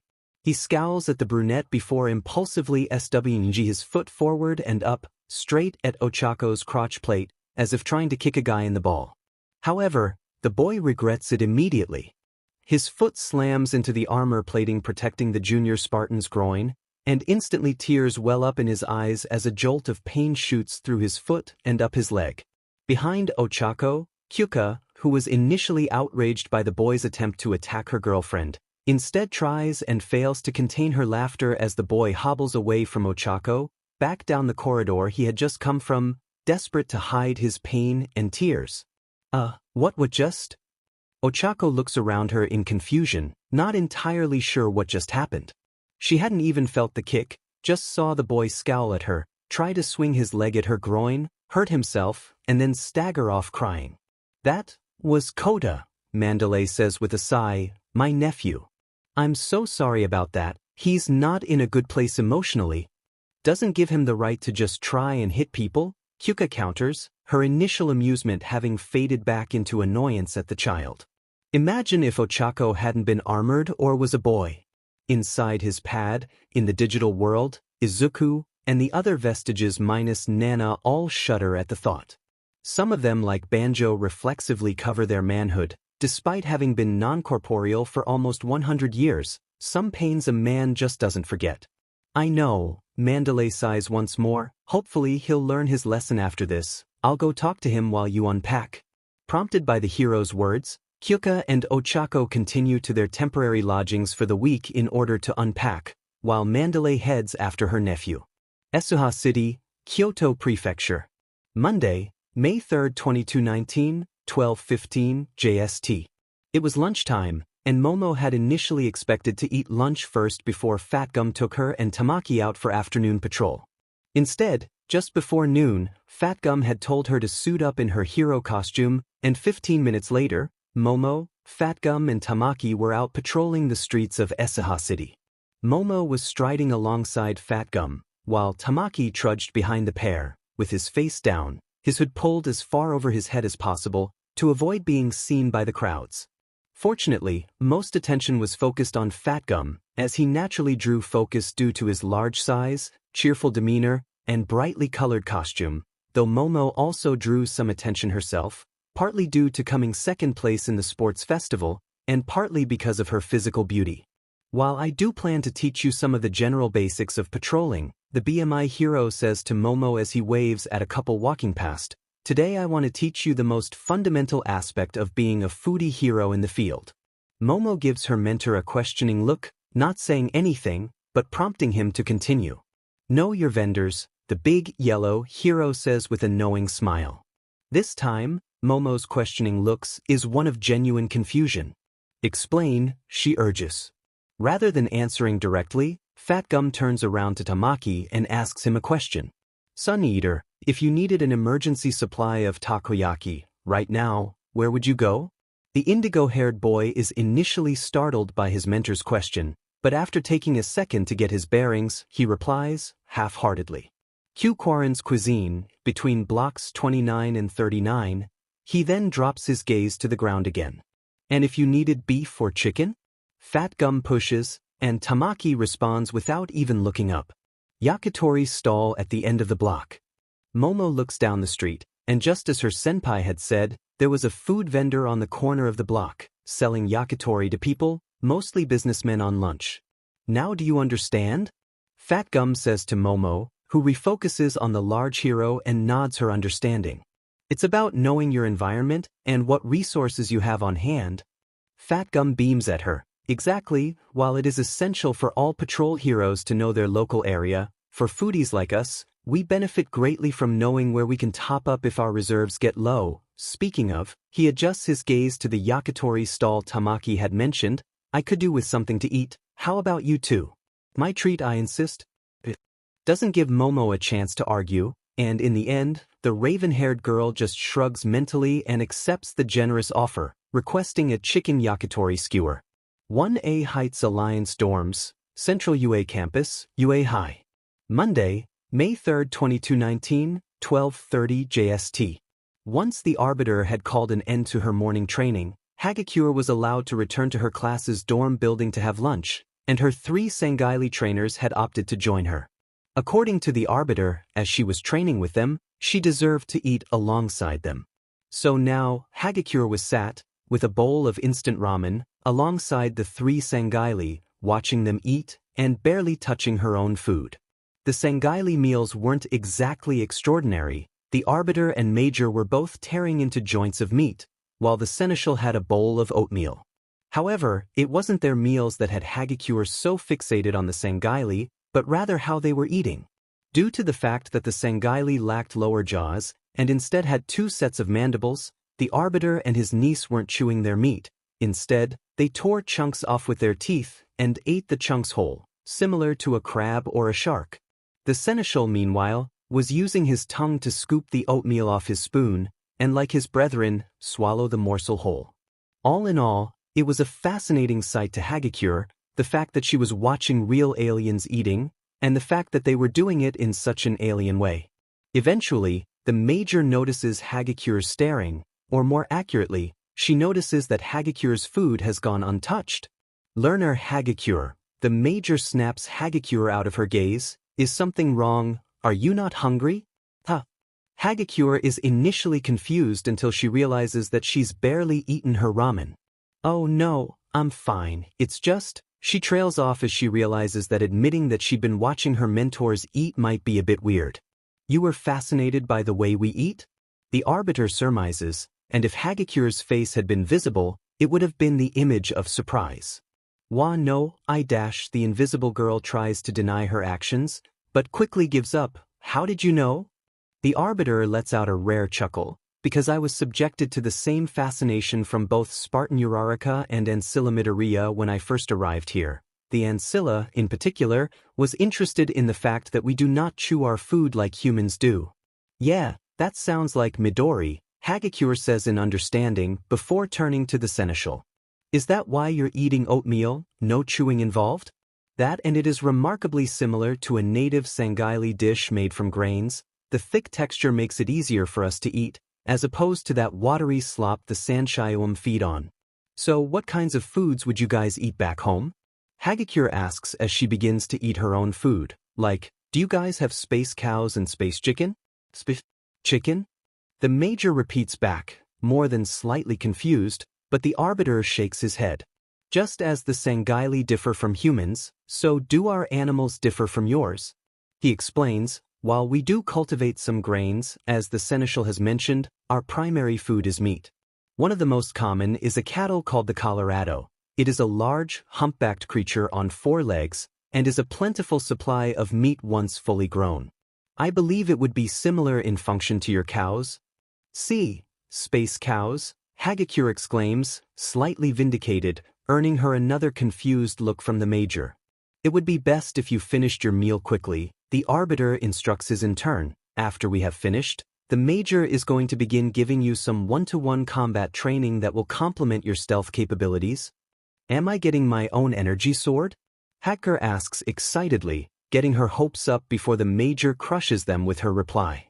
I am not even instructed in the sword myself, youngling, says the major. No, I am afraid you will not be learning the way of the blade. Ah, why not? Hagakure groans, I thought all Sangaili carry energy swords? The major shakes her head, a hint of frustration in her voice. The fireblade is heavily regulated amongst the Sangaili. While any male Sangaili may carry one during military service, only aristocrats may carry them as civilians, and female Sangaili may not carry one at all. But then Hagakure begins to ask, but the arbiter guesses what she's going to ask. But then why did your fellow student, Spartan Urarica, receive a blade? The arbiter guesses, and Hagakure hums in confirmation. Because at the time, I thought I was the only Sangaili, and it was a gesture of the newfound peace between the Sangaili and humanity. The arbiter explains, as well as a gift of congratulations for entering UA. That's fair, I guess. Hagakure reluctantly accepts. So what will I be training with then? She asks. This, the major holds up her right wrist and jerks it as if she were activating an energy sword, but instead of a sword blade, a short dagger of plasma emerges from her wrist armor. It's an energy dagger, the major explains, based on the fire blade, but an inferior weapon in every way except for extremely close quarters. They were standard issue amongst most of our fleet. Even some of the Kigyar were equipped with one to work in tandem with their shields. And now that the Kigyar are working maintenance, they no longer need it. Like Yamamo's shield, Hagakure realizes and the arbiter nods. Armor Melissa has modified one of these daggers to be mounted on your armor. Once you have finished eating, we will begin training you with it. And that was all the incentive Hagakure needed to wolf down the rest of her noodles. Urarica and Yaoyorozu weren't going to be the only ones with cool alien weapons. The Beast's Forest, Nagano Prefecture. Monday, May 3, 2219, 1300 hours, JST. After lunch, Kyuka, Ochako, and Izuku follow Mandalay and 1D Ragdoll out of the Pussycat's mountain lodge to the edge of the trees that surround the building. Tiger and Pixie Bob had left several minutes and now the remaining 2 Pussycats explain why. Your exercise for this afternoon, Mandalay begins, will be to rescue Tiger, who has gotten lost in the woods. Beneath her helmet, Ochako grins with excitement and cracks her knuckles in anticipation. Between the 3 of us, that should be easy, especially with your quirk, Ochako says to Kyuka. I don't think it's going to be quite as simple as that, Izuku comments, as Mandalay and Ragdoll exchange knowing looks. For one thing, if we're only rescuing Tiger, why did Pixie Bob go off as well? Good observation, Digital Kitten. Ragdoll beams in Ochako's direction. This exercise is designed to help each of you improve individually. Kyuka frowns in confusion, while Ochako pps her head to one side in an unspoken question. Now would be a good time to explain why we sent offers to you 3, says Mandalay. Starting with you, Kyuka. The purple-haired teen's frown turns into an expression of surprise as Mandalay continues to explain. From what we saw of your performance during the sports festival, it seems that you are easily overwhelmed by loud noises, correct? Hyuka nods grimly, her cheeks flush slightly with embarrassment as she remembers her fight with Baku. Are we also right in assuming that you also occasionally suffer from sensory overload? Ragdoll asks. This time Hyuka looks at the green-haired woman with genuine surprise. Occasionally suffered from auditory overloads, not necessarily when there were loud noises, but when there were too many different noises. It was something that she'd done well to hide from all her friends and classmates, even Momo, Ochako, and Izuku. But somehow, these heroes, who she'd never met before, had sussed her out. Yeah, how did you? Hyuka trails off, completely in shock, so Ragdoll explains. My quirk, as you know, lets me monitor up to 100 people at a time, but when it first awoke when I was 4, it was completely involuntary, it latched onto anyone I met. It took me years to be able to control it so that I could turn it on and off, as well as choose who the targets of my quirk were. But even then, I could only handle tracking a handful of people at a time, any more than 10 and I just shut down. Hyuka interjects, and Ragdoll nods. So, you're going to help me try and deal with the overload? Both Mandalay and Ragdoll nod in confirmation. Unfortunately, there's not much we can do to help you with loud noises, Mandalay says apologetically, but it looks like you were smart enough to already take measures to deal with that yourself. She gestures to Hyuka's headphones as she says that. And what about us? Ochako asks, why did you send an offer to me and Izuku? Because, unlike 98% of hero students we see in the sports festivals, Mandalay explains, you two consistently work together as a team, and as one of the highest-ranked hero teams, we believed we could help make you work together better. With the Mjolnir armor, both Izuku and Ochako are pleased with that, but their good mood is quickly dashed by Mandalay's next words. And the way we're going to do that is by splitting you up. Both Izuku and Ochako exclaim with shock and surprise. You're going to split us up? Ochako asks. But I thought you just said we work well together as a team? Izuku follows up. I did, Mandalay replies. In fact, as far as the cooperative side of being a team goes, you're one of the better pairs. However, a team is made of individuals, and given how close you two work together, there is a risk of overdependence. Overdependence? Ochako asks, confused. Ragdoll decides to give her partner a break by explaining. Yes, it's when members of a team become so used to relying on their teammates during a fight or emergency that when they're on their own, they become functionally useless. You no longer know how to work on your own. And while it's only a relatively minor risk in most hero teams, given that you two are practically symbiotic in your relationship, the search hero trails off. We're at a greater risk of losing our individuality, Izuku finishes. Exactly, Mandalay says, glad that at least one of her interns understood the pussycat's intentions. That's why, at least for this exercise, you and Uravity 151 will be split up. Inside neural space, Izuku accepts Mandalay's statement. To him it seems logical. However, he could sense that Ochako was not so convinced. I know you don't like it when we're separated, he says inside Ochako's helmet, but Mandalay has a point. We work great together as a team, but we need to be able to work on our own, apart from each other. Ochako takes a deep breath and sighs, still not totally convinced, so Izuku decides to make a comparison to their original mentors. Look, the MSR Chief and Cortana often had to separate, didn't they? He argues. The library on Alpha Halo, High Charity, or even any time Cortana had to hack something, they frequently separated, but they were always reunited, weren't they? Yeah, but Cortana was trapped on High Charity for months. Ochako counters, not to mention she was practically tortured by the grave mind. I don't want something like that to happen to you. Yes, Cortana was tortured, Izuku concedes, but she survived, didn't she? Because she's a fully capable AI without the MSR Chief, just as the MSR Chief is a fully capable Spartan without her. By learning how to work on our own now, we'll be better prepared for if a situation like High Charity ever happens to us in the future, not that I hope it will. While Izuku and Ochako talk, Hyuka is left with the two pussycats in slightly awkward silence. After a few seconds, Ragdoll speaks up. Is she all right? She asks, gesturing with concern at Ochako. Yeah, I think so, Kyuka replies uncertainly. I think she and Midoriya are having a private conversation. Sometimes they'll just turn off Ochako's external comms and talk inside her helmet. The great joy of having your boyfriend being able to enter your head is you can talk privately anywhere. Yeah, I guess so, Ragdoll says with a smile while looking at Mandalay from the corner of her eye. Mandalay, for her part, was very deliberately not looking back at Ragdoll.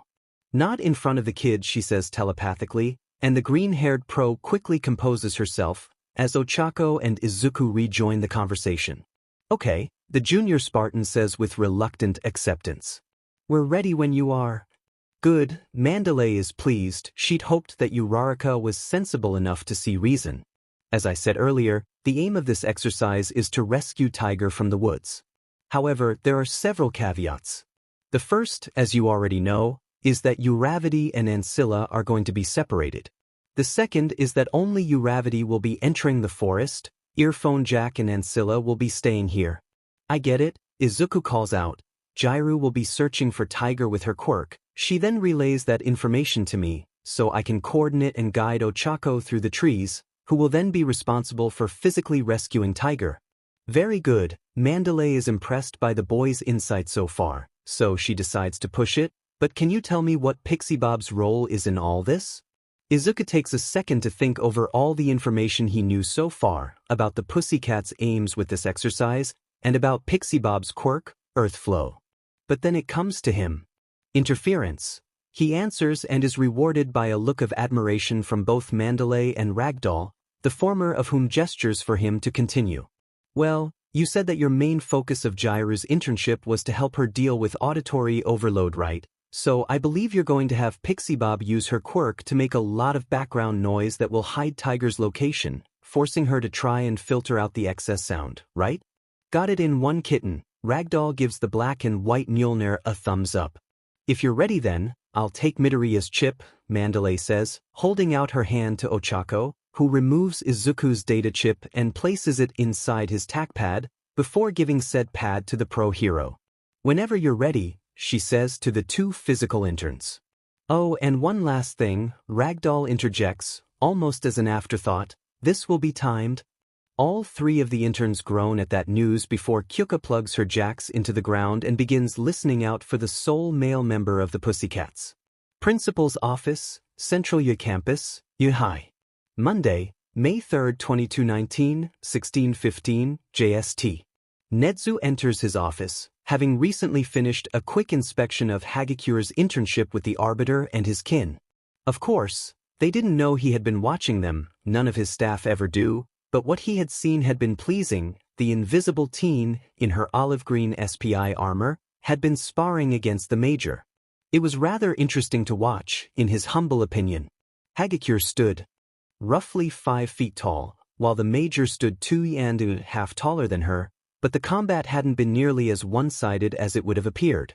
The Sangaili had clearly instructed their intern on how to fight opponents bigger than herself, as a lot of the time, rather than directly parrying the Major's blows, Hagekyure took advantage of her smaller frame to constantly bob and weave, dodging the Major's strikes, and constantly getting with her reach. This allowed the student to strike at her opponent while cramping the large alien, giving her inadequate space to properly use her polearm. But of course, Major Vadim still had years more combat experience than Hagekyure did, so while the teen was able to score some hits against her opponent, the Major was still able to score the majority of strikes. Though Nedzu did note that, as he watched, the frequency of hits Hagekyure took was slowly decreasing, to the point where she went from successfully hitting the Major once every 10 attempts to once every 5. It was good progress for one afternoon, and Nedzu hoped that by the end of the week, Hagekyure would be able to move and fight without any ever noticing her. Perhaps she would like to join me in the vents sometime, Nedzu thinks to himself as he hops into his chair behind his desk. After having seen Hagekyure's progress, he's now curious as to how the other first years are getting along. Cortana, he calls out, and a second later the familiar, blue, AI appears on the holotank next to Nedzu's desk. Yes? She says in greeting. Any update on our first-year students? The albino chimera asks, and Cortana summons a screen in front of her. So far, so good, the blue AI replies initially, no news out of Hosu. Shudo seems to be coping at his father's agency. For now, Best Jeanist is doing his best to wrangle Bakugu, and Red Riot and Real Steel have spent the afternoon litter picking. Aside from 2 exceptions, the internships are off to a smooth start. Certainly smoother than I was expecting given some of the matchups. What are the 2 exceptions? Nezu asks. That particular detail hadn't gone unnoticed, and he knew Cortana had thrown it in deliberately to catch his attention. Grape Juice and Battle Fist. Cortana answers with a grimace, Minoru Mineta and Itsuka Kendo, interning with MT Lady and Uwabami respectively. And what exactly are your concerns? Nezu asks, knowing Cortana would not have brought this up unless she had a good reason to. I fear that their internships are not going to be productive, and they are going to end up wasting this week due to their mentor's decisions, Cortana explains. Nezu gestures for Cortana to continue, and so she does. Simply put, from what I've seen, both Grape Juice and Battle Fist are being used as free labor to the sole benefit of their hero mentors, Cortana says, and is pleased to see a small furrow of concern on Nezu's brow. Starting with Mineta, Imi Lady had him doing chores all day, sweeping and cleaning her office, while she just sat and read the newspaper or watched TV. When he asked her about this, she claimed that she was teaching him how to pass the time during quiet hours. It's certainly true that heroics, much like other emergency services, is a lot of nothing broken up by sudden bursts of activity, Nezu initially counters, before conceding, but I agree, it is hardly a productive use of an intern's week. And what of Miss Kendo? See for yourself, Cortana says before projecting several photos of Kendo, with her hair and makeup done, posing next to Uwabami, holding a bottle of hair conditioner. She looks less like a hero, and more like a model. Cortana's tone shifts into the indignant. Nezu leans back in his chair as he studies the photos. How did you get these? He asks, and Cortana waves one hand in the air dismissively. Advertising agencies hardly have robust security, and I only took copies. But this isn't even the worst part. Cortana's voice becomes more outraged. I found security footage of Uwabami talking with one of the photographers. Apparently she tried to poach Yayorozu as well, simply because she was, quote, a stunning beauty. Cortana finishes her mini-rant with a huff, and Nezu gives her a bemused look. You certainly seem to be worked up over this, he says with a slight smile, which earns him a glare from Cortana. I dislike it when people's talents are put to waste, and I really don't like people who exploit children for their own gain. Nezu nods slowly in understanding. Given your relationship with the MSTR chief and his history, that's hardly surprising. So, what do you want to do about these 2 internships? Course correction, Cortana replies, MT Lady and Uwabami will both be getting a call from me tomorrow morning, and if nothing changes, I'm willing to take more drastic measures to ensure my students' success. Very well, you seem to have the matter in hand, Nezu says with a wolfish grin which quickly fades. Moving on, any updates from the MSTR chief or Isaac? Yes, actually. Cortana's tone becomes noticeably more chipper. The chief's report seems to indicate success, and he should be back at UA with floats by this evening. As for Isaac, he says that the doctors are almost finished with their examination of Eri, and are looking to discharge her by the end of the week, assuming there are no further complications. Good, Nezu says with a genuine smile, then perhaps we should start drafting a contract for Ms. Midoriya then. Certainly, Cortana says as she opens a new text document and begins typing. WB Office, The Beasts Forest, Nagano Prefecture. Monday, May 3, 2219, 1655, JST. Ochako sprints out of the trees, carrying Tiger in her arms, into the clearing where the Pussycat's mountain office stood. She runs over to where Mandalay is waiting with a stopwatch alongside Ragdoll, who is holding Izuku and Kyuka. She gently places Tiger on a stretcher at Mandalay's feet, prompting the brunette pro to stop the time on her watch. She looks at the recorded time and smiles. Pretty good, you 3, she says, praising the 3 interns. 5 minutes quicker than last time. She looks down at Tiger, who is lying still on the stretcher, eyes closed. Uravity, the condition of the victim? Adult male was unconscious, likely from BLD loss. as he had a large cut on his arm. I performed immediate first aid, sealing the wound to prevent further BLD loss. Before carrying him back to base camp, Tiger. Mandalay looks down at her teammate questioningly. Still feigning his unconsciousness, Tiger keeps his eyes closed as he sticks his right hand up, giving Ochako a thumbs up before using his flexibility quirk to spring to his feet. Your first aid knowledge was good, he says to Ochako. Not perfect, but you are not a paramedic. Your job is only to get me to the paramedics, alive. Beneath her helmet, Ochako beams at the praise, but Tiger isn't finished. Just one thing, he says, holding up his index finger. When you were tending to my wound, you described using something called biofoam as opposed to using bandages. Oh, that's Ochako reaches down to the canisters on her left thigh and tosses one to Tiger, who inspects it as Ochako explains. It's a proprietary UNSC technology for quick and easy emergency treatment. The canister sprays out a foam that seals and disinfects wounds. It can also treat burns. Tiger hands the canister to Mandalay so that she and Ragdoll can look at it. And this is proven and safe?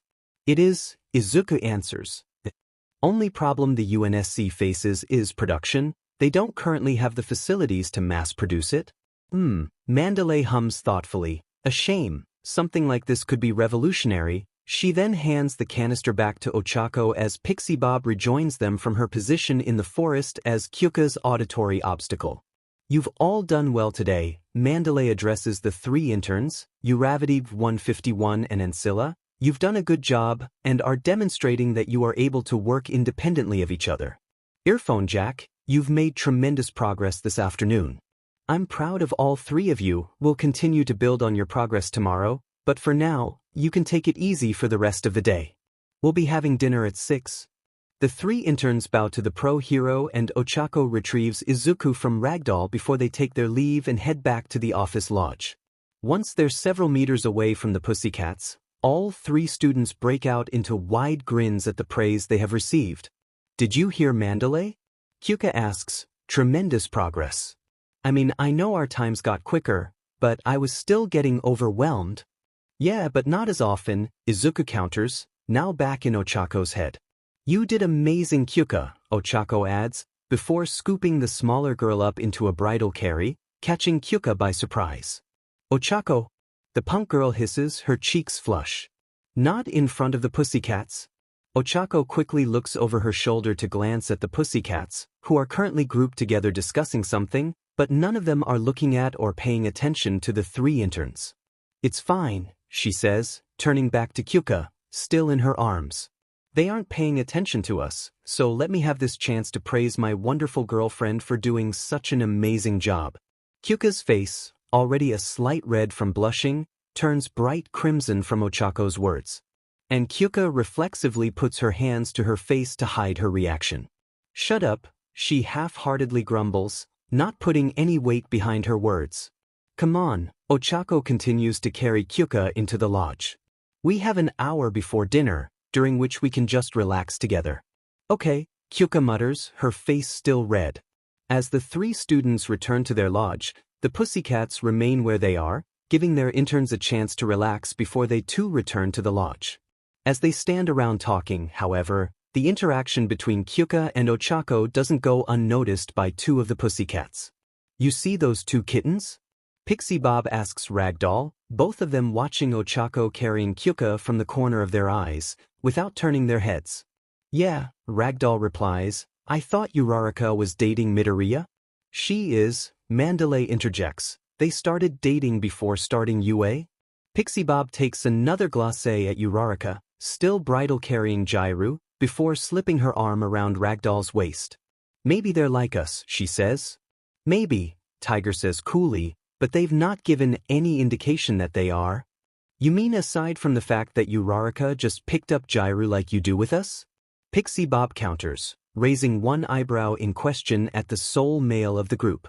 Still, Mandalay butts in, they haven't said anything about Kyuka being a part of their relationship, so as such, it would be rude and improper of us to comment or speculate about it. Besides, we're supposed to be keeping PDA to a minimum while they're around. It's fine, Shino, Ragdoll says reassuringly, they've gone back inside anyway. Mandalay turns around to look back at the lodge and sees that the interns have indeed gone back inside. She then turns back to her 3 partners and sighs. Fine, just remember that Gyru has enhanced hearing. Pixie Bob shrugs nonchalantly. Our rooms are on the far side of the lodge from theirs, is all she says, before taking Ragdoll by the hand and leading her back into the lodge. Mandalay pinches the bridge of her nose as 2 of her partners jog back to the lodge, while her third just gently embraces her in a large but soft hug. Why do I put up with them? Shino asks Yuara. Because you love them, the large man replies. Besides, they know the drill by now. We've kept our relationship private for this long. Yes, Mandalay initially agrees before countering, but it's one thing shutting down rumors from reporters, it's another thing trying to keep it hidden from a teen whose whole quirk gives her super hearing. I just worry that Tomoko and Ryuko are going to make a careless mistake in the heat of the moment. So long as they stay in their rooms, they should be fine, Yuara says. Now, how about you go and relax in the onsen while I prepare dinner? Mandalay lets out a sigh of exhaustion. Thanks, Ya, she says, giving him a light embrace on the cheek before the 2 pros slowly walk back to the lodge. Covenant Asylum Camp, Outer U Campus. Monday, May 3, 2219, 1655, JST. Similar to how the Sangaili had joined Hagakure for lunch earlier, after their training was done for the day, the Arbiter invites his invisible student to join him and his comrades in their quarters in a secluded part of the forest that formed the bulk of UA's land. Fortunately, the camp wasn't too far from Ground Beta, only a 10-minute walk. When Hagakure enters the camp for the first time, still wearing her full SPI armor, she is greeted with 3 buildings, similar to the dorms but painted crimson and ivory. In front of the building on her far left, Toru can see the bird-like Kigyar milling around outside, while the right-hand building has a group of the stocky Ungoi talking to each other. The Arbiter, the Major, and the Seneschal lead Toru to the central dorm building, which she assumes is the Sangaili quarters. As they approach the building, Toru notices that the 2 groups of Kigyar and Ungoi seem to be casting glares at each other and talking amongst themselves in their own languages. Although she couldn't understand their language, she could understand their tone. They weren't happy. Toru briefly fears that her presence here has upset the other former Covenant members. However, the Major must sense her fears, because she leans down to talk to Toru quietly. Do not worry, the Kigyar and Ungoi have a history of bad BLD, your presence is of no consequence to them. This is simply a natural consequence of the 2 species being confined in one location. Bad BLD? Hagakure replies, questioning. The Arbiter nods his head and lets out a grunt of affirmation. The Kigyar were members of the Covenant 800 years before the Ungoi. When the Ungoi were incorporated into the Covenant, they shared living quarters on high charity with the Kigyar, but the Ungoi birth rates meant that their population increased rapidly, forcing out many Kigyar nests. Eventually, some Kigyar retaliated by poisoning the Ungoi infusions. This would eventually lead to the Ungoi Rebellion, the 39th age of conflict. An uprising that ended in the glassing of the Ungoi homeworld, Balaho. No, Hagakure gasps, her armored hands reaching for her where her mouth would be in shock. I surprise the Ungoi don't resent the Covenant more. They have been conditioned into obedience over hundreds of years, the Seneschal replies. It was necessary for the sake of the Union. Before the Great Schism, it was the closest the Covenant came to collapse, the Arbiter adds. Whoa? Really? Hagakure turns back to look at the gathered group of Ungoi in their harnesses. Those guys almost destroyed the Covenant? The Arbiter nods again. Though they are not the most honorable or bravest of species, they fight well enough and can fight in large numbers. One of my predecessors, another Arbiter, was eventually called to quash the rebellion. He was the one to order the glassing of Balaho. The Arbiter then chuckles humorlessly, or rather, he will be the one to order the glassing. Hagakure tilts her head to one side in a gesture of confusion. What do you mean he? She trails off as she realizes what he means. Oh, is this one of those events that happened in the past in your timeline, but has yet to happen for us? The Arbiter gives his student a small smile with his mandibles. Very astute of you, learner Hagakure. You are indeed correct. From the perspective of your world, the Ungoi Rebellion will not happen for another 200 years. Beaming inside her helmet at the praise, Toru skips along as she follows her 3 Sangaili mentors into their quarters, where she notices 2 details. The first is that it was quite warm inside. Even though it was the start of May, the armored, invisible girl is hit with a wall of heat that she can feel even under her armor. Fortunately, like the Mjolnir tech suits, her armor was designed to self-regulate her temperature. The second thing she notices is that the other Sangaili are present and, more significantly, barely clothed. Wearing light sleeveless tunics and loincloths, with the exception of the miner, who is wearing only a loincloth, leaving the majority of his large, muscular frame exposed for the whole world to see. From Toru's perspective, it was an impressive sight. She'd seen Ochako naked in the changing rooms before, and while she gave any of the boys in the class a run for their money in terms of muscles, the Sangaili before her was akin to a marble statue of an ancient god or hero. Note to self, don't show Mina and Setsuna. Toru thinks to herself with a giggle, fully intending to show her suit's helmet cam footage to her friends later. The Sangaili go off to change out of their armors in their own rooms, and Toru briefly hesitates as she realizes that she doesn't have somewhere to change, till the major gestures for her to follow.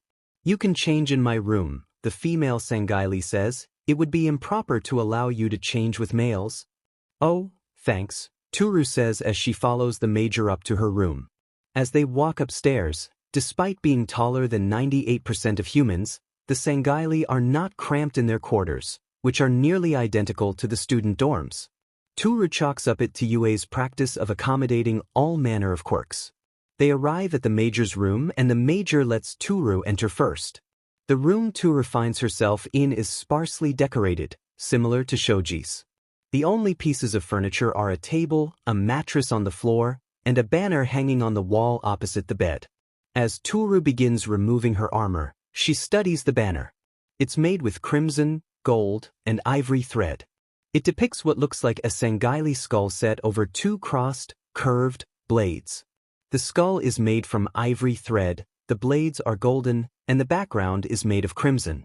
The Vadim family crest, Nock explains as she takes off her helmet before removing the rest of her armor.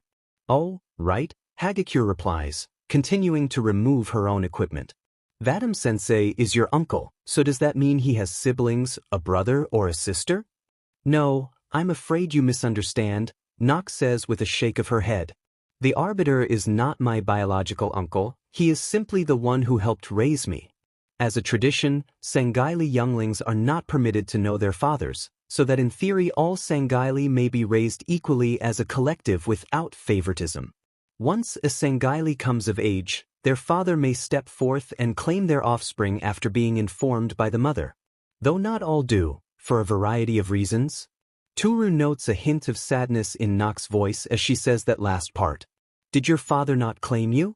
The teen asks, and Nock turns her head away, almost in shame. No, the Sangaili says after a few seconds, but that is hardly surprising, for what honorable Sangaili would wish to claim a daughter with such military ambitions? Vadim-sensei seems honorable enough, Toru points out, and it's clear he cares for you. Yes, he has been a good uncle, Nock admits, even marrying my mother at the start of our war with humanity. Toru frowns to herself. He married your mother? She asks. Is it not possible that he is your father then? Nock pauses midway through donning a loose tunic. It certainly wouldn't be impossible, she admits. He would have been a young adult, about to begin his military service. As a skilled warrior, he would have been expected to pass his genes on before he was at risk of being killed in combat, and he has no known younglings of his own. But Nock then shakes her head in denial. But no, if he were indeed my father, then why has he not claimed me? She then finishes changing into her civilian clothes. Toru had already finished changing into shorts, a t-shirt, and her various bangles and necklaces. I don't know, Toru replies as she waits for the taller alien woman, but he obviously cares and respects you, and that is all I need from him, Nock says with an air of finality. Now then, learner Hagakure, let us join my brothers downstairs. Okay, Hagakure replies as Nock opens the door for her, and the 2 ladies head downstairs to join the other Sangaili. WB Office, the Beast's Forest, Nagano Prefecture. Tuesday, May 4, 2219, 7:55, JST. The next morning, Ochako is sitting at the dining table in the Pussycat's kitchen, eating a breakfast of toast and jam in her armor, when Mandalay joins her, Tiger, and Izuku at the table with a mug of coffee. Uraraka, the brunette pro begins with a concerned tone in her voice. Did you actually sleep in that armor last night? Yup, Ochako replies, surprisingly wide awake. It wasn't too bad actually, I just sat up against a wall and slept upright. This armor's actually really comfortable to sleep in thanks to the padding. Well, you certainly seem fine. Mandalay trails off as she looks out of the corner of her eye at Tiger, sitting at the end of the table. Izuku was currently sitting on the screen of his pad, which was currently lying face up on the table just next to Ochako. He had been scrolling through the news as Ochako ate, but had paused when Mandalay had started talking. He's about to go back to checking the news when he gets a notification telling him that Momo is trying to video call him. It's Momo, he exclaims, seeing the notification. She's trying to call us, he explains to Ochako. Well, answer her then, Ochako urges. So, Izuku accepts the call, and he projects an A5 size screen showing Momo, currently sitting in an office, already wearing her new hero costume. Good morning, Momo waves at her boyfriend and girlfriend in greeting. Morning Momo, the Spartan and AI reply. How's the internship going? Momo asks. Great, Ochako replies. The Pussycats have already helped us improve a lot. What about you? Izuku asks. Fat Gum has been of great benefit, Momo beams. He's taught me much about being a food quirk hero on patrol. That's great, Izuku replies. I guess you made the right choice then. Momo nods. Indeed, also, as it turns out, Fat Gum already had a UA student working with him, one of our upperclassmen, Tamaki. Amajiki. Oh, that's good, Ochako smiles, glad her girlfriend isn't totally alone. What's he like? Momo purses her lips as she thinks before answering. He's quiet. He seems to be quite similar to Kuda in terms of personality, quiet and reserved. Though the few times he has spoken, he has demonstrated that he's a remarkable hero. Just really introverted. Momo and Izuku both nod in understanding, as Tiger and Mandalay sit and listen with interest to the conversation going on. As Momo finishes speaking, she notices for the first time that only 2 of her 3 partners are present, something she decides to ask about. By the way, where is Kyuka? I don't see her with you. I don't know, Ochako replies hesitantly, looking around the room, before looking back at Momo. I haven't seen her since last night. Perhaps she didn't sleep well? Momo speculates. I didn't. Kyuka's voice growls from the entrance to the dining room/kitchen area. Everyone in the room looks across to see Kyuka, standing in a tank top and shorts, with dark rings under her eyes, and a tired expression on her face. She trudges into the dining area and slumps herself onto the bench Ochako is sitting on. Mandalay decides to grab a cup of coffee for the purple-haired girl and sets it down in front of her as Momo speaks again. Are you all right, Kyuka? Momo asks, her concern obvious. Kyuka initially just grumbles, till Ragdoll and Pixie Bob enter the kitchen in their own pajamas, looking slightly tired, but largely cheerful, which annoys Kyuka to no end. So, she decides to expose her unintentional nighttime tormentors. Thanks to the love cats over their dash, she jabs one of her jacks in the direction of Ragdoll and Pixie Bob. I got less than 4 hours of sleep last night. Immediately all eyes in the room focus on the green and blonde-haired pros, who both freeze like deer in headlights. What? Pixie Bob asks, slightly confused and worried. A word to the wise, Kyuka says sardonically. If you plan on having adult fun in the same building as someone with enhanced hearing, either soundproof your walls or use a GG. Immediately both Ragdoll and Pixie Bob go beet red with embarrassment as they realize that their nocturnal activities have been discovered, while Momo, Ochako, and Izuku also go bright red as they realize what Kyuka is implying. The only ones not blushing with embarrassment are Kyuka, Mandalay, and Tiger, who all glare at the 2 pussycats currently standing before them. Pixie Bob and Ragdoll see the glares their other 2 partners are giving and immediately panic. Shino, I swear, we stayed in our room all night. Pixie Bob hastily tries to defend herself and Ragdoll. Honest, Ragdoll adds. We locked the door and everything, we didn't think she'd hear. Neither did my parents at one point. Kyuka retorts before shuddering slightly at that particular memory. Did I not warn you two yesterday about being discreet while we had the interns staying here? Mandalay lectures, using her mom voice. Yes, but Pixie Bob tries to reply, but a glare from Mandalay shuts her up. We'll finish discussing this later, Tiger says. Just know that we are both disappointed in the two of you. The buff man's words are the final nail in the coffin for Pixie Bob and Ragdoll, and they both instantly deflate, their earlier good mood gone completely. Dejectedly, the blonde and green-haired pros grab mugs of coffee and sit at the table with the others. By now, Izuku had had enough time to recover from Kyuka's initial words and instead was figuring out the wider implications of this whole incident. Wait, so, are you two dating? Izuku asks the two pussycats, and they both look at each other uncertainly before looking at Mandalay and Tiger. Pixie Bob then takes out her phone and sends a text. A second later, the other three pussycats take out their phones and begin texting as well. Glitter. For online. Pete's BOB69. Should we tell them? Pete BOB69. They already know we're together, and after what we saw yesterday with Uraraka and Jairu, they might be more understanding than most. Shino, that is still only an assumption, hardly proof of a relationship. Green Kitty, true, but we know that they can keep a secret. At least Uraraka and Midoriya can, with all their classified stuff going on. Tiger King, which I'm still not comfortable with. Why are kids involved with such classified projects? Tiger King, but Tomoko has a point, they do seem capable of keeping a secret.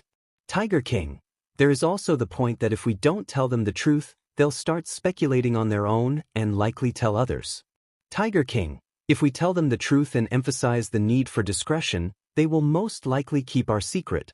PBOB69 at Tiger King figures you would be the most sensible one. Shino, very well, we'll tell them, not that I would have liked to, but at PBOB69 and at Green Kitty kind of forced our hand here. Pete's BOB69, sorry. Green Kitty, sorry Shino. After a minute or so of typing, all four of the pussycats put down their phones, and Mandalay sighs. Before we say anything more, I want it made explicitly clear that what we're about to tell you is not to be repeated to anyone, especially not the press. Understood? All four students replied with a solemn, yes ma'am, though Izuku was obviously hiding his excitement of what was about to come.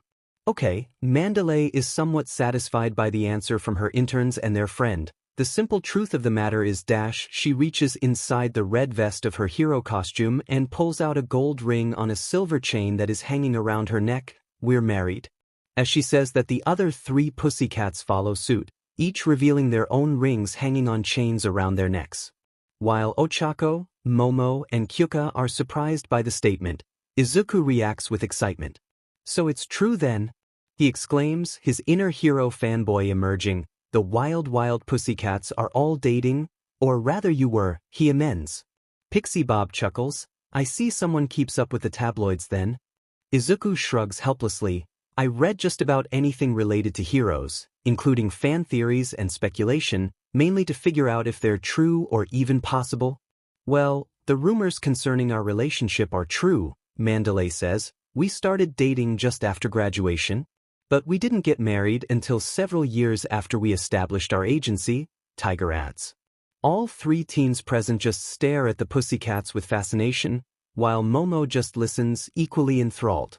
So, you guys are polyamorous as well? Izuku exclaims excitedly, not realizing what exactly he's saying. The four pussycats initially nod in reply to Izuku's question, until the full implication of the teen construct's words hit them and they slowly turn to look at him curiously. As well? Mandalay repeats. Izuku hums in reply, not fully understanding the hero's meaning. You said, you guys are polyamorous as well? Pixie Bob quotes Izuku's words back to him, and suddenly all four teens go wide-eyed with dawning horror. Oh, actually, Izuku tries to backpedal but it's too late. I knew it. Pixie Bob fist pumps the air. There was no way you two were just friends after the way Uraraka picked up Jairu yesterday. See, I told you they were watching. Kyuka hisses to Ochako. Sorry, Ochako mumbles, rubbing the back of her head apologetically. Oh, cut her some slack. Pixie Bob chastises Kyuka. You two looked cute with her carrying you away yesterday. Kyuka's expression softens slightly as she blushes at the comment. What's she talking about? Momo asks, confused. Akin decided to bridal carry Kyuka yesterday for doing so well in our training, Izuku explains. Oh, Momo replies before muttering to herself, lucky. I can always give you the same treatment when we get back, Ochako says in response to Momo's comment. Oh. Momo is startled. She hadn't intended for Ochako to hear her small moment of jealousy. I'd like that, she says with a slight blush.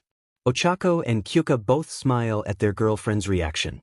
So let me see if I understand this correctly, Mandalay chimes back in. All four of you, including the girl interning with Fat Gum, are dating? More or less, Izuku answers. It's a bit more complicated than that, as me and Kyuka aren't dating, we're just friends, but otherwise, yes. Mandalay slowly nods in understanding. Well, if you kittens need any help or advice for how to make a polyamorous relationship work, feel free to ask us anything, says Ragdoll. But that will have to wait for later, Tiger butts in. For now we need to make a decision considering this morning's training. I guess that's my cue to go, says Momo. I'll talk to you three later. The three other students all give their farewells to Momo before Izuku terminates the call and they all turn to look at Tiger. So, what do you mean we need to make a decision? Ochako asks. Simply put, Gyro is in no fit state to train, Tiger explains, and Ochako looks back at Kyuka. Despite having gone through an entire mug of coffee, the punk teen still looked worse for wear, the dark rings under her eyes still visible. And given that her condition is the fault of two of our team members both Ragdoll and Pixie Bob cringe as he says that, it would be unfair to force Gyro to train like this. As such, Gyro, you may catch up on your lost sleep for the rest of the morning in one of our rooms. I suggest you sleep in either mine or Mandalay's room. I feel fine. Kyuka waves one hand in the air dismissively, just a few more cups of coffee and I'll be wide awake. Kyuka, I think you should listen to him, Izuku says with concern. You may feel fine, but you certainly don't look fine, and a lack of sleep can reduce brain functions and weaken your immune system. Besides, I'm sure after you have fully slept, we'll be continuing with our normal training after lunch. That is correct, Tiger affirms. Kyuka hesitates for a few seconds more. I will carry you to the bed if I have to, Ochako threatens, and honestly, for Kyuka, having Ochako carry her again like yesterday is more of an incentive than a threat. But it's enough to make the point stick. Okay, she says reluctantly, I'll go back to sleep. But you will wake by lunchtime? Promise, Ochako crosses her heart, I'll even drag you out if I have to. Is that a promise? Kyuka replies with a smirk as she gets up from the table and leaves the dining area. Once their classmate and romantic partner is gone, Izuku and Ochako turn back to Tiger. So, what are we going to be doing this morning instead then? Ochako asks. Well, you Ravity, will be sparring, Tiger explains. It'll be part of your training to get you used to fighting without Midoriya. You two fight well together, but I want to see how well you fight as an individual. He then turns his head to address Ragdoll and Pixie Bob, and you two will be helping me. The blonde and green-haired women both gulped nervously. They had seen Uraraka during the sports festival, lifting robots, punching glaciers, and carrying 4 of her classmates at once. There was no doubt in their minds that she could hit strong and fast. This was going to be a long morning. Half an hour later, Mandalay is standing outside the Pussycat's office in the clearing it sat in, holding Izuku's pad, watching Ochako sparring with Tiger. It's a fairly even match.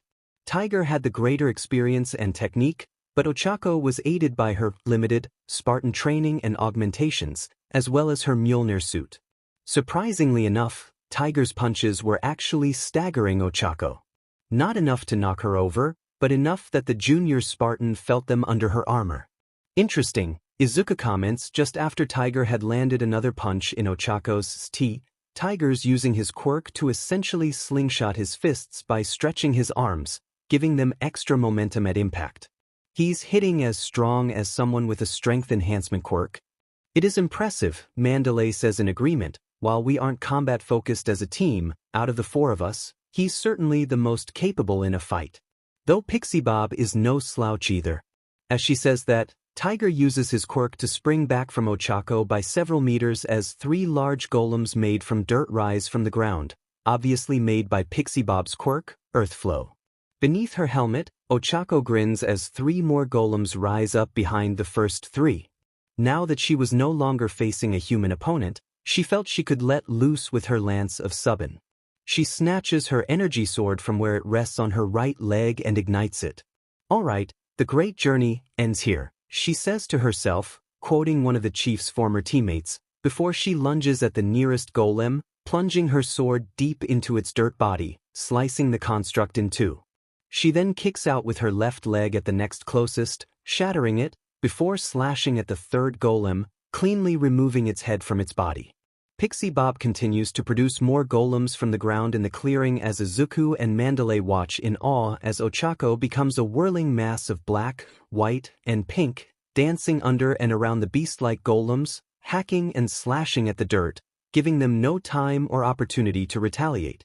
"What is that?" Ragdoll asks as she joins her team leader and their digital intern. "What specifically?" Izuku asks, seeking clarification. "That weapon she's using," Ragdoll clarifies before adding, quite skillfully as well. "Oh, that's a special blade made of plasma," Izuku replies. "It was a gift from one of our mentors for getting into UA." Ragdoll nods her head in understanding.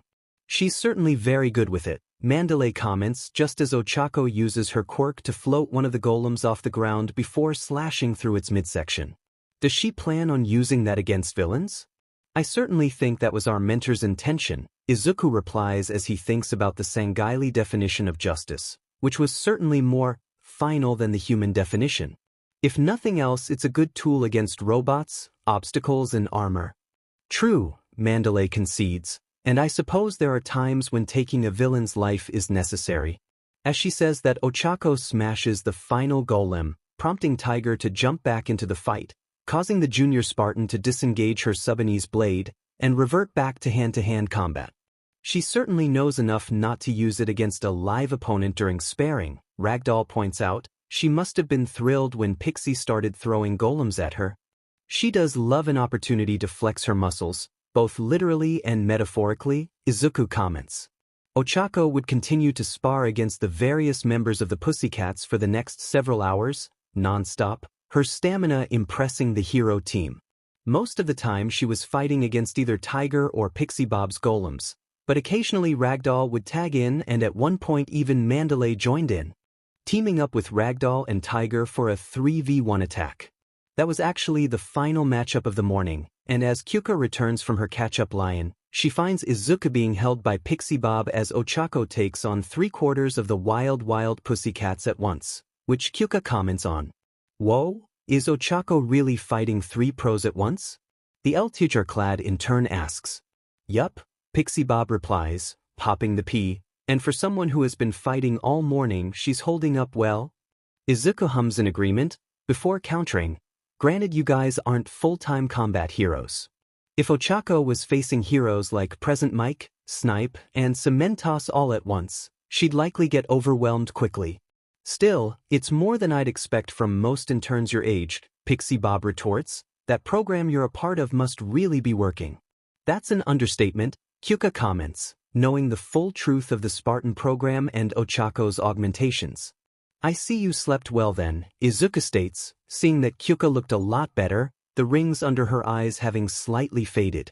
"Yeah," Kyuka rubs the back of her head absent-mindedly. "Remind me to thank Tiger later." Izuku looks fondly at his friend before a loud, dull thump of something heavy hitting the ground fills the air. Izuku looks back towards where Ochako had been sparring with the Pussycats and finds that his girlfriend has been knocked to the ground. "Ochako!" Both Izuku and Kyuka call out. Barely thinking, Kyuka snatches Izuku from Pixie Bob's hands and runs over to where the prone suit of black and white Mjolnir is lying. "Akin, are you okay?" Izuku asks once they're near. He'd never seen Ochako go down that strong before. "Yeah, I'm fine," Ochako groans, audibly winded. "The Pussycats hit me with a 1-2-3 combo. Barely had time to react. And yet still all we could do was knock you down," Mandalay comments as Tiger holds out a hand to help Ochako up. "That combo would usually send an opponent flying across the clearing." Ochako takes Tiger's proffered hand and uses it to lift herself up off the ground. Thanks, she says to the male pussycat once she's upright. She then notices that Kyuka is back. Kyuka, you're awake again? Sleep better? Kyuka nods her head in response. Good, Mandalay says, seeing that their third intern was better. I suppose now would be a good time to take a break, and then after lunch, we can resume your rescue training. That suggestion is met with approval from all 3 interns. Esuha City, Kyoto Prefecture. Tuesday, May 4, 2219, 12:20 JST. Momo was out with Fat Gum and Sun Eater on the streets of downtown Esuha City, performing their lunchtime patrol. They were currently stopped at one of the many street vendors selling to local businessmen and office workers. This particular vendor was selling menchi katsu, a sort of deep-fried, battered beef patty that Momo was especially enjoying due to the generous amount of fats it contained that would be useful for both her and Fat Gum. However, the hero's break is interrupted by a sudden commotion towards the back of the queue waiting to be served by the vendor. All 3 of the heroes look towards the source of the commotion and see a man break free from the gathering crowd, running full tilt down the street. It's at that point they hear someone cry out, "Help, thief, that man stole my wallet." Immediately, Momo crams the last of her food into her mouth in a most undignified manner, but appearances don't matter now. She has a criminal to catch. She takes off after the pickpocket, pushing her way through the crowd as Fat Gum calls after her. Faber, you have my full authority to use your quirk. Sun Eater will be right behind you. Momo throws a hand up in the air to wave in acknowledgement, just before she breaks free of the throng and takes off down the street in the direction she saw the criminal run. Fortunately, the pickpocket didn't have as much of a head start as he would have hoped, and Momo catches up just in time to see him duck into a side alley. She follows him into the alley, and just as she enters the side street, the criminal looks over his shoulder and scowls. Great a hero, just my luck I choose to rob the one vendor currently serving Fat Butt? That's Fat Gum, Momo corrects, not appreciating the insult towards her current mentor. Oh yeah, the criminal retorts, stopping in the middle of the alley to turn and face Momo. See if I care. He then throws up his hand and several porcupine quills come flying out of his coat sleeve at Momo. Instinctively Momo throws up her arms to shield herself, activating the Kigyar Point Defense Gauntlet on her left arm as she does so. The quills slam into the plasma shield, either shattering or falling harmlessly to the ground. The criminal takes a half step back, annoyed that his gamble had failed. Now that the chase had ceased, Momo could get a better look at the would-be pickpocket. He's wearing a large, dirt-brown overcoat despite it being May, tattered jeans, and old sneakers. He clearly wasn't well off. But his most standout feature to Momo was his mutation. She could clearly see that, beneath his coat, the man had a porcupine mutation quirk, which covered him from head to toe in porcupine spine. Surrender now, and we can end this peacefully, Momo calls out to the man, who just sneers. Yeah, right, that's what the last cop who arrested me said, right before he and his buddies beat the CRP out of me, just because he pricked himself on one of my quills while he put the H&DFFS on me. Momo is horrified by the man's words. They beat you after they arrested you? She asks, unintentionally lowering her guard, which is precisely what the man wanted. No, but thanks for falling for it anyway. He laughs as he shoots several more quills at Momo. Caught off guard this time, Momo is slow to raise her shield, causing several quills to embed in her upper arm. Fortunately, her lowered shield still protects her midriff. The pain in her left arm causes Momo to flinch and lose concentration on the pistol she was going to make. She restarts the process of using her quirk again, but before she can produce the weapon, several octopus tentacles extend past from behind her and wrap themselves around the criminal. Momo instantly turns to see where the tentacles came from and sees Sun Eater, Tamaki Amajiki, standing behind her, one arm outstretched, but where his hand should be, several tentacles are reaching out. Thank you, Sun Eater, Momo sighs with relief. Sun Eater replies with a slight nod of his head as he retracts his tentacles, reeling the would-be pickpocket in towards him. As the quilled man passes Momo, she takes the opportunity to relieve the man of the wallet he stole. With both their suspect and his loot secured, the 2 interns exit the alleyway to find Fat Gum and 2 police officers waiting for them. Good job, The BGMI hero beams at them. I expected nothing less from the two of you. Thank you. Momo bows slightly, flinching as she does as the quills embedded in her upper arm shift slightly, causing her pain. You're hurt? Fatgum exclaims, seeing Momo's involuntary reaction. Yeah, he managed to catch me off guard with a tale about how he was brutalized by the police, Momo explains, but it was a lie to distract me, and I paid for my mistake. We need to get you a hospital now. Come on. As Fatgum says that, he scoops Momo off her feet and begins running down the street, leaving Sun Eater to hand over the pickpocket to the police. Why did he have to leave? Groans as he pulls down the hood of his cloak to hide his face from the police officers. Ground Omega, Outer Y Campus, Y High. Tuesday, May 4, 2219, 1544, JST. In the middle of the fenced-off forest that was UA's training ground Omega is a rocky hill. And on top of that hill were 3 Kigyar. One of them is a Rudian Kigyar, the most commonly found subspecies within the Covenant. It's currently wearing purple armor and wielding a UNSC battle rifle. The other 2 Kigyar are of the rarer and larger Tveoan subspecies, both equipped with M7 SMGs. One of the Tveoans is wearing purple armor, signifying that he's a skirmisher miner, while the other Tveoan is a female wearing orange armor with red plumage, as well as dual skirmisher point defense gauntlets, indicative of her rank as a skirmisher Murmillo. Pictured, left, Rudian Kigyar, right, Tveoan Kigyar. Fan, the skirmisher miner, Kuinyath, calls out to his leader, gaining her attention in their native tongue. Why must we lower ourselves to playing these games with the human chick, especially with such primitive weapons? He holds out his SMG to emphasize his point. Because the Sanghaili have ordered it, the Murmillo nor Fawn replies, still speaking Tveoan, and it is better than grunt work they had us doing previously. I don't mind the grunt work, Kuin replies, at least I'm doing something, not standing around, waiting for one of our nests to shoot an unarmed human. Nor lets out a grunt of slight agreement. She could understand that sentiment. Standing around waiting was not in her nature. There was no money to be made by standing around. At least by working amongst the human school's junk and scrap, they could make coin.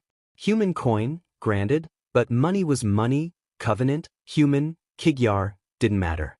That was why she and her flock had been pirates, till a Covenant patrol had caught them and, mercifully, sentenced them to the recompense lance. Though in the long term, it seemed that their sentence had been a blessing in disguise, for here she now was, on a human world, free from the Covenant, and in the presence of the most appealing creature she had ever witnessed. When Nor and her flock had been deployed, on the Silent Shadow's orders, to attack the human children, never could she imagine that one of them would not only bear a resemblance to her own species but would be host to a Kigyar made of shadow, whose strength in the darkness shadowed that of even the mightiest Mgalekalo, Jiralhani, or demon. Not only had the Shadow Queen been strong, but she had been appealing. Skin as black as the night and eyes burning bright as suns. As soon as Nor and her compatriots bore witness to the Shadow Queen devastating their human allies, the so-called League of Villains, they knew where their allegiance lay. Not with the Human League, nor with the Covenant. Instead, they would follow this Queen of Darkness to the Great Journey and beyond. Alas, that would not be the case. Less than an hour after pledging their loyalty to Dark Shadow and her human consort, Fumikage Tokoyami, they had been unwillingly separated from their new queen, under the threat of force, by both the Sanghaili Major and the human heroes. And had been forbidden, under protest, from disturbing Dark Shadow and her human on account of their presence would disrupt the human's learning. Nor had scoffed at that at the time. The human was a male, what need did he have for an education? He served at the pleasure of the queen, nothing more.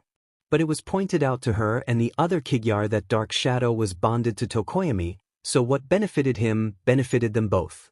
In the end, the Kigyar had reluctantly agreed to keep their distance with the promise that after some time had passed, both the humans and the Sanghaili would reconsider allowing the Kigyar limited access to Dark Shadow and her human if the Kigyar behaved. Which is how the entire Kigyar contingent of the Recompense Lance found themselves being ordered by the Major to assist in their human students' training.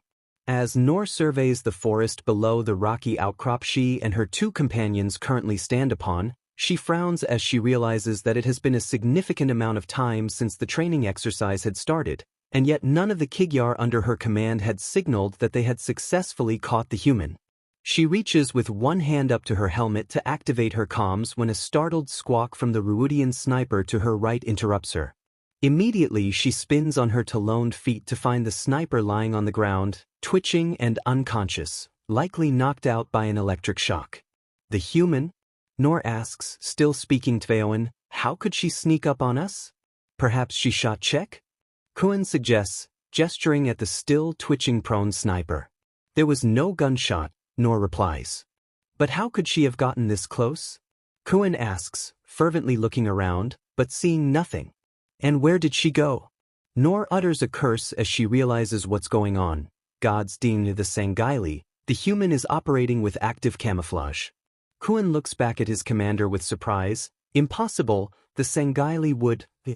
Nor watches as Kuan suddenly spasms and convulses, dropping his weapon, before he too collapses to the ground, unconscious. Show yourself human. Nor cries out in the human language known as English. Hi, an overly cheerful voice calls out in greeting from behind Nor, and Nor turns around and sees nothing. Wrong direction, silly, the voice calls out again, this time to Nor's left, and without thinking, Nor turns and lets loose with her S&D, spraying the rocks around her, but again, nothing. Missed, the voice calls again, and by now Nor has no idea where the voice is coming from.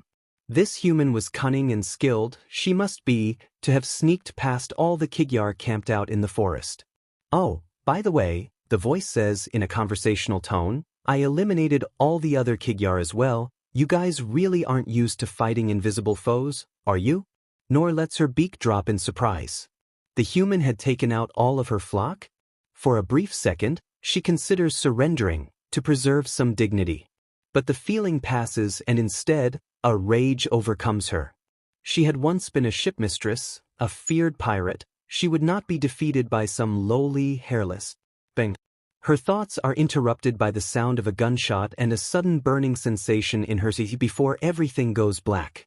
Seeing the last Kigyar fall unconscious, Tura finally deactivates the photoreactive panels on her armor, revealing herself wielding an M6 Magnum that she'd scavenged off one of the first jackals she'd killed. As soon as Turu reveals herself, the Arbiter contacts her over comms. Well done, learner Hagakure. He says, return to the entrance gate and I will debrief you. Yay! Turu squeals to herself, before skipping down the side of the rocky hill away from the twitching bodies of the three Kigyar. Several minutes later Turu arrives, still skipping at the main entrance to Ground Omega, where the Arbiter is waiting alongside the Major. Welcome back, youngling, the Arbiter nods in greeting, you were successful in your mission. Thank you, Turu replies cheerfully as she removes her helmet. You have clearly taken on board our lessons, the Major comments. You took your time, isolated your targets before eliminating them, picking off the pack one at a time. Very well done. Though I must criticize your taunting of the Murmillo at the end, the Arbiter chides Turu. Such humiliation is not honorable, and there is nothing to be gained from it. The longer you let an opponent stand, is more time for them to find you and retaliate. If you intend to strike an opponent, you must be swift about it. Let them die with dignity. Yes, sensei, Turu bows to her mentor. With his brief criticism finished, the Arbiter relaxes slightly. But as I said before, well done, Prism. Turu gasps, you used my hero name. She exclaims. You have earned it, the Arbiter replies. To the Sangaili, an individual's titles are a measure of who they are, what they have achieved, who they are to those around them. You are the hero Prism, that is your title. Wear it with pride. Yes, sensei, Turu bows again, this time a little deeper than before, and with gratitude. Unseen by the invisible girl, the Arbiter smiles slightly. Since he had begun teaching at UA, he had slowly been getting used to being referred to by the title of sensei. It had felt unnatural to him at first, but over time, he had come to hold the title with reverence. It was a title of respect and wisdom. The human younglings looked up to him for guidance and tutelage.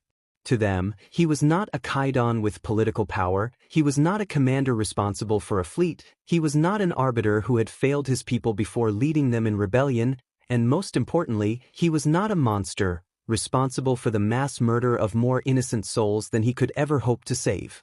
Fel knew that he would go to his grave with that burden on his shoulders. But hearing the joy in Hagecure's voice at being recognized, perhaps if he could help these younglings, and others like them, perhaps that burden might be slightly lighter when he eventually embarks on the great journey.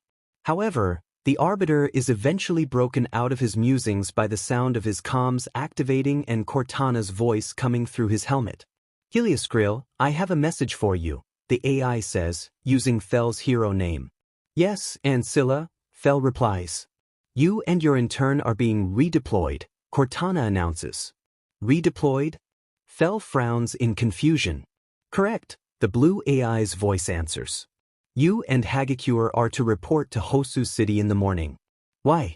Is all the Arbiter asks. WB Office, the Beasts Forest, Nagano Prefecture. Tuesday, May 4, 2219, 1812, JST. The hero killer? Pixie Bob exclaims after Mandalay finishes reading out a message she'd received. Endeavor wants our help hunting the hero killer. Mandalay nods as she quickly rereads the email. More accurately, he wants me and Tomoko in Hosu to help run the logistics of the manhunt. The Pussycats and their interns are currently sitting at the dinner table in the lodge's dining area, Koda having taken his dinner back to his room. Well, I guess that means we don't have to worry about looking after Koda, Tiger says. If he's only requesting you two, then me and Pixie Bob can stay behind and look after Koda and the interns. Mandalay nods in agreement with Tiger, but Izuku has other ideas. Can't you take us with you? He asks, earning himself looks of surprise from both Uraraka and Kyuka, as well as the Pussycats. You want us to take 3 interns on a manhunt for a killer known to specifically target heroes? Mandalay asks, giving Izuku the most skeptical look he'd seen in a while. I'm with Mandalay on this one, Green. Kyuka chimes in, I mean, Ochako might be fine, but me? What am I going to do about the hero killer? The hero killer's not my main concern, Izuku replies. Ida is? Ida? Ochako looks at her boyfriend curiously, not sure what his logic is. What about him? He's interning with the hero manual, Izuku explains. Realization dawns on the faces of the 4 Pussycats, while the 2 female students remain confused. You're worried because your friend is interning in the same city as the hero killer, Mandalay surmises, and Izuku pulls an uncertain expression on his face. There's more, Izuku says hesitantly, and this time Ochako finally gets what Izuku is getting at. Hosu is where Ida's brother was attacked, wasn't it? She remembers, and Izuku nods in confirmation. Wait, brother? Pixie Bob says, as in Ingenium? Your friend is one of those Idas? Izuku, Ochako, and Kyuka all nod, and looks of growing worry appear on the faces of the 4 Pussycats. Okay, now I can see why you want to be there for your friend, says Ragdoll. Do you think he'd actually do something like that? Izuku and Ochako shrug. I don't think so, Ochako says. Ida's usually such a stickler for the rules, but he also really adores his brother, Izuku worries. Look, I know you guys are close friends with him, Kyuka chimes in, but come on, the guy's way too stiff to go off the track like that. I mean, he lectures us for just sitting on the tables. Do you really think he'd be capable of revenge? No, I guess not, Ochako admits. It would seem very unlike him. But grief can make people act differently, Mandalay says softly, grabbing the 3 teens' attention. We've seen the most hardened, apathetic people reduced to tears, and loving, caring people become rage-filled monsters over the loss of a loved one. I know Ingenium survived his injuries, but he was still dealt a strong blow. The brunette leader of the Pussycats takes a deep breath in before letting it out with a sigh before she comes to a decision. If the others approve, she says, looking at her partners sitting around the dining table, I would be willing to bring you 3 to Hosu with us so that you can be there for your friend, as well as get experience operating in the field. The 3 interns all look at the other 3 Pussycats, and one by one, they all give nods of assent. Instantly the 3 teens react, Ochako and Izuku react with visible excitement, while Kyuka is a little more muted in her reaction. Given that we've been called in to provide logistical support, Mandalay adds, we should hopefully be off the streets, meaning you won't be in immediate danger. But you have to do exactly what we tell you at all times, understood? The three interns nod their understanding before Ochako realizes something. I guess I better call you for a pickup then, she says, earning looks of confusion from the pussycats, so she explains. Well, I'm assuming your car won't be able to fit me. The four pro heroes sheepishly realize the truth of that statement, having not previously considered the practicality of fitting the large student into a car that just about managed to fit Tiger. WB Office, The Beast's Forest, Nagano Prefecture. Wednesday, May 4, 2219, 8:03 JST. The next morning after breakfast, Mandalay, Ragdoll, and their three interns gather in the clearing outside the Pussycat's office. A few minutes later they hear the roar of a UNSC Pelican's engines, just before the familiar green dropship appears over the forest, eventually stopping over the clearing. Once over the large space of clear grass, the aircraft slowly descends till it's hovering only a foot off the ground. Once it's a foot off the ground, the Pelican doesn't deploy its landing gear. Instead, the rear hatch opens, inviting the heroes and their interns to board. Ochako is the first to react, hopping aboard the hovering transport. Having done it several times before, she was familiar with the action. Kyuka is the next to follow her, before the two heroes follow suit, climbing nimbly into the aircraft before sitting in the jump seats opposite their two physical interns, who are sat on the port side. Once they are all on board, the rear hatch closes up as the Pelican climbs back over the trees before setting off again. Once they're in the air, Ochako addresses the pilot, who she assumes is Isaac again. "No, Jorge?" she calls out. "Afraid not," Isaac calls back from the cockpit. Chief didn't think it was necessary this time, as it's only a simple drop-off. Ochako nods in understanding, while Jairu asks her own question. "So, where are we headed?" "Cortana said to take you to the Team I Dayton headquarters. She said it's where Endeavor is operating out of while in Hosu. Helioscrill and Prism will be meeting you there." "Wait, Hagakure and Vadam-sensei are going to Hosu as well?" Izuku asks over comms. "Yes, sir," Isaac replies. "He received a request just as the Pussycats did." "So why aren't they here with us?" Ochako asks, looking around Pelican, noticing that the Arbiter and Hagakure are absent. "Because I had to come inland to pick you up. It was quicker if they took the train to Hosu." All three interns' eyes go wide upon hearing that, though with Ochako and Izuku inside Mjolnir, only Kyuka's reaction is visible. "Vadam-sensei is using the train?" Kyuka says slowly before turning to Ochako. "Does he even know how?" Mandalay and Ragdoll both frown at the question. Surely their teacher was a fully grown adult, so why was him using the train potentially an issue? Was it a size problem? "I doubt that will be an issue," Izuku replies. "He has Hagakure with him, she should be able to help. I'm honestly more concerned about how he'll interact with the public. He hasn't had much exposure outside of UA since he arrived here." Again, Mandalay and Ragdoll frown in confusion. This time, Mandalay voices her concerns. "This Helioscrill, he's a teacher at UA. I assume?" she asks, and both Ochako and Kyuka nod. "Which means he himself is a hero, so how does he have such little exposure to the public?"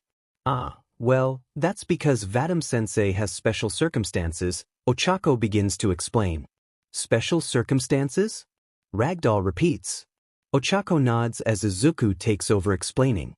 "Vadam-sensei is something of an asylum seeker in Japan, which is technically true, and he wanted to teach at UA, so he needed to be a hero. That's the only reason he has a hero license. It's so he can teach?" "Does that mean this is his first mission?" Ragdoll asks. "Depends if you count responding to the USJ attack," Kyuka deadpants. "Oh," Ragdoll deflates slightly, allowing Mandalay to ask her own question. "So, where does Helioscrill come from then, if he's an asylum seeker?" she asks. Before any of the three students can reply, Isaac cuts in from the front. "I'm afraid that's classified, ma'am," he says. "Need to know only." "And our interns know?" Mandalay looks towards the cockpit incredulously. "Yes, ma'am," Isaac replies. "Can I ask why?" "Afraid not," Isaac replies. That effectively shuts down the conversation, leaving Mandalay and Ragdoll thoroughly dissatisfied. Tiger had been right yesterday. It was suspicious that kids were mixed with such classified stuff. Takedo Shinkansen train, headed to Tokyo via Wednesday, May 4, 2219, 9:04 JST. Taking the train to Hosu was an interesting experience for Thel Vadam and his intern Toru Hagakure. For a variety of reasons. Getting on the train itself hadn't been too bad, as the doors were large enough to accommodate the Sangaili leader. The chairs, however, were not. So the arbiter had to content himself with standing for the entire journey, while Hagakure sat down, in her full armor. Which was the second thing that made their journey interesting. For obvious reasons, the sight of an 8-foot lizard man in ornate, silvery, armor and a 5-foot-something tall suit of green futuristic armor drew some attention. Not all the attention in their carriage, but they were definitely noticed. One person in particular was staring keenly at the hero and his intern, a young boy with an obvious lizard mutation quirk. A real one though, not the one used as Thel's cover. After spending what must have been 40 minutes watching the pair, the boy eventually approaches the arbiter. Noticing the boy's approach, the arbiter addresses him. "Can I help you, youngling?"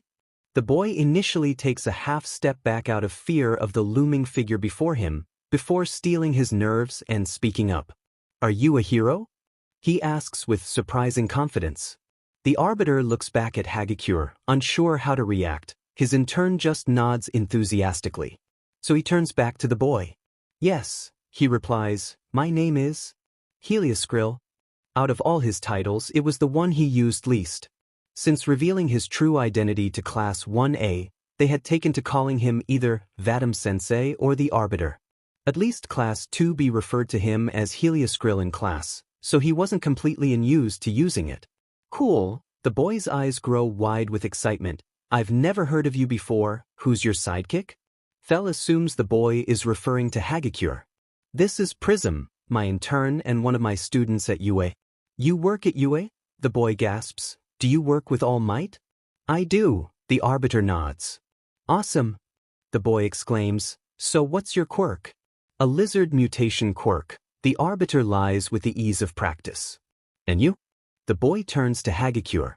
"See for yourself," Hagakure replies as she takes off her helmet to reveal nothing underneath. The boy is initially confused till he puts the pieces together.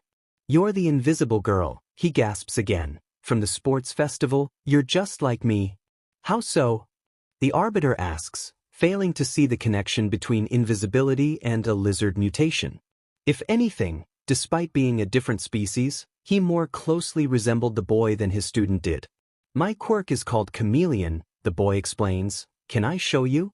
The arbiter gestures for the boy to go ahead, so he climbs up onto the seat next to Hagakure and lies down on it. A second later, the boy's scaly skin begins to shift in color till it matches the seat beneath him.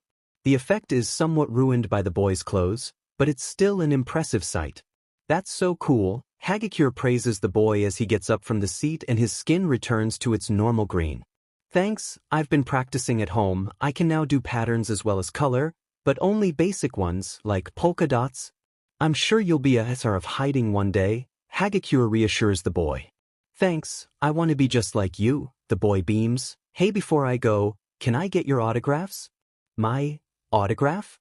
The arbiter looks at the boy with a quizzical expression. "Yeah," Hagakure answers as she puts her helmet back on. "Your signature?" "Oh," the Sangaili leader says dumbly as the boy holds out a notebook and pen. Certainly, youngling." The arbiter takes the notebook and pen and rather clumsily writes his name. The pen and paper were far more primitive instruments than he was used to in the Covenant. Even at UA, he had gotten away with working on a human tablet. Not to mention that gripping the human pen in his large, Sangaili hands was awkward. However, the quality of his signature doesn't seem to matter as the chameleon boy looks at it with wonder before passing the notebook to Hagakure, who quickly adds her own signature, followed by a smiley face. Now ecstatic about having received signatures from both a teacher and a student of UA, the bow gives his thanks to the pair before heading back to his. Hagakure chuckles. "Congrats on meeting your first fan. Well, outside of our class, that is," she amends, before seeing the uncertain look on the arbiter's face. "Is everything all right, sir?" "I am simply unused to such adoration from someone so young, especially just for being myself, not for anything I've done," the arbiter replies slowly. "I have been commended, and praised for my victories in battle, for my strategies. But I was never what you would call a celebrity. Oh, you're not used to being in the spotlight? Hagakure asks. Certainly not like this, the arbiter replies. It feels unearned. Good thing we're going to be earning it in Hosu, Hagakure says, still chipper. I only hope the challenge will be worthwhile, the arbiter laments.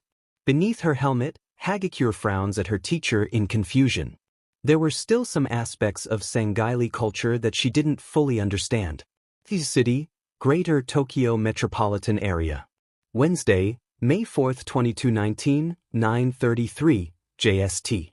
About 90 minutes after they depart from the Wild Wild Pussycats Lodge, the Pelican carrying the 3 UA students and their mentors enters Hosu airspace. From behind Isaac's seat in the cockpit, Ochako watches as the green mountain forests turn into a forest of concrete and glass. It isn't long after that they spot the Team I Dayton headquarters off in the distance. There's a helipad on top of the building, and as they approach it, a man steps out of the elevator leading to the roof. Isaac lands the Pelican on the helipad with the rear hatch facing the elevator so that when the 2 pussycats and their 3 interns disembark from their transport, they come face to face with the man, who they can see is a middle-aged Japanese man wearing a back suit and glasses, with 2 remarkable things about him. The first is that he has several exhaust pipes sticking out the back of his shoulders, almost like wings. The second is that he bears a passing similarity in opinion to Ida. Izuku instantly puts 2 and 2 together. Greetings, the man bows to the new arrivals. I'm Dash. Merlin. Izuku blurts out excitedly, the previous hero in charge of Team I Dayton, before Ingenium. Mandalay turns to glare at Ochako. Given that she could not glare directly at Izuku, this was the next best thing.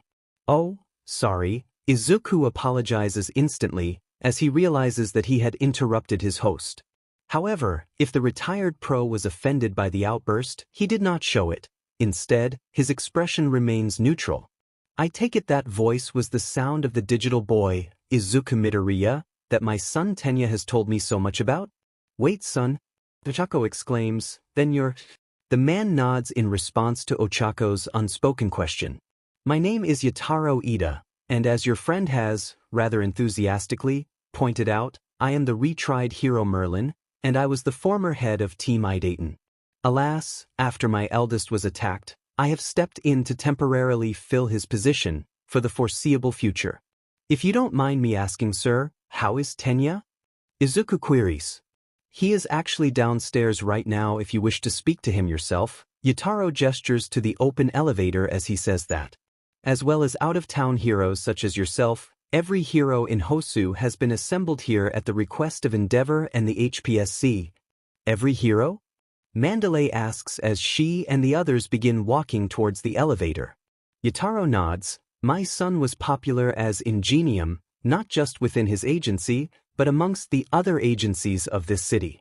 If a hero was in trouble, they could always depend on him to show up within minutes.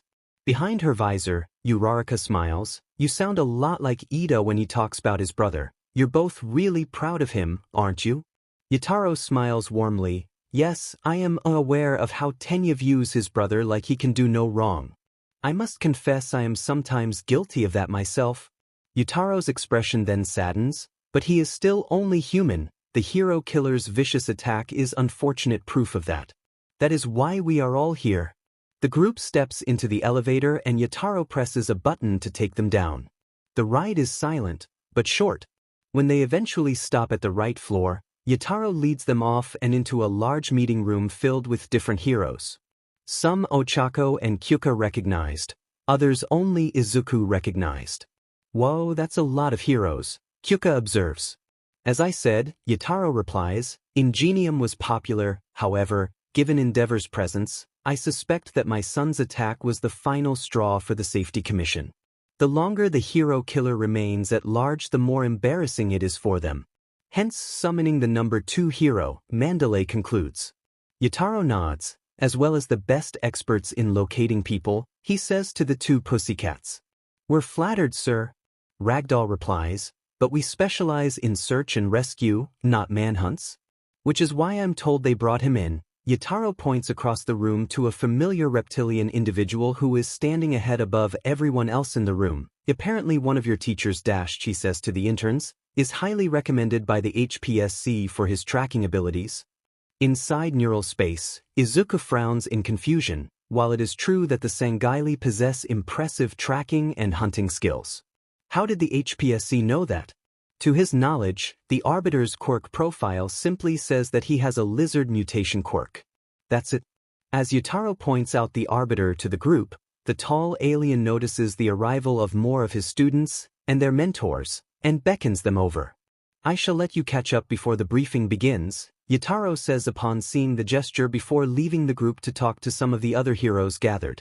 Ochako and Kyuka lead the two pussycats over to where the Arbiter is stood. Once they reach him, they finally see his own intern with him. Hagakure. Ochako and Kyuka call out upon seeing her friend. Uraraka, Jiru, Hagakure waves at her two friends.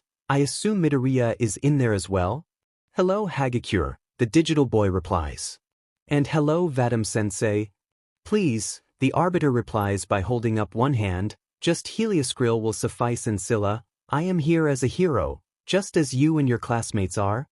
Oh right, says Izuku, glad the others can't see his slight embarrassment. The Arbiter turns his gaze to Mandalay and Ragdoll. You are two of the wild pussycats, yes? He asks rhetorically. I trust 151, Earphone Jack, and Ancilla have proven to be worthy students. They have, Mandalay nods. As the three pro-heroes talk, the four interns catch up. So, how's it been with the pussycats? Hagakure asks. Pretty cool, Kyuka replies first, fiddling with one of her jacks as they talk. They've helped me a lot with dealing with overstimulation and blocking out excess noise. Neat, what about you two? Hagakure turns to look at Ochako, and consequently, Izuku. Mostly just additional rescue skills, Ochako replies. As well as improving our efficiency working apart from each other, Izuku adds as Ochako holds up her hand for him to project on. Oh okay, Hagakure nods her head slowly. What about you? Ochako asks. How's it been being Vadam-sensei's personal student? Been awesome, Hagakure exclaims. I've learnt so much from him and the major in just 2 days. Just yesterday they put me up against all of the Kigyar at UA with only a stun baton, and I won. Kyuka and Izuku's eyes go wide at that, as does Ochako's behind her. Helmet. Whoa, Hagakure, are you secretly a badass? Kyuka asks. What do you mean secretly? Hagakure giggles. So, Hagakure, Izuku addresses the armored invisible girl, gaining her attention. Have you seen Ida since you got here? The smaller armored girl's body language instantly becomes more reserved. Actually, yes. Though I don't think he's noticed me. What makes you say that? Kyuka asks. Well, he's been standing with his mentor the entire time, and he looks uncomfortable. Hagakure points across the room of heroes. The others follow her gaze and see Ida standing next to his mentor, a hero in a blue and white outfit with yellow gloves and a finned helmet. Ida doesn't seem to notice his classmates' attention, as he's too busy looking down at the floor with a less than positive expression on his face. Though Izuku can't tell what it is, it certainly isn't happy. He's probably thinking about his brother, Ochako comments. This is his family's agency, he would have been doing his internship here if it weren't for, She trails off as Kyuka leans in close to Izuku's hologram in Ochako's palm. Hey, Green, you still think Ida is capable of going off the rails? I don't know, Izuku replies truthfully and uncertainly, that look on Ida's face. I've seen it before, on Todoroki when he talks about his father. Speaking of Japan's walking dumpster fire and the Ice Prince, Kyuka looks around the room at the gathered heroes. I notice neither of them are present. Yeah, I haven't seen them either, Hagakure adds. Weird. Considering Endeavor called our mentors here. Maybe he's waiting to do a dramatic reveal? Chako suggests jokingly. Kyuka turns to give her girlfriend a deadpan expression and is about to make a sarcastic remark when the doors to the meeting room fly open and in walks the number 2 hero Endeavor, flanked by his son, Shudo Todoroki, and his right-hand sidekick, Burnin, a young woman with yellowish flaming hair, wearing a light gray double-bursted mini dress, black knee-high socks, and a mini fire extinguisher on her back. As soon as Endeavor enters the room, everyone goes quiet, and Endeavor begins to speak, getting straight to business. You know why you are all here, he says in his usual gruff manner. The hero killer has gone unpunished long enough. You have all been assembled here with the sole goal of finding Stain and bringing him to justice. In the back of several heroes' minds, the words, more like helping you find Stain, go unsaid. They were under no illusions as to who would get the eventual credit if Stain was caught. But they all knew that if Stain wasn't caught soon, then they may be his next victim. As well as the agencies local to Hosu, Endeavor continues, I have brought in several heroes from across the country to assist in this task, including members of the Wild Pussycats and a staff member from UA. As their respective mentors are mentioned, the 4 interns turn to look at them briefly, before turning back to Endeavor. The plan is not to canvass the city but instead to draw out the hero killer, Endeavor announces, which gains a mixed reaction. How? One of the local heroes pipes up, by using one of us as bait? There are several dark mutterings amongst some of the heroes present, but they are cut off by a voice coming from outside the room, from where Endeavor had entered. No, a young but confident man's voice replies. Izuku notices Ida's head jerk up at the sound of the voice, his face the very picture of surprise and disbelief as Ingenium, Tensei Ida, steps through the doorway to stand next to Endeavor. I imagine the hero killer doesn't like to leave a job unfinished. I know I don't. The turbo hero says with a smile on his face as he stands before the dumbstruck gathering in his full hero outfit, standing on his own 2 legs. Silence fills the meeting room as everyone stares at a man who, by all accounts, should have entered the room in a wheelchair. For almost a full minute nobody says anything, till eventually, Tenya is the first to speak up. Tensei? The spectacled teen stutters, tears beginning to stream down his face as he takes a hesitant step forward, before breaking out into a full sprint to bear hug his brother, dropping his helmet as he does so, social etiquette be demanded. Oof! Tensei lets out a gasp of air as his younger brother wraps himself around his ribs, both of them in full, lightweight, plate armor.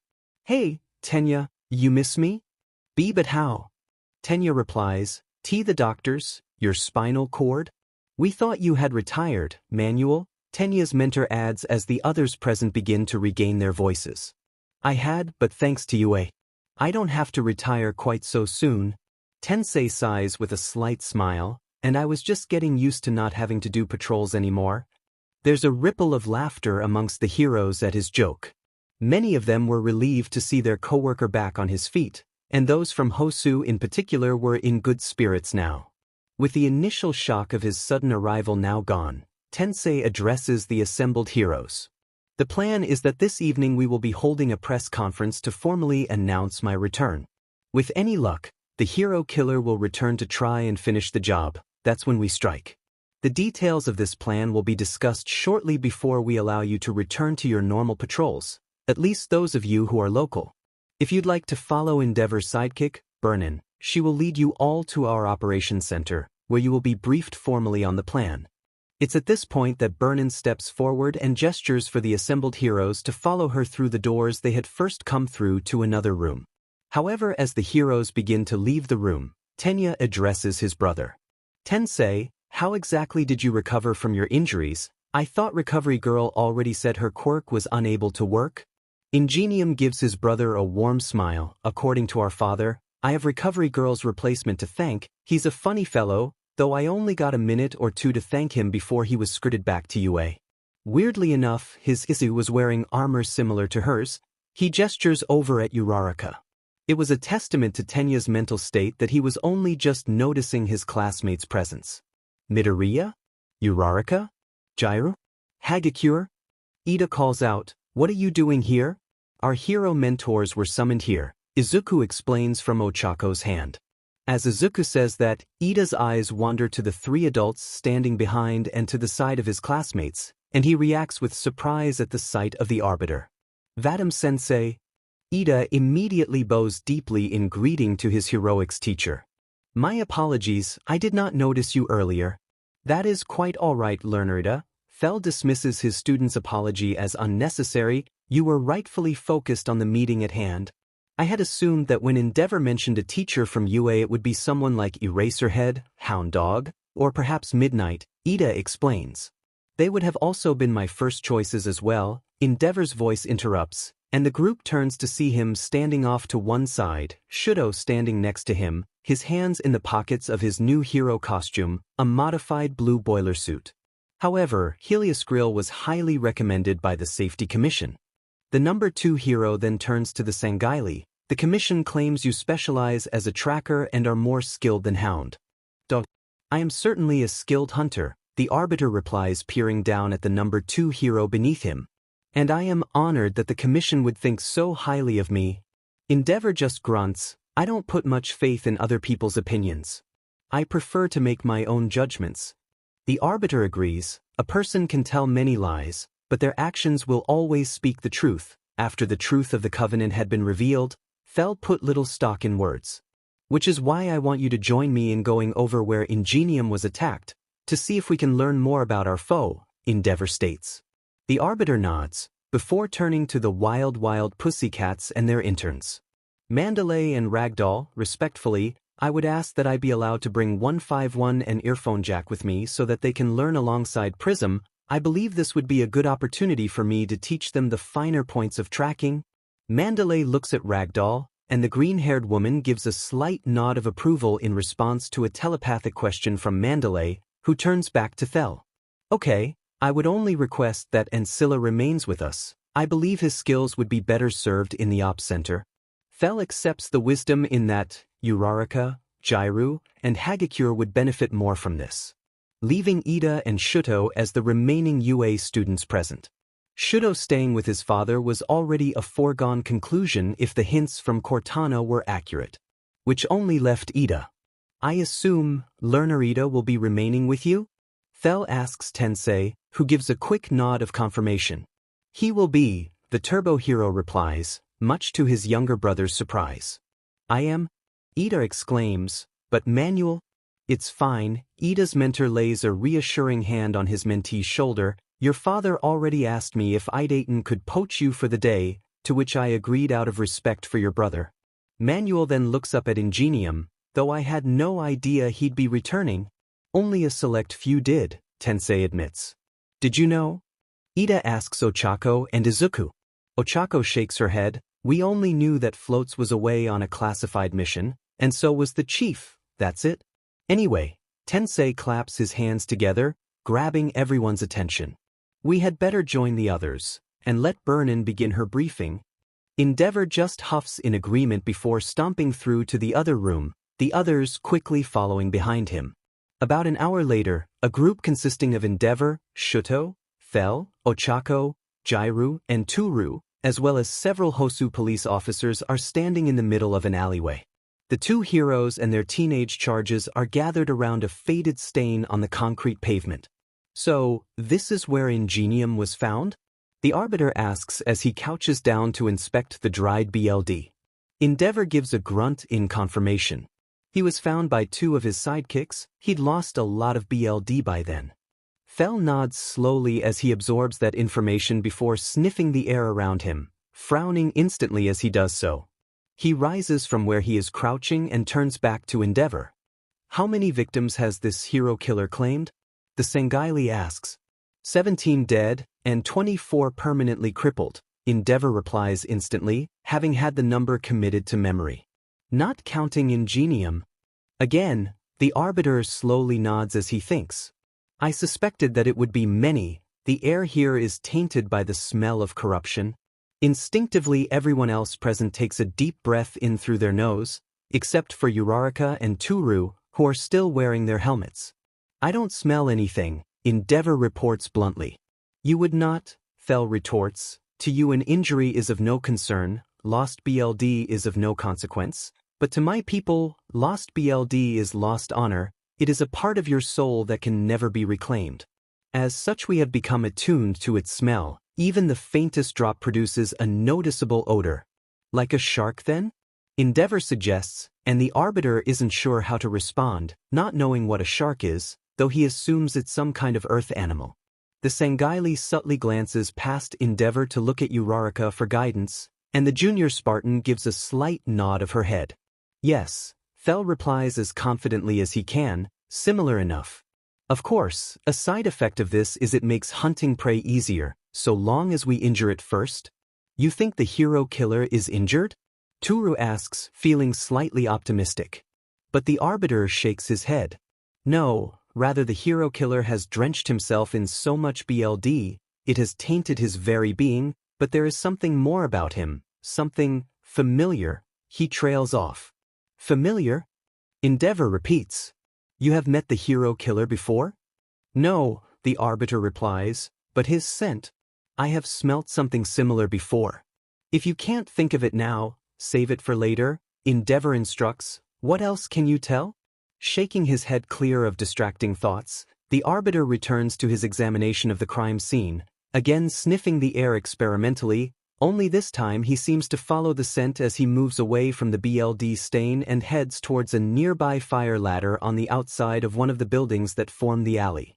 The Arbiter doesn't climb the ladder, but instead looks up it, towards the roof. He either escaped this way, or this is where he attacked from. The Arbiter points up at the roof. Either way, it would seem that he prefers to stick to the rooftops, rather than the street level. Endeavor nods. That would match the testimony of some of those heroes who survived their encounters with Stain. Those who could remember said that he struck from above, catching them by surprise.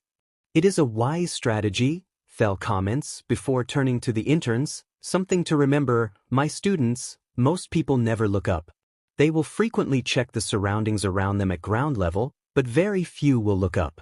Use that to your advantage. It would seem that the hero killer certainly does.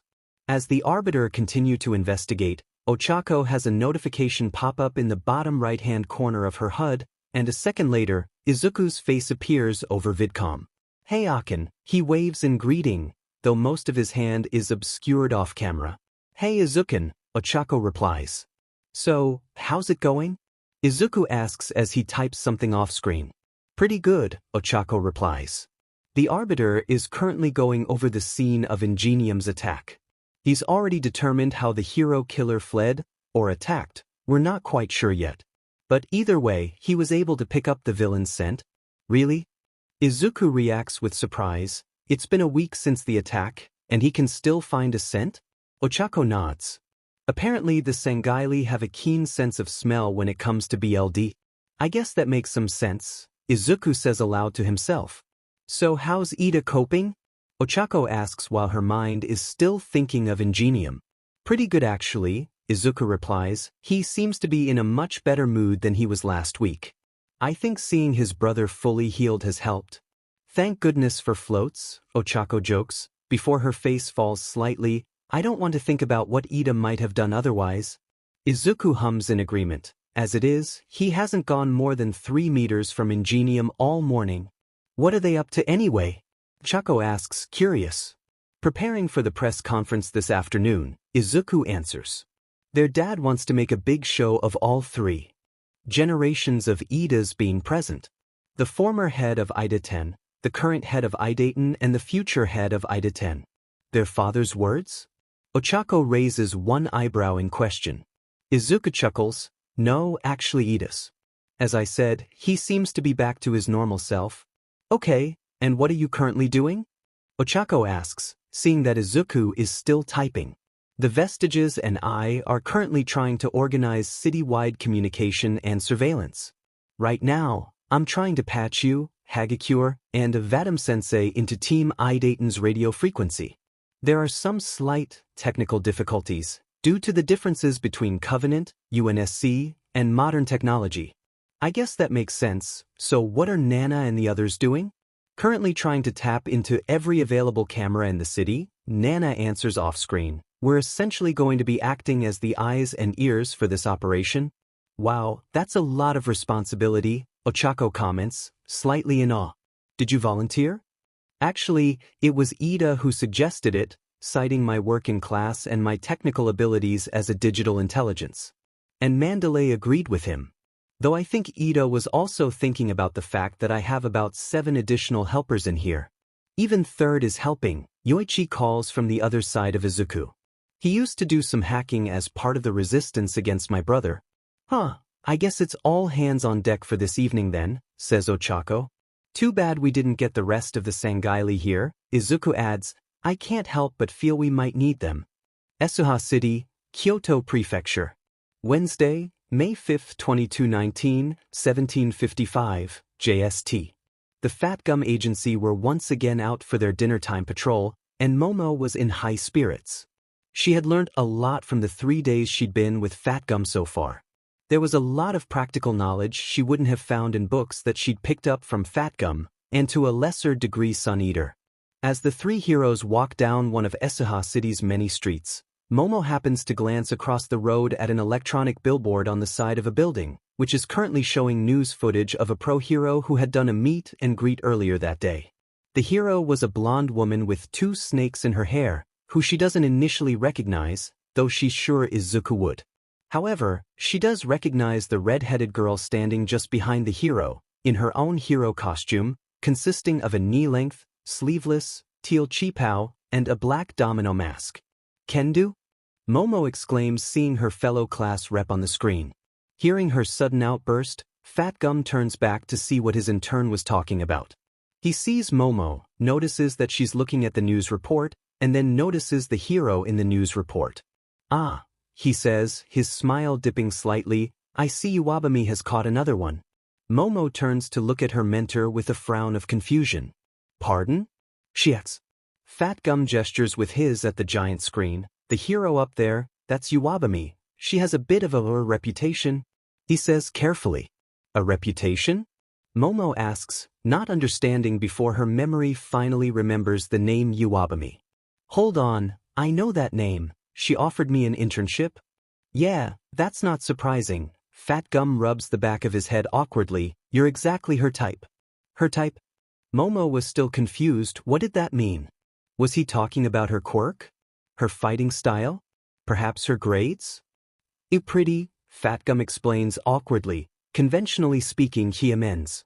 Momo's frown of confusion morphs into a frown of annoyance and indignation. This was the exact thing she had feared when she saw how many offers she had received. She only hires interns based on their looks? Pretty much, Fat Gum confirms. As I said, she has a reputation of hiring interns, just to use them in her photo shoots.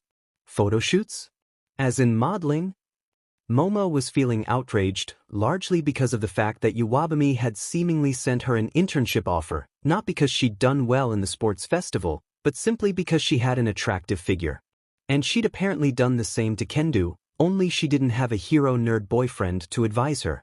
Is Kendo even going to learn anything on her internship? Oh, absolutely. Fat Gum notices the growing frustration on Momo's face, and while he could understand the reason for it, he felt he should somewhat defend his coworker. While Iwabami may not be as active a hero as, say, Endeavor, or even regular patrol heroes like us, she is probably a good example of the PR side of heroics. As much as some may hate to admit it, being a hero is more than just about doing the job efficiently. We're not cops. We're also public figures, symbols. He gestures back to the big screen showing Iwabami and Kendo greeting fans. In the same way that seeing us on patrol can give a sense of safety, being able to meet a hero like that can brighten someone's day. Momo slowly nods her head as her expression softens. I think I understand. The day after the sports festival, I went shopping with some of my friends, and when we were on the train, there were so many people who were congratulating us for our performance. There was one girl in particular who adored Uraraka. She's the one who I fought in the final fight. See, folks need heroes, Faber. Fat Gum smiles, glad his intern understands. To give them hope. As he says that, the image on the billboard changes from footage of Iwabami to that of a podium at a press conference. A text crawl along the bottom of the screen reads, Breaking news. Team Idayton TO make announcement, as Merlin steps up to the podium to address the crowd of reporters before him. Huh, Team Idayton? Fat Gum comments. I wonder if it's another update about Ingenium. To the side of the BMI hero, Momo purses her lips as her thoughts go to Ida, and she wonders if her fellow class VP is all right. Around the hero and his 2 interns, a small crowd begins to gather as they watch the screen. The billboard doesn't have any speakers, so they can't actually hear what he's talking about. So when Ingenium himself steps out onto the stage with Ida to stand alongside their father, Momo, and literally everyone else is caught by surprise. Immediately Momo can hear several people around her muttering, "Ingenium's back? But I thought he retired. Maybe they found someone with a powerful healing quirk? More powerful than Recovery Girl?" Hearing that last comment, Momo suspects she knows who is responsible for Ingenium's seemingly miraculous recovery. She takes her phone out and quickly dials Izuku's number. The dial tone barely lasts 5 seconds before Izuku answers. "Momo," the digital boy greets. "Izuku, have you seen the news?" Momo asks as she tries to temper her excitement. "You mean Ingenium?" Izuku asks rhetorically. "Yes, I'm currently in Hosu with Ochako and Kyuka. We're currently helping the Pussycats as part of a task force hunting for the hero killer." Momo looks back up at the giant screen as Ingenium seems to be answering questions from the press. "By any chance, does Ingenium's return have anything to do with that?" "It does," Izuku replies. "Endeavor and Ingenium are hoping that seeing Ingenium's recovery will provoke the hero killer to try and finish the job." "Is that a good idea?" Momo asks, frowning with concern. Debatable. Momo could practically hear the grimace in Izuku's voice, but it's arguably better to bring the hero killer to us, rather than try and pursue him across the city. "And what if he's not in Hosu anymore?" Momo asks. "Statistically unlikely," Izuku retorts. "I've analyzed the hero killer's pattern. He always attacks 5 to 6 times in a city before moving on. Ingenium was only the 3rd attack in Hosu. Just stay safe," Momo cautions. "I'll be fine," Izuku reassures her. "Mandalay and Team Idayton have me helping coordinate comms and surveillance." "So, you're basically Big Brother?" Momo asks, smiling slightly at the idea of Izuku becoming an evil AI overlord. An idea that was as silly as it was inconceivable. "In a sense, though I'm not doing it on my own, each of the vestiges has their own group of cameras to observe, while I maintain comms." "At least you're not overworking yourself," Momo comments. "So if you're at the Team Idayton headquarters, where are Ochako and Kyuka?" "Out in the field with Ragdoll. If Stain manages to escape our trap, the hope is that Ragdoll can use her quirk to track him down, but she needs to see him first before she can add him to her list of targets. The Arbiter and Hagakure are with them as well." "They are?" Momo is slightly surprised by that news but takes some comfort in knowing that one of their teachers is present. "Well, they should be safe then. Between Uraraka and the Arbiter, I doubt the hero killer will have much luck." "I hope so," Izuku wishes. The City, Greater Tokyo Metropolitan Area. Wednesday, May 4, 2219, 1900 hours, JST. It had been an hour since the public announcement of Ingenium's return, and nighttime had descended on the city. After he had finished answering the journalist's questions, the Turbo Hero had taken Ida on patrol with him as part of the plan to catch the hero killer. There had initially been some concern about putting a teenager right next to the killer's target. But it was decided that the image of the two Ida brothers patrolling together would be a powerful message to the residents of Hosu and that there were enough heroes nearby to immediately jump in, should the hero killer show himself. All in all, Izuku was confident in the plan put together by the Endeavor and Idayton agencies. The plan was to essentially have Ingenium patrol around as normal, but with a screen of heroes surrounding him, several blocks out. So that, hypothetically, should the hero killer strike, the teams could move in and encircle him, preventing his escape. Izuku's job in all this, along with Mandalay and Ragdoll, was to coordinate the teams of heroes so that no one team strayed too far away from the Idas. "And Scylla," Mandalay's voice breaks Izuku out of his introspection. "What's everyone's current status?" Izuku projects a screen showing the status and location of all the teams around Ingenium on a map. "So far, so good. It seems like the increased hero presence has even forced other criminals off the streets. Aside from that one unfortunate mugger, Ingenium and Ida haven't encountered much trouble." Mandalay purses her lips in concern. "Even still, we can't get complacent. We know the hero killer prefers to stick to the shadows. He could strike at any time." Izuku gives a hum of agreement, before deciding to contact Ochako. On the roof of a building, Ochako, Kyuka, and Ragdoll look down onto the street below as they watch Ingenium wave to a family as he walks along the street, Ida right behind him. Your friend's doing a good job of keeping calm, the green-haired hero comments, as she continues to observe the brothers. I can't imagine what he must be feeling right now. Yeah, Ida's dependable like that, Ochako comments. He was actually the one who alerted the teachers when the League of Villains attacked you. I just wish he would relax a bit more in class, Kyuka adds. Ochako chuckles slightly before she hears Izuku's voice over her comms. Hey, Oka, how's it going? Honestly, it's kinda boring, Ochako admits. And it's cold. Kyuka shivers as she clutches at her Elticher jacket for some extra warmth. Frankly, I'm surprised Ragdoll is still standing. The pussycat just shrugs. It's not so bad this time of year. Try wearing this outfit in winter. Both Ochako and Kyuka shudder at the idea of having to wear the pussycat's skirt and sleeveless top while standing in the snow. Please tell me you have a winter uniform, Kyuka begs. Oh, we do, Ragdoll smiles. We wear leggings in the winter. Oh joy, Kyuka's voice drips with sarcasm. Aside from that, it's pretty quiet, Ochako concludes, and instantly Ragdoll cringes. Please tell me you didn't just say the Q word, kitten? What? Quiet?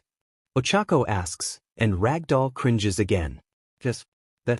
The hero instantly begins checking the street below fervently. Did your teachers never teach you that the Q word is a jinx for emergency service workers? Doesn't that seem a bit superstitious? Kyuka looks at her mentor skeptically. The last time someone said the Q word on shift, it ended with half a mountainside collapsing, cutting off a mountain village from supplies. In midwinter, Ragdoll explains. I'm sure it won't be that, Ochako begins to say before a large explosion a mile up the road interrupts her. As soon as the explosion occurs, all the lights suddenly go out, both on the street and in the buildings as far as the eye can see. At the same time, Ochako notices that her HUD briefly glitches out, and her shields instantly deplete and don't immediately recover. What just happened? Kyuka asks as she peers around the suddenly dark neighborhood. An EMP, I'd guess, Ragdoll answers. Instantly Kyuka turns to Ochako in fear. Uraraka, are you? She doesn't finish the question. I'm fine, Ochako answers. My shields are currently down, but everything else seems to be working. Do your comms still work?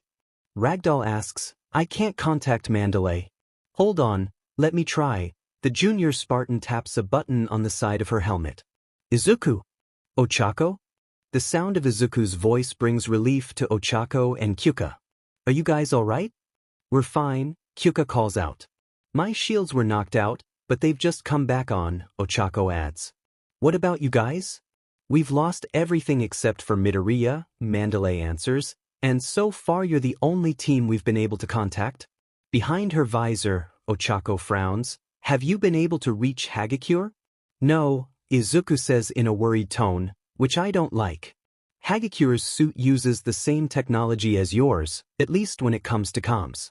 The EMP shouldn't have affected her radio, which means if she's not responding, she could be in trouble. Kyuka reasons. Where were she and Helioscrill positioned? Ochako asks. Perhaps they were near the explosion. Explosion? Both Izuku and Mandalay exclaim over the radio. What explosion? Mandalay questions. A mile to the north of us, just before the EMP hit, there was a large explosion, Ragdoll explains. That wouldn't have been near them then, Izuku answers. Endeavor's team was at that end, Helioscrill and Prism were to the south, in the opposite direction. Setting that aside for the moment, Mandalay butts in. Do we know what caused the explosion? No, Ragdoll replies as she turns to look towards where the explosion had been. Not only is there now a raging fire at the scene, but she can see something large flying above it. Uravity, Ragdoll addresses her taller intern. Can you make out what that is above the fire? Ochako focuses her gaze on the air above the fire, which was slowly becoming thick with fog, and zooms in using her helmet's camera. Slowly scans the horizon, trying to see if she can find what Ragdoll is talking about when she sees it. A creature with leathery wings, pale skin, lifeless eyes, and an exposed brain. Although it looks vastly different to the one in the USJ, Ochako recognizes the creature for what it is. Anomi, she gasps. As soon as she says the word, there's the sound of multiple sharp intakes of breath, both from the two people with her in person and from Mandalay over the radio. Uravity? Are you sure? Izuku asks, immediately switching to Ochako's hero name. I'm certain, the Spartan replies. What else has an exposed brain? The only thing is, this one flies. Then you need to find Helioscrill, states Izuku. Your energy swords are the only thing that can stop their regeneration ability. According to my quirk, both he and Prism are still where they were before the explosion, Ragdoll says, looking away from the fire. You three go and find Helioscrill and Prism, make sure that they're fine, Mandalay orders. I'll try and redirect everyone else towards the Nomu. Ragdoll reluctantly agrees. While she didn't like the idea of going in the opposite direction of a disaster, if Prism was in trouble, she was the only one who could find her. Okay, you two, follow me, Ragdoll orders as Mandalay uses her quirk to telepathically send a message to every hero in the area to respond to the Nomu attack. And remember to stick close, the hero killer is still at large. So, the yellow pussycat leads her two interns off the roof of the building they were on and heads through Hosu's winding streets. Unsurprisingly, there was a fair amount of panic as people were running to escape the nearby disaster that was slowly spreading as the heroes struggled to contain the Nomu. As they hurry through the streets to Hagakure and Vadam's position, Izuku comes over the radio with another message. Ida just arrived at the agency. Apparently there are 3 Nomu. 3. Ochako exclaims in surprise. We could barely handle one back at the USJ. I know, Izuku replies, audibly worried. I'm putting out SOS. Hopefully, the MSTR chief and blue team can get here soon. I hope so, Ochako prays. In an abandoned alleyway, Hagakure was shaking with nerves. She could hear the chaos going on elsewhere in the city, and the one-way message she'd received from Mandalay had told her it was the League of Villains, but she couldn't worry about that now. Right now, her attention was focused on the man in front of her, wearing a dark, sleeveless bodysuit, with a BLD red scarf around his neck, a cloak covering his right arm, and a tattered mask on his face. In his left hand he's wielding an old, chipped katana that is currently dripping with purple BLD. And the source of the purple BLD was currently lying on the ground behind Hagakure. Just before the EM pulse, the Arbiter had caught a scent, much like he had at Ingenium's crime scene. He had followed the scent into the alley, with Hagakure following. Then in a perfect storm of misfortune, the explosion had gone off, and the EM pulse had hit, knocking out most of the functions in Hagakure's suit, including the photoreactive panels and radio. The pulse had also knocked out the Arbiter's shields. That was when their attacker stuck, leaping from the shadows of the alley to slash at the Arbiter. Had it not been for the Sanghaili's quick reflexes, he most likely would have been decapitated. Instead, he only suffered a slight cut to the side of his long neck. However, that was enough, as before Hagakure could even react, her mentor had fallen to the alley floor, paralyzed. Seemingly by the attacker's quirk. Hagakure had then struck out at the attacker with her knife attached to her suit and was able to cause her attacker to leap back from the Arbiter, giving Hagakure the chance to place herself between her mentor and her attacker. And now, as she has a moment to take in her attacker, with a growing sense of dread, she realizes who she's facing. Why, you're the hero killer, aren't you? She asks, doing her best to hide her fear. Yes, Stain answers plainly, but tonight, it seems I must purge this world of villains. And without further explanation, Stain launches himself at Hagakure, swinging his sword down at her. Hagakure is able to initially counter the blow with her own combat knife, grateful for the training as part of Noble. However, she is at a significant disadvantage. Stain is stronger, faster, and more experienced than her, and his sword has a greater reach than her knife. She's able to dodge and parry several more of his blows, without giving the hero killer a direct line of attack against her paralyzed mentor, but eventually, Stain's blitz is too much and he is able to slip his blade past Hagakure's defense and he jabs at her CST. Fortunately, the chipped bladed shatters against the hardened armor plates of Hagakure's SPI armor, and for a brief second, the invisible girl is relieved, while Stain is taken aback by the unexpected result. The invisible girl is able to take advantage of that brief surprise in order to slash at the hero killer, but his reflexes are too swift as he leans back out of the blade's path, before jumping back to safety, the shattered remains of his sword still in his right hand. Why, Hagakure breathes as she tries to catch her breath. Why are you attacking us? The hero killer scoffs as he levels the splintered remains of his sword at the Arbiter's prone body. All false heroes shall be purged, and there are none more false than those who work for villains. Hagakure looks briefly back at the Arbiter before looking back at Stain, thoroughly confused. But we don't work for villains. Lies. Stain rages. That hero is with the League of Villains. He attacked me after I attempted to cleanse their leader. But all he succeeded in doing was this. Stain reaches for the cloak covering his right side and pulls it away to reveal the stump of his left arm, which had been cut just above the elbow.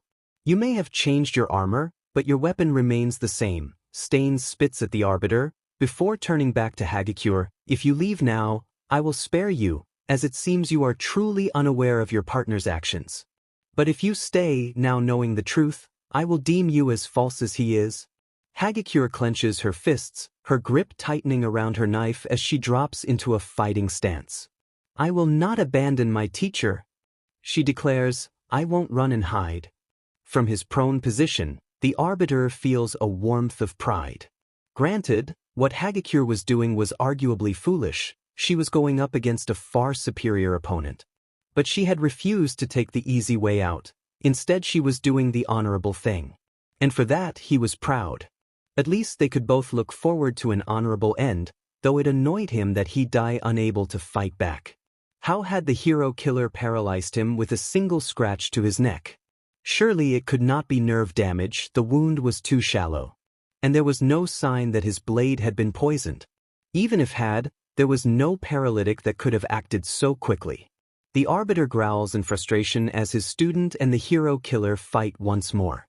Because of the way he had fallen once paralyzed, he could not see the fight clearly. Instead, all he could see as the side of the alley and a slowly expanding pool of his BLD on the ground beneath him. Disgustingly, he could taste some of the BLD due to his tongue hanging out of his mouth due to his paralysis. Truly this was the lowest he'd been since becoming Arbiter. Liking his BLD, even if unwillingly, placed him on the same level as Izuku's sister, Himiko. The BLD drinker who was held in low regard amongst the Sangaili of you. It was only the fact that she was a part of Izuku's family that she had any respect at all. And it's as the Arbiter has that though that his memory asserts itself. The hero killer sent, it was a stronger version of Himiko's. Internally, the Arbiter curses, the hero killer was a BLD drinker.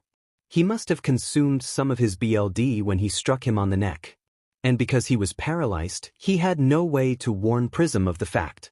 Hagakure and Stain continue to fight, but having already broken his sword against the green armor, Stain opts for a different approach. Instead of stabbing, he tries to grapple Hagakure. Eventually, he succeeds, disarming the armored girl of her knife before grabbing her arms and pinning them behind her back before shoving her to the floor face first. With his opponent pinned beneath him, Stain takes the opportunity to forcefully remove Hagakure's helmet.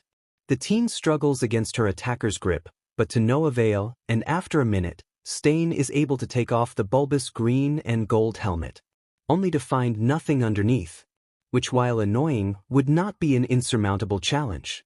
He'd just have slit her throat just above the neckline of her armor. Discarding the removed helmet to one side, the hero killer unsheathes one of the many daggers and moves it down at where he estimates the false hero's neck to be. But before he can make the stab, both he and his victim are hit by a percussive wall of sound from behind, and the hero killer is sent flying down the alley, away from both of his victims. Hagakure, having been pinned to the ground, barely moves. Though once the noise ends, she slowly gets up from where she had been lying and turns to see the welcome sight of Uraraka and Jairu standing at the end of the alley, alongside a hero, Jairu's jacks plugged into her boots. The city, Greater Tokyo Metropolitan Area. Wednesday, May 5, 2219, 1930, JST. As soon as Stain is clear of Hagakure, Ragdoll and her 3 interns spring into action. Kyuka and Ragdoll help Hagakure while Ochako checks on the Arbiter. Helioscrill, are you okay? Ochako kneels next to the paralyzed Sangaili. Her Mjolnir told her that he was still alive, but that was it. She had no idea what was affecting him. And unfortunately, the Arbiter is still too paralyzed to talk. The most he can do is drool and let out a weak grunt as he forces air out of his lungs. What happened?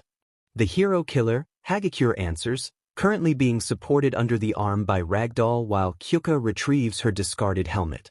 I don't know what he did, but he managed to slice Sensei after the EMP, and then suddenly he collapsed to the floor. Whatever it is, we'll have to figure it out later, kittens. Ragdoll advises, we need to get these two she gestures at Hagakure and Fell, out of here before the hero killer recovers. Already, farther down the alley, Stain is beginning to move again after Jiru's sonic blast.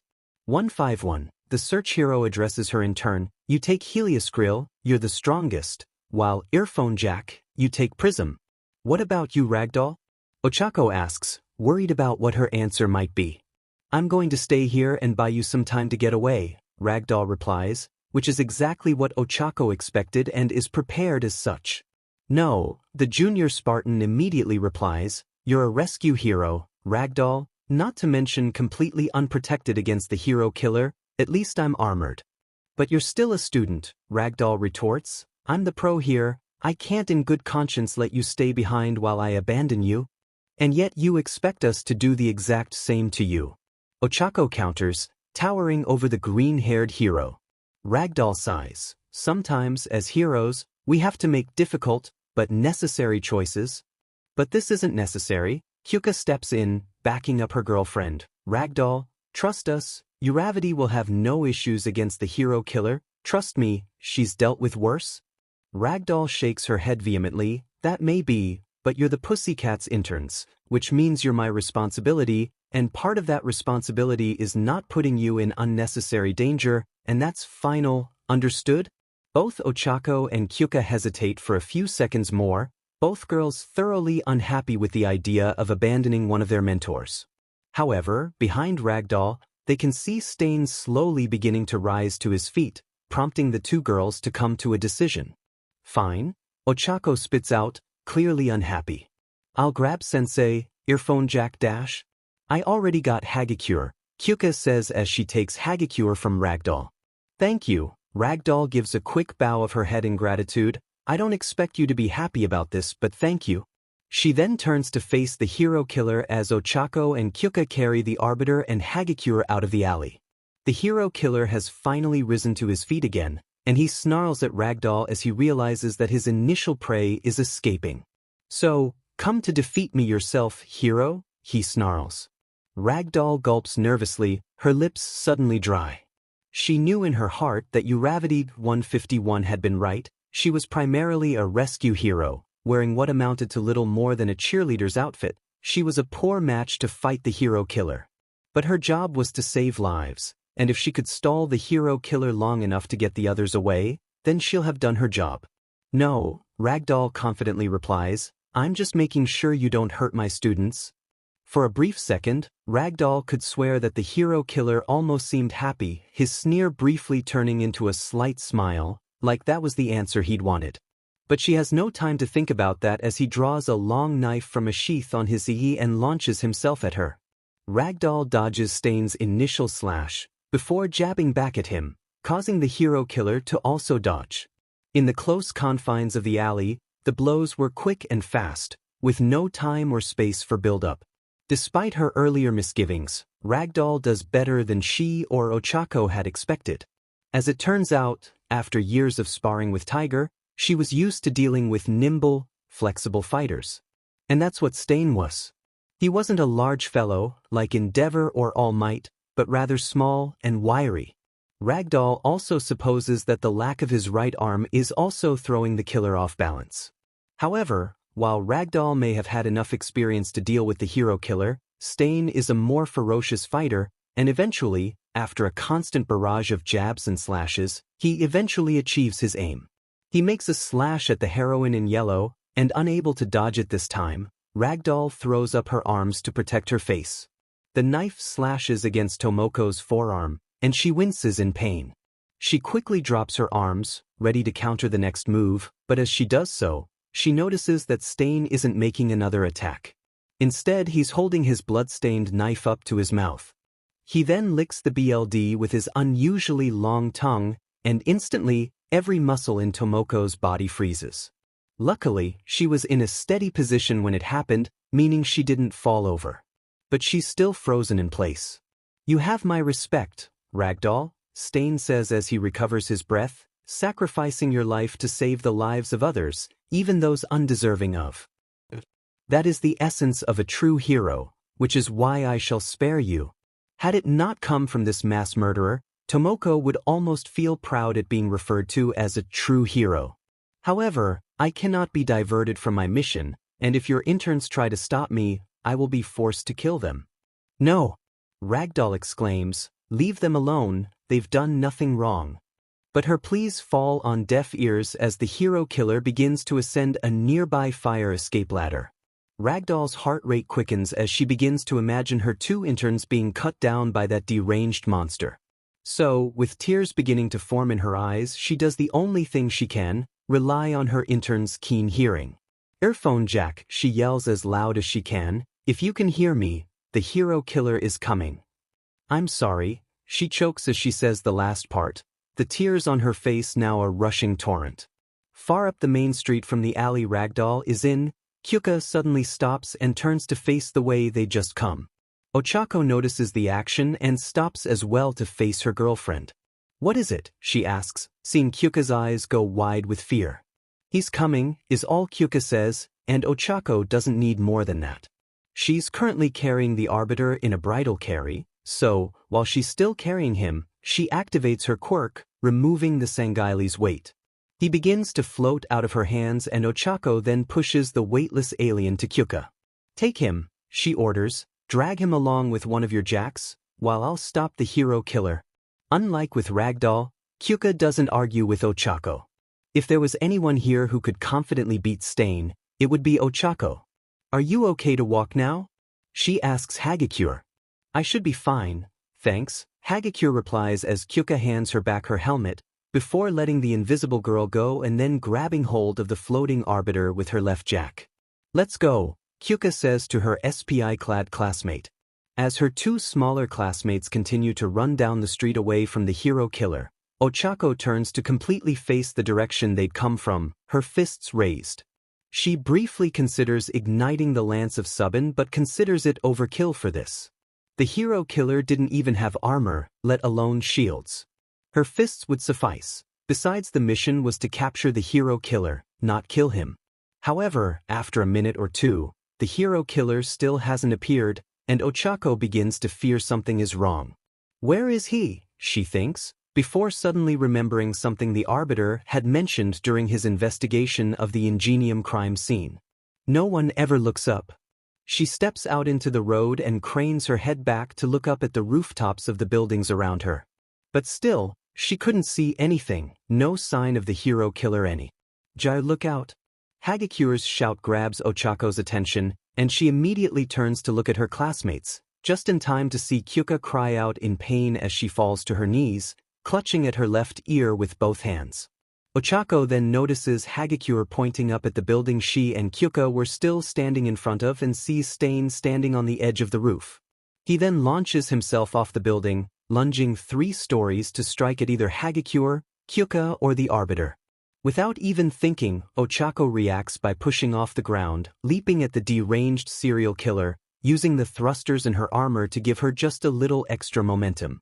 As she flies through the air between her, Stain, and the trio on the ground, time seems to slow, and she recognizes the phenomenon as something Cortana had called Spartan time, when a Spartan's natural reflexes, combined with the rush of adrenaline, causes time to move seemingly slower.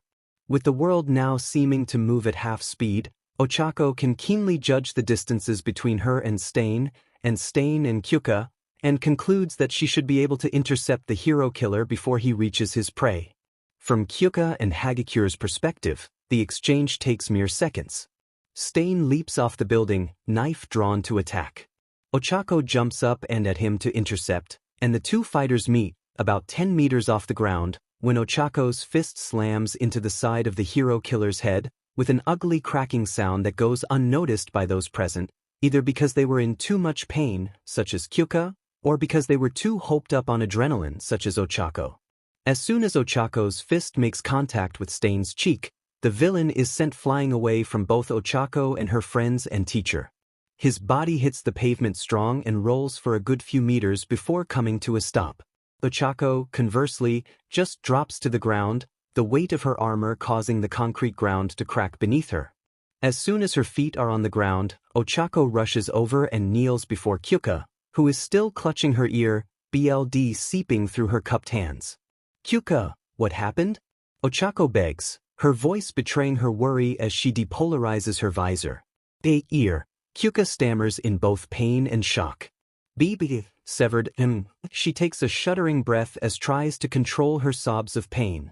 Ochako looks over at the Arbiter's floating, paralyzed body, and notices Kyuka's left jack still wrapped around his waist, where she'd been holding him.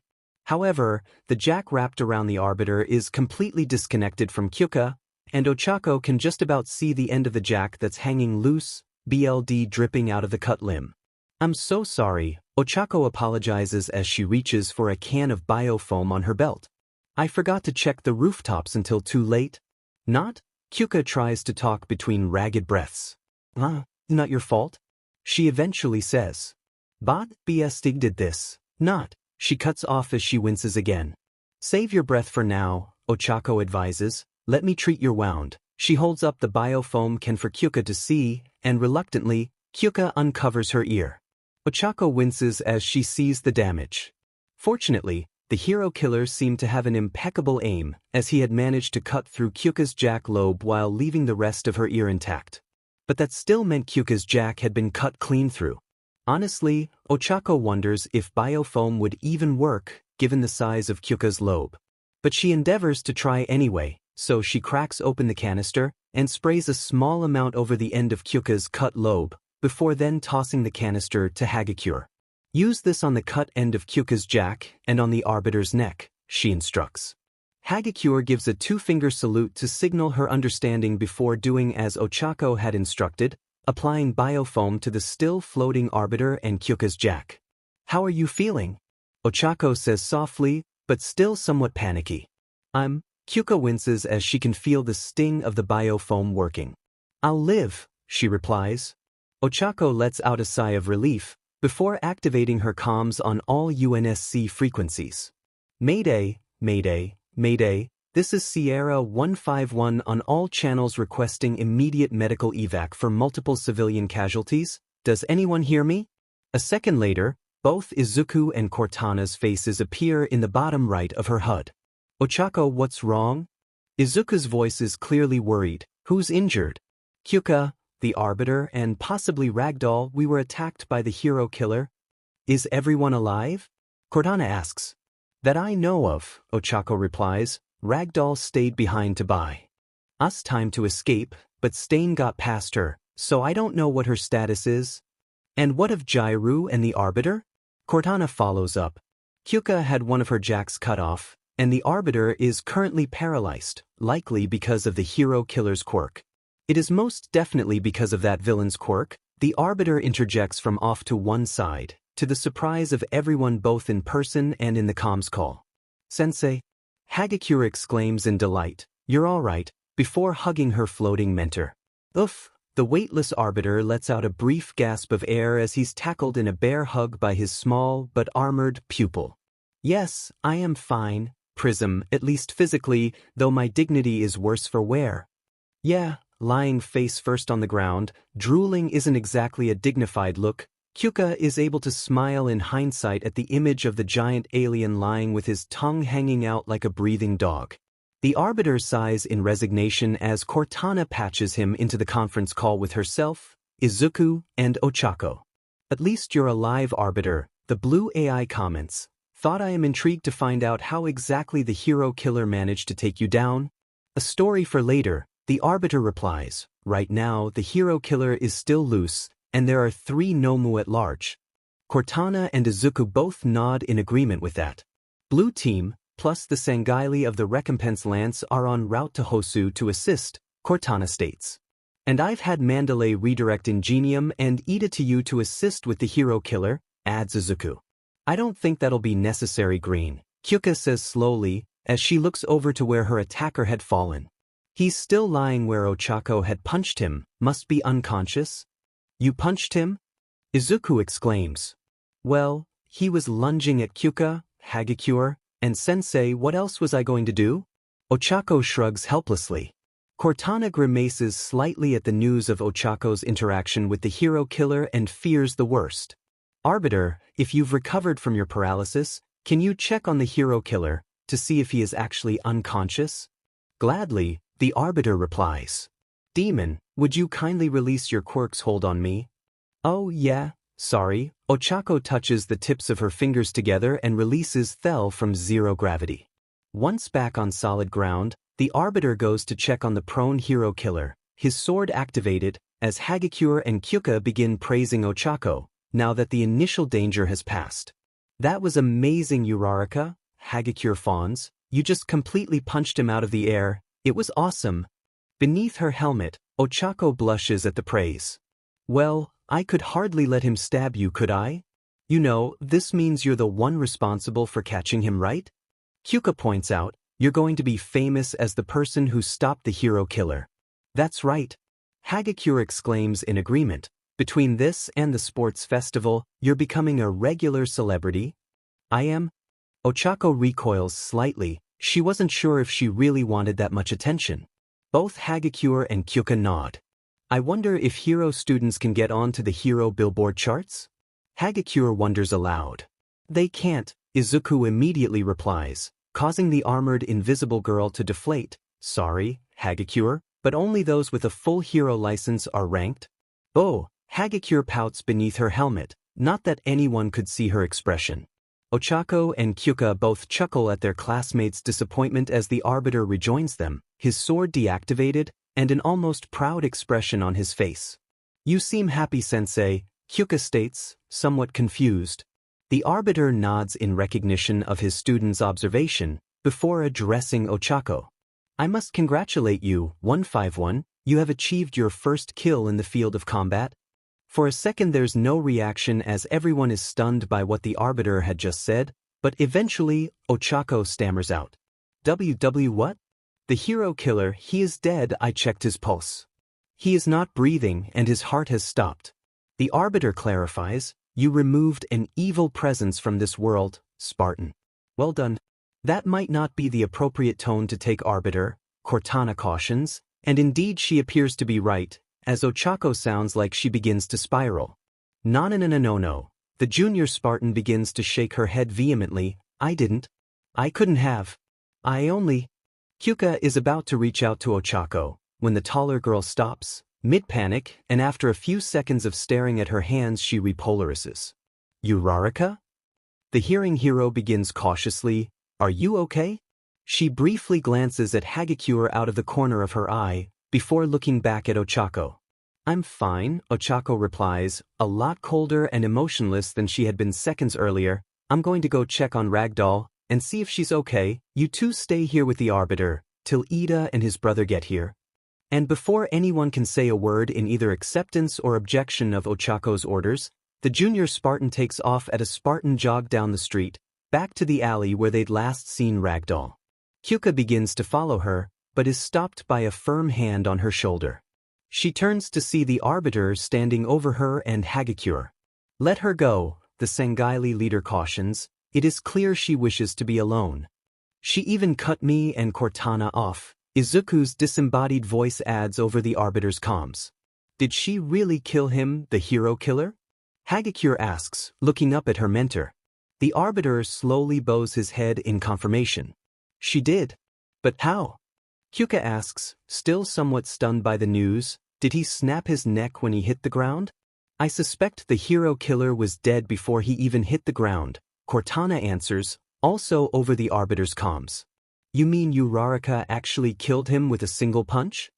Hagakure asks, her tone of voice betraying her disbelief. The Atlas incident, Izuku mutters, just loud enough for the Arbiter and Kyuka to hear. The what incident? Kyuka repeats, not having caught all of Izuku's mutters. Atlas, Cortana supplies, the UNSC carrier responsible for transporting the freshly augmented Spartan TUS. There was an incident where the MSTR chief, unintentionally, killed 2 ODSTs, and left another 2 critically injured.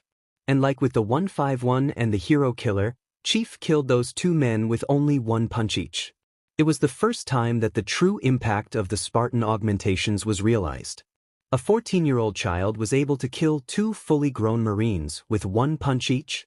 As Cortana recalls the event from the Emistar Chief's early life, both Kyuka and Hagakure silently gasped in shock at what their teacher had done at their age.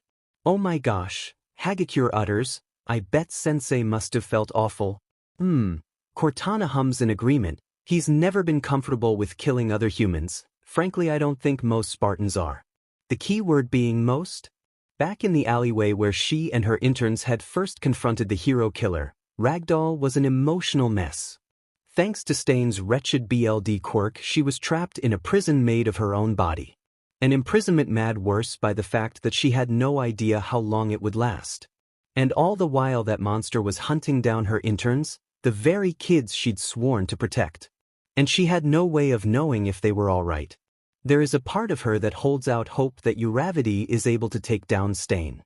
After all, it had taken the combined skill, strength, and experience of the Pussycats in order to fell her during yesterday's training.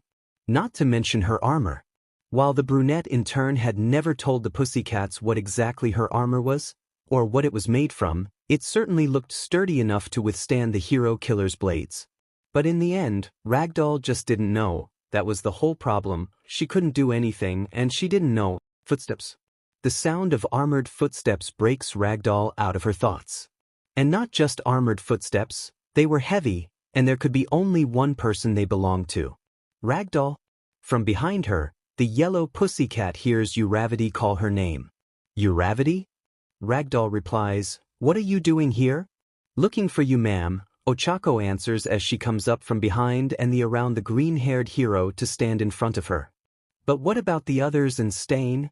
Ragdoll is fairly certain her in turn wouldn't have abandoned her girlfriend, her classmates, and her teacher if the hero killer was still loose, but she has to know for certain. At the mention of the now-dead hero killer, Ochako tenses and freezes for a second before picking up the paralyzed Ragdoll, lifting her in a rather awkward bridal carry, all without saying another word. Uravity? Ragdoll gives her savior in turn a concerned and questioning look. What happened? Are the others okay? The Spartan teen's lack of response was rapidly unnerving Ragdoll. Clearly, something had happened to affect the normally cheerful Uraraka. But what? Had one of her classmates been injured by Stain? The others are fine mostly. Ochako responds, in the same emotionless tone she'd used with Kyuka earlier. Earphone Jack is injured, but not critically. And Stain? Ragdoll pushes, but Ochako refuses to budge. Instead she continues to jog back up the street to where the rest of their group was waiting. By the time Ochako and Ragdoll rejoin the others, Stain's quirk has lost its effect on the green-haired heroine. As the hero and in turn regroup with Helioscrill, Earphone Jack, and Prism, they discover that Ida and Ingenium have joined them. The former of whom looks at Ochako with a mixed expression that Ochako can't quite read. "Ragdoll, you're okay?" Ingenium asks as the Ochako puts the pussycat down. "Aside from this cut on my arm, physically I'm all right," Ragdoll replies, gesturing to the arm that Stain had wounded. Behind her, Ochako is grateful that her guilty expression is hidden by her helmet. She had been so caught up in her own head about killing Stain that she'd completely missed her mentor's injury. "Let me get that for you," she says, removing another canister of biofoam from her left hip and gesturing to Ragdoll's arm. "Thank you, Uravity." Ragdoll gives her in turn her arm, 1, so she can see this miracle of first aid technology in action, and 2, so that she can give Uravity something to do for now, and take her mind off of whatever had happened. It doesn't take long for Ochako to coat her mentor's arm in the biofoam. She applies a thick layer of it over the initial cut, sealing the wound. Once that's done, the Arbiter addresses the group. "Now that we are reunited, I suggest that either Ingenium or Learner Ida take Earphone Jack to a hospital." It's clear from his tone of voice that the Arbiter isn't comfortable saying that word, but he knows it's what Kyuka needs. "While I take 151 to deal with the Nomu. The others should stay here to guard Stain." At the mention of the serial killer, Ragdoll looks around, having not gotten an answer from Uraraka as to what happened to him. However, her search is cut short as Ingenium interjects. Helioscrill, I mean no disrespect, but I don't think that's a good idea. After all, Uravity Dash? The Arbiter cuts him off. The demon and I are the only ones who possess the weapons to permanently stop those abominations. You said it yourself that Endeavor and the other heroes were struggling against them when you left. That is true, the older Ida sibling admits. And Earphone Jack needs urgent care that only you or your brother can guarantee, the Arbiter adds. Ingenium sighs, he hates to admit it, but the giant lizard man was right. So, he turns to his younger brother. Tenya, get your classmate to Hosu General Hospital, you know the way, right? Ida gives a determined nod of confirmation. Good, and don't forget to take her missing Jack with you, the doctors may be able to reattach it. And if not, Floats certainly will, Ochako thinks as Ida picks up Kyuka, who is holding her missing Jack, and begins to speed off down the street, away from where the battle against the Nomu is raging. Once Ida has left, Fell turns to his Spartan student. Now then, 151, let us rid this city of those abominations. He declares as he ignites Fireblade. Ochako mimics his action, igniting her own lance of Subin, her dark pink blade mirroring his blue one. Feeling the blade in her hand, hearing the slight hum and crackle of the plasma, it's somehow comforting to her. And a small part of her is grateful at being able to fight a decidedly inhuman foe. Let's go, she declares, and Spartan and Sangaili, student and Deku, take off down the road to the raging inferno that indicates the battleground between heroes and monsters. Do you think they'll be all right? Hagakure asks, audibly worried for her friend and her teacher. I don't know, Ragdoll admits. Uraraka is a tough kitten. I know, but she didn't seem all right after she killed Stain, Hagakure confesses, and Ragdoll's head jerks over to look at the armored invisible girl. She what? The pussycat exclaims. Killed him with one punch, Ingenium answers as he gestures to the still body of the hero killer, some meters away. Ragdoll looks at the prone body, and then looks back at Ingenium in disbelief. Ingenium sees the look and completely understands. I know, strong to imagine a kid killing the hero killer with a single punch, that is until you see the kid responsible? Oh, Uraraka, Ragdoll mutters, 1,000 regrets streaming through her mind as she thinks about what her intern must be feeling right now. Uraraka was feeling great. Well, to be more accurate, she was feeling better than she had several minutes ago. She could forget about the whole mess of Stain as she focuses on the new mission of dealing with the Nomu. Unlike the hero killer, she had no compunctions about killing them. While the analysis of the body from the USJ had revealed that the Nomu were in fact comprised of several humans mixed together, they had been so far altered that they really weren't human. So, do we know what we're dealing with? Ochako asks as she and the Arbiter continue to sprint down the street. According to Ingenium and Learner Ida, there are 3 Nomu. One with dark skin and no eyes, one with gray skin and 4 eyes, and one with wings. Wings? Ochako repeats, initially surprised. I guess I'm dealing with him then. Most likely, the Arbiter agrees. Under Cortana's advisement, I left my other weapons at UA. So, we can't shoot it down, Ochako concludes. At least I've been getting some practice of using zero gravity with Mjolnir thanks to the pussycats. The Arbiter gives a grunt of acknowledgement, just before a swirling black void that both he and Ochako recognize as one of Kurojire's slipspace portals, opens up just in front of them on the road. Both the Arbiter and Ochako come to a sudden stop as the portal impedes their route, just as a tall figure emerges from the portal, dressed in the familiar armor of the Silent Shadow.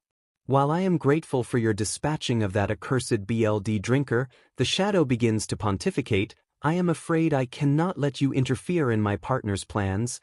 Partners? The Arbiter repeats in disbelief, you still believe humanity to be heretics? Why would you work with their worst villains? They are but a means to an end, the Shadow confesses, an end you will not live to see. The rogue Sangaili then ignites his blood blade, its crimson plasma bathing its wielder in a murderous light. As soon as his blade is in his hand, the Shadow lunges at the Arbiter, his powerful digitigrade legs launching him across the gap between him and his opponent. The Arbiter raises his own blade to meet the Shadow's and the two Sangaili clash, Red plasma on blue, sparks flying as the magnetic fields containing the plasma interact with each other. For a second the two swordsmen are locked together, each growling and snarling at each other in exertion, before eventually the two shove each other apart, stepping back a meter or two. The Arbiter take the brief respite to address Ochako. 151, continue without me, you will have to deal with the Nomu yourself, at least until I finish with this traitor. Traitor? The Silent Shadow sneers, a steep accusation coming from a heretic responsible for destroying a halo. 2 halos, the Arbiter corrects with a mocking smile. Technically, the Mr. Chief was the one responsible for the destruction of both the original Alpha Halo and its replacement. But if the Covenant seemed content to blame Thel for the destruction of the first, then why shouldn't he also take credit for the second? Besides, his claim had done what he wanted, infuriated the Shadow, so his attention would be on him, not Uraraka. 2. The Shadow can barely contain his rage. Truly you are the biggest disgrace to our species in the entire history of the Covenant. A title I wear with honor, assassin. The Arbiter lifts his head with pride before launching at the Silent Shadow.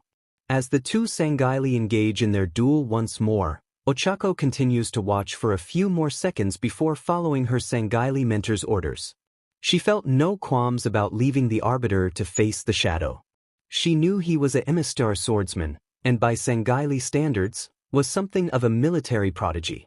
Either the Arbiter would kill the Shadow, thus removing the threat of any hostile Covenant on Earth, or the Shadow would slink away in cowardice. There was no scenario in Ochako's mind in which the Arbiter was going to lose to the Shadow.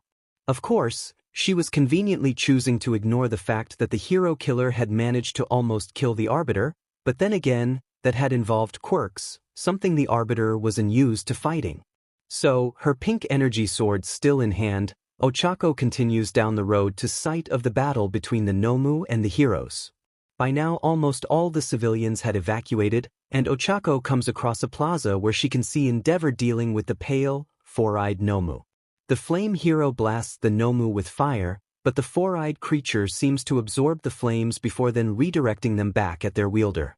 Fortunately for Endeavor, a wall of ice pops up between him and the Nomu, absorbing most of the redirected flames, and Ochako sees Todoroki several meters behind his father.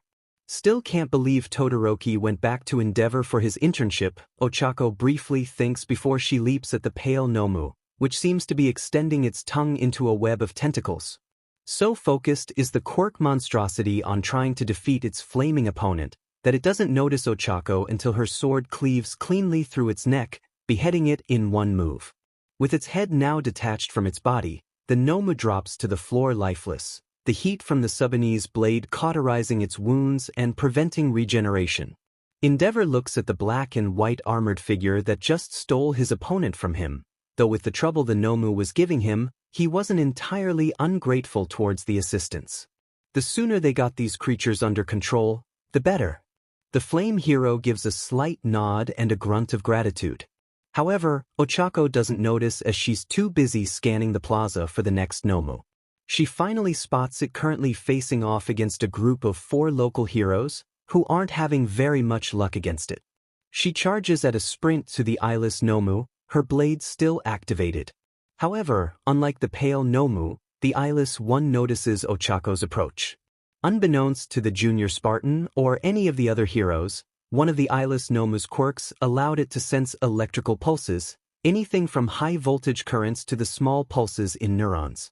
And upon sensing the Spartan's presence, it activates another one of its quirks, for the second time that evening. As Ochako nears the eyeless Nomu, she notices that its attention seems to shift from the 4 local heroes to her. And as its unseeing gaze fixes on her, it lets out a deafening roar. A fraction of a second later, Ochako's Mjolnir shields drain, and her HUD briefly flickers. An EMP. Ochako realizes that Nomu is the one who caused the earlier blackout. She glances down at her sword in her hand and notices that it too has been affected by the blast. Damn it, she curses to herself, her sword was the one effective weapon against the Nomu. The only thing that could counteract their super regeneration, so she'd just have to settle with immobilizing it instead like she did with the Nomu at the USJ. Holstering her energy sword on her right thigh, Ochako rushes at the eyeless Nomu in a sprint, sweeping past the 4 heroes struggling against it and tackling the monster. Unlike most opponents Ochako had faced, the Nomu is able to take the tackle without being knocked to the ground. However, Ochako isn't looking to pin it to the ground, and being as unthinking as it was, it doesn't realize the extreme danger of physical contact with the Spartan hero. As soon as Ochako is able to wrap her arms around the quirked monster's waist, she presses both of her hands flat against its back, activating her quirk. Immediately, she can feel the Nomu's resistance to her tackle evaporating. Before it can have a chance to counterattack her, she leans backwards, lifting the Nomu clean off the ground, before tossing it into the air backwards. On the other side of the plaza, Endeavor looks on in interest and professional curiosity as he watches the armored hero tackle a Nomu, lift it effortlessly off the ground, and then toss it high into the sky with equally as little effort. He rises from where he had been squatting next to the pale Nomu's corpse, inspecting the now seared stump of its neck.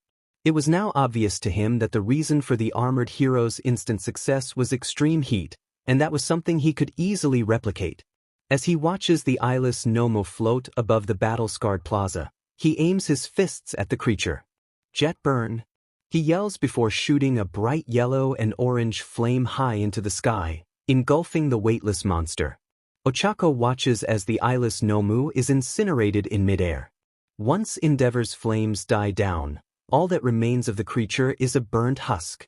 Satisfied that her foe had been taken care of, Ochako releases her quirk's hold on the beast.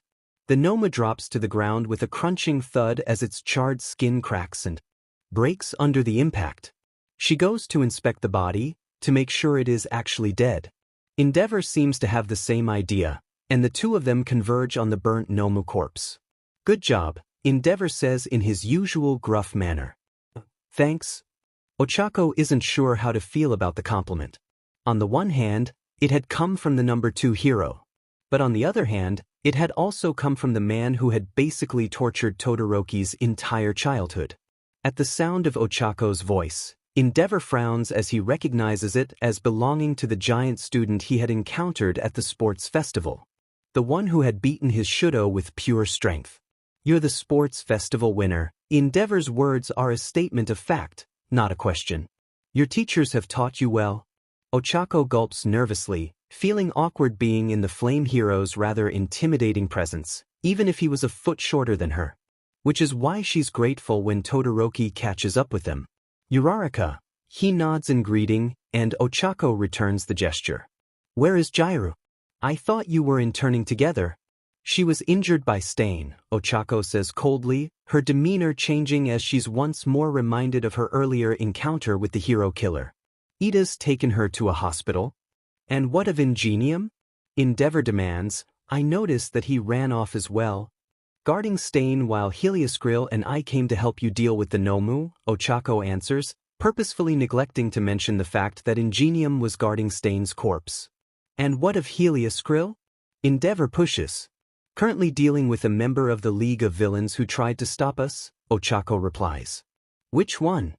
Todoroki asks. "The Silent Shadow," Ochako replies, and Todoroki nods. He had guessed as much. "Enough talk," Endeavor cuts in. "We still have one more Nomu to deal with."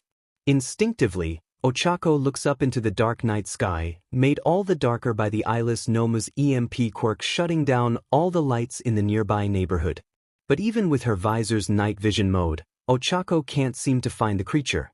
"I can't find it," she reports, and Endeavor huffs in frustration, the flames around his body flaring as he does so.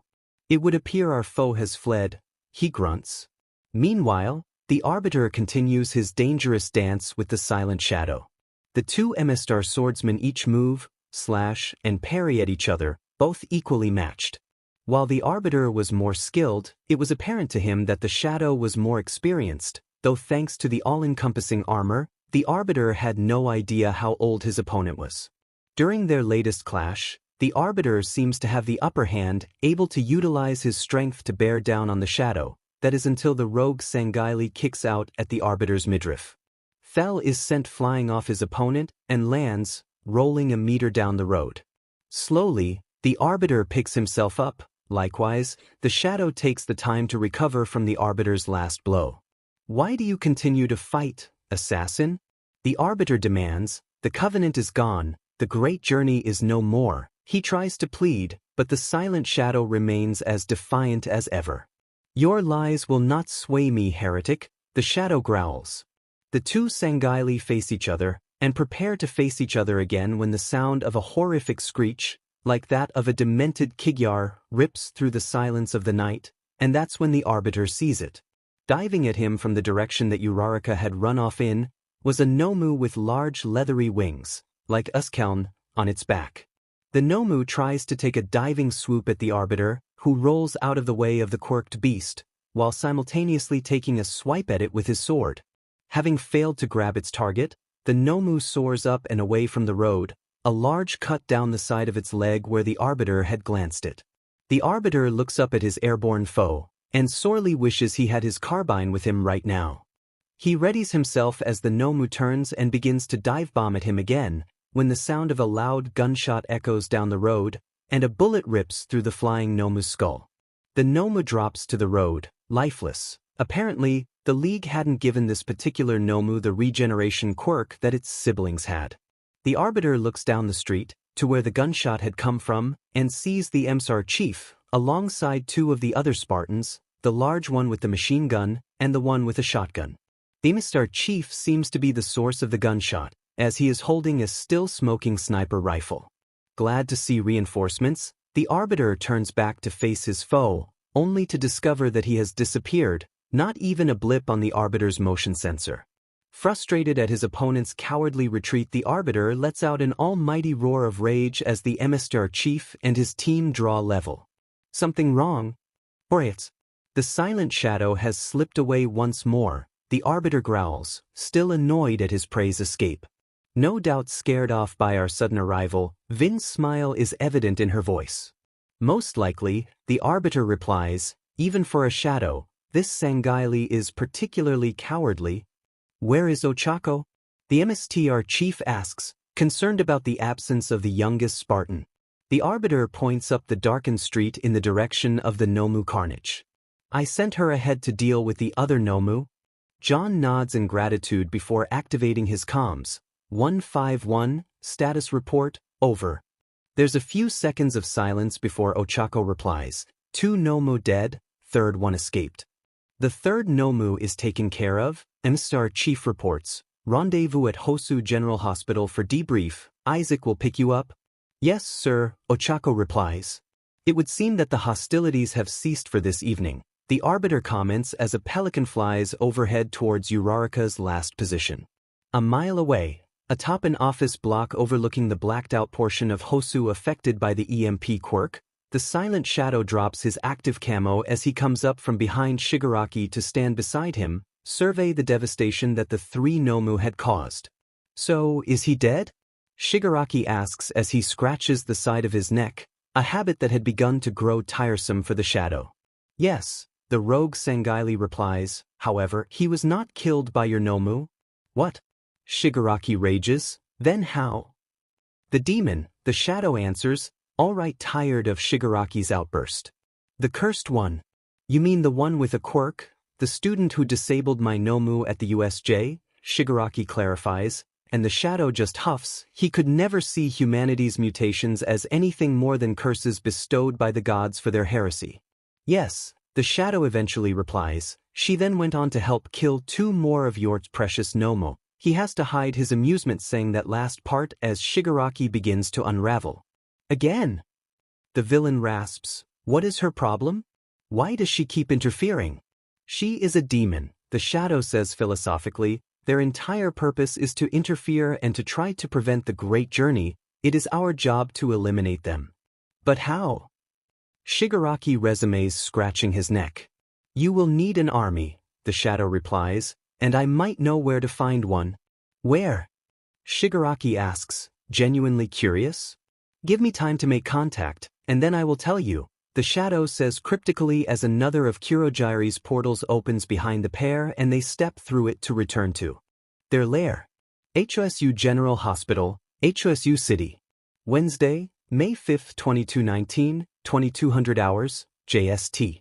Several hours later, Ochako enters a patient room in Hosu General Hospital, having spent the last hour or so answering questions from the MSDR chief and Cortana, the police force, and weirdly enough, the HPSC. Most of it had to do with the death of the hero killer, but the two agents from the Safety Commission had seemed more interested in what Izuku had been doing for the past week, for some reason, though Ochako was too tired by this point to care. She lazily pushes the door to the hospital room open with her body weight and stumbles through, her helmet tucked under her left arm. As she enters the room, she notes its occupants, each sitting in a hospital bed, opposite each other.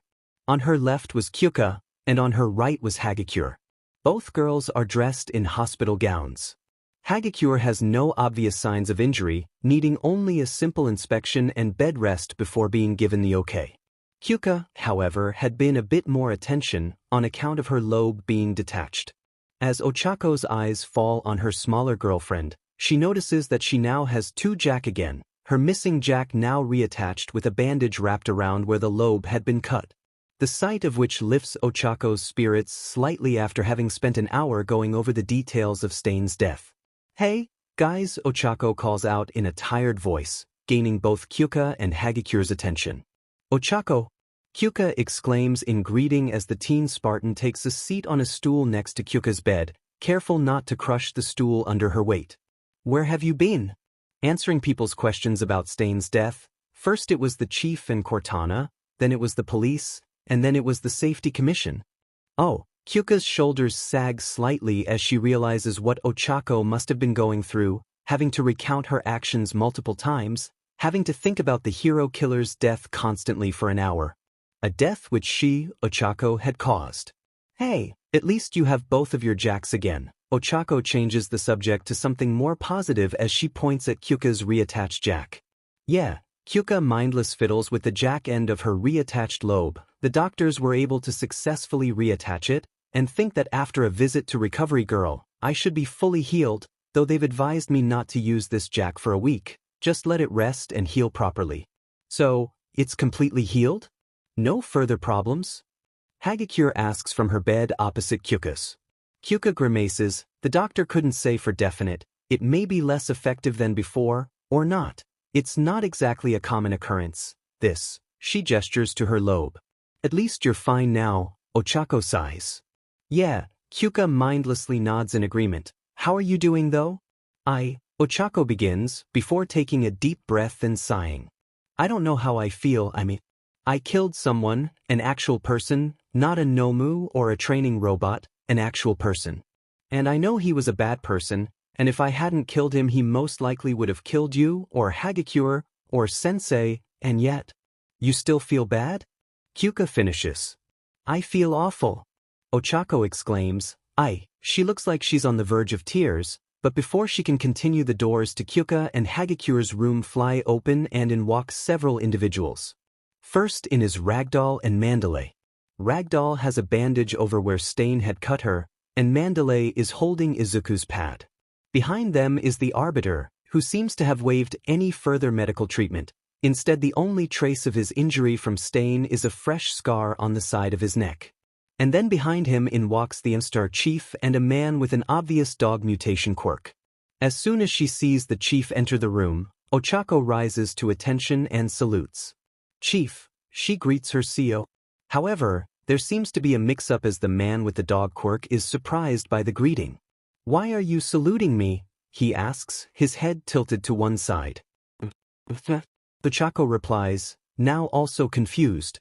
"She was greeting me, sir," John fills in. "I'm Instar Chief Petty Officer. I'm Uraraka's CO. "Ah, I see, woof," the man replies. "My apologies. You see, I'm the chief of the Hosu police force, so when you said chief, I had assumed you were addressing me." "Oh, sorry." Ochako slackens her posture slightly as she rubs the back of her head in embarrassment. Kyuka and Hagakure both chuckle at their friend's misfortune, until all three teens realize what the man had just said. "Wait, the chief of police," the three girls echo. The dogman nods in confirmation. "My name is Kenji Tsuragami, and you are the UA students who helped bring down the hero killer, huh? I think that's being a bit generous on our parts, Hyuka says with a sullen expression, I can't speak for Hagakure, but all I did was get myself injured. As she says that she subconsciously rubs her healing jack. I dunno, if it weren't for you, I'd probably be dead by now, Hagakure adds, her gloved hand rubbing her throat, as she remembers feeling the stain on top of her, ready to kill. And if it weren't for you, Prism, I too would be dead, Fel chimes in. All three of you contributed to the end result. The hero killer is no more, an achievement you can be proud in. The chief of police gives the arbiter a slight side-eye. You have a rather interesting view of the world, Helios Grill, but that will have to wait. He turns back to face the three girls. Officially, the police cannot condone the death of an individual, and normally such vigilante action would receive harsh reprimand. Hyuka begins to rise from her seat, an indignant expression on her face, but a raised hand from the police chief stops her. However, from what your pro-hero mentors have told me, your quirk usage was authorized, and furthermore, the hero killer's death was not the result of a quirk, but from a well-placed punch. All of which is supported by the footage from your helmet camera. He directs that last statement at Uraraka. As such, having reviewed the camera footage, the police will not be pressing charges against any of you. You acted in self-defense and within the bounds of the law, though only just. Once again, the police chief gives a sidewards glance at the arbiter. Wait, so, what exactly are you saying? Hagakure asks, somewhat confused by the formal speech the police chief had just given. I'm saying that you, Ochako Uraraka, would be known as the girl who killed the hero killer. Ochako's eyes go wide with fear, but the police chief isn't done, were it not for the intervention of your principal, requesting that all three of your identities be kept anonymous. What, we're not going to be famous? Hagakure whines. How come? It is mostly for Uraraka's protection, the MSTR chief answers. She doesn't need that kind of infamy tailing her. Yeah, I mean think about it, she received plenty of attention just for winning the sports festival. Hyuka comments, imagine how the public will react after this. Rumors are already hitting the news and social media sites. Izuku appears on his pad in Mandalay's hands. Once it becomes official, the news will explode. The official story will simply be that a UA student was responsible for the hero killer's accidental death. The chief of police stresses the word accidental. And given that there were technically 6 UA students present in Hosu at the time, that should muddy the waters enough to maintain most of your anonymity. I trust there will be no issue with that? No, sir, Ochako replies crisply. Frankly, she was relieved. She honestly didn't think she could handle the pressure of being known for someone's death. She could barely handle it now. Good, woof. The police chief gives a nod of satisfaction. Anyway, that was the official business. In my personal opinion, he steps closer towards Ochako before bowing deeply at the waist. You have done this country a great service. With Stain gone, our heroes can resume their jobs without the fear of being targeted by a madman. Thank you. You're welcome, Ochako replies awkwardly as she returns the bow. This show of gratitude really wasn't helping with her mixed emotions towards her earlier actions. After a few seconds, the chief rises from his bow. Now then, with that taken care of, I must prepare for an official press conference, addressing the hero killer's death. I wish you all a speedy recovery, he says in farewell to the 3 girls, before departing from the hospital room. There's a moment of silence after the police chief leaves that lasts until Hagakure breaks it. So what now? She asks. Now, all 4 of you are returning to you. The Instar chief answers, to the surprise of everyone but Mandalay, Ragdoll, and the Arbiter. There's a sudden outburst as all 4 of the hero students present try to protest over each other before they are silenced by the chief's raised hand. Hagakure, you will be returning to resume your training with Vadam. Jairu, you will be visiting Recovery Girl and Floats to finish your medical treatment. As for Midoriya and Wonfo, we need to talk. Both the junior Spartan and her AI partner gulped nervously. That was not a conversation Ochako was looking forward to. So, are we leaving now? Hyuka asks. The IMSAR chief nods. You can sleep in your dorm rooms when we get back to you. Ochako lets out a grateful sigh. Going back to their dorms meant Ochako would be able to take off her armor and get a good night's sleep. The doctors have cleared you to leave. Chief continues, once you're dressed, Isaac will take us back. Half an hour later, everyone is up on the roof of the hospital, on its helipad. where Isaac, the rest of Blue Team, and the other Sangaili are waiting for them in the Pelican. Here the pussycats say their farewells to their interns. I'm sorry your internship got cut short. Mandalay apologizes to Ochako and Kyuka, Izuku having been returned to Ochako's helmet. It's not your fault, Ochako apologizes. No, but it's still a shame, Ragdoll retorts. It was nice having interns again. It's been a while, hopefully you've gained something from it. I know I have. Kyuka bows slightly to two of her mentors. Thanks for everything you've done to help me with my quirk. No problem, kitten, and if you guys ever need advice about anything, heroics, quirk usage, relationships, the last part Ragdoll says with a far too innocent expression that earns her an eye roll from Mandalay. What my partner is trying to say is, feel free to call us. I'm sure Midoriya already knows how to contact us.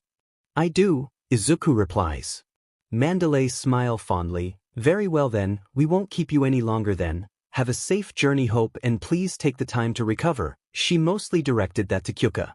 Do well in your studies, Ragdoll tacks on as the three heroes board the Pelican. The two pussycats step away from the landing pad as the Pelican takes off, and have to quickly readjust their ears and skirts as they get blasted by the downdraft from the thrusters.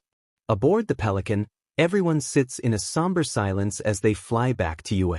The four students are too tired to talk, and the Spartans and Sangaili feel no need for idle conversation. The silence lasts for most of the way, until about an hour after departure, when Izuku exclaims, "Oh no! What is it?" Kyuka asks first as Ochako hold out her hand for Izuku to appear on. "What's wrong, Aizu?" she asks. This is all Izuku says as he brings up a screenshot of a news site, the headline of which causes Ochako's eyes to widen with fear. Hero killer dead at the hands of the demon of Yu. Exclusive POV footage shows moment student kills stain.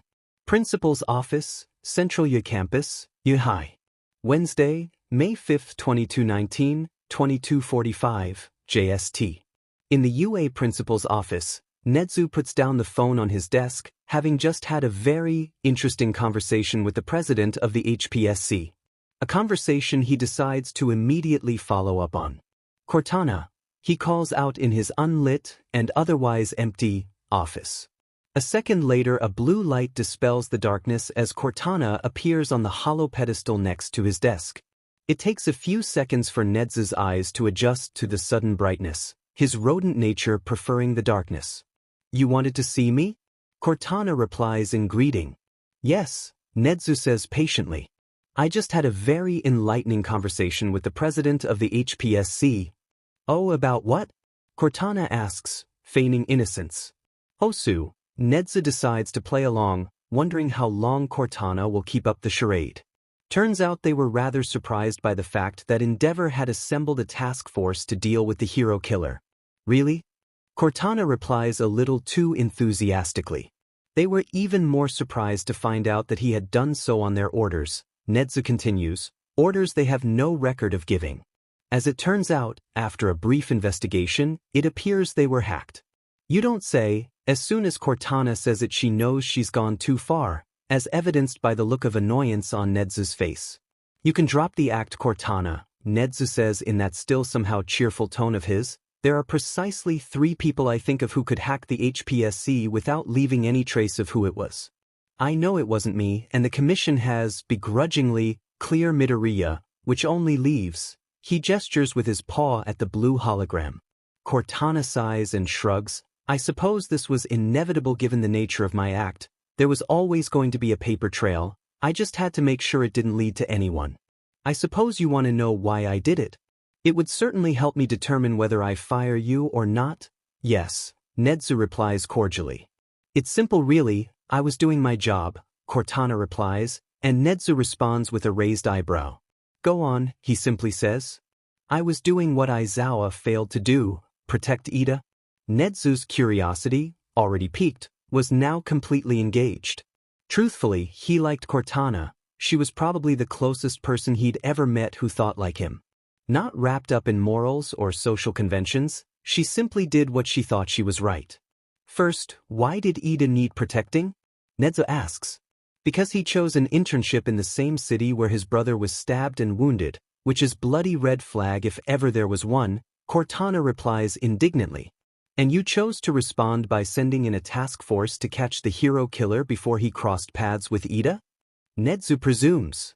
That was an added bonus, Cortana admits. No, the task force was an excuse to try and draw in some of the heroes who had interns that were friends with Ida, people that would watch out for him. Which is why you also returned Ingenium to active duty early? Nezu asks. He wasn't due to return till after the internships. It was a calculated risk between his friends and the return of his brother. I calculated that the odds of Ida going on a revenge mission were negligible. Nezu slowly nods as runs the same maths in his head. That all seems to track, he eventually replies. But why not simply reassign Ida to a different internship? I don't have the authorization, Cortana retorts with a huff. Only his homeroom teacher could have done that. Ah, Nezu slowly nods as begins to understand, and I'm guessing Aizawa did not reach the same conclusion that we have. No, he did not, Cortana pouts. So I was forced to solve the issue my way. And I'm rather glad you did, Nezu says with a smile. Really? Now it was Cortana's turn to be intrigued. Why? Because you have just proven that you can infiltrate the Safety Commission servers without leaving a trace, something even I would struggle to do. Sure, I can hack their firewalls, but I'd be noticed. You were only noticed because you used your ability to send a false email. Well, I was specifically designed to hack and infiltrate advanced Covenant systems, Cortana preens. Any cybersecurity you might have on this planet is laughable in comparison. Is there a reason you want me to be able to infiltrate the HPSC? Not right now, Nezu evades. It doesn't have anything to do with your little redemption project, does it? Cortana teases. The only reaction on Nezu's face is a slight twitch of whiskers. Perhaps, Cortana says slowly, you may be interested in a file I found that only drew my interest because of how encrypted it was. A file? Nezu raises one eyebrow in a question. A file on one Kana Tsutsumi, Cortana replies, and is rewarded by the most wolfish grin she'd ever seen on Nezu's face. Tell me more, the world's most cunning rat replies.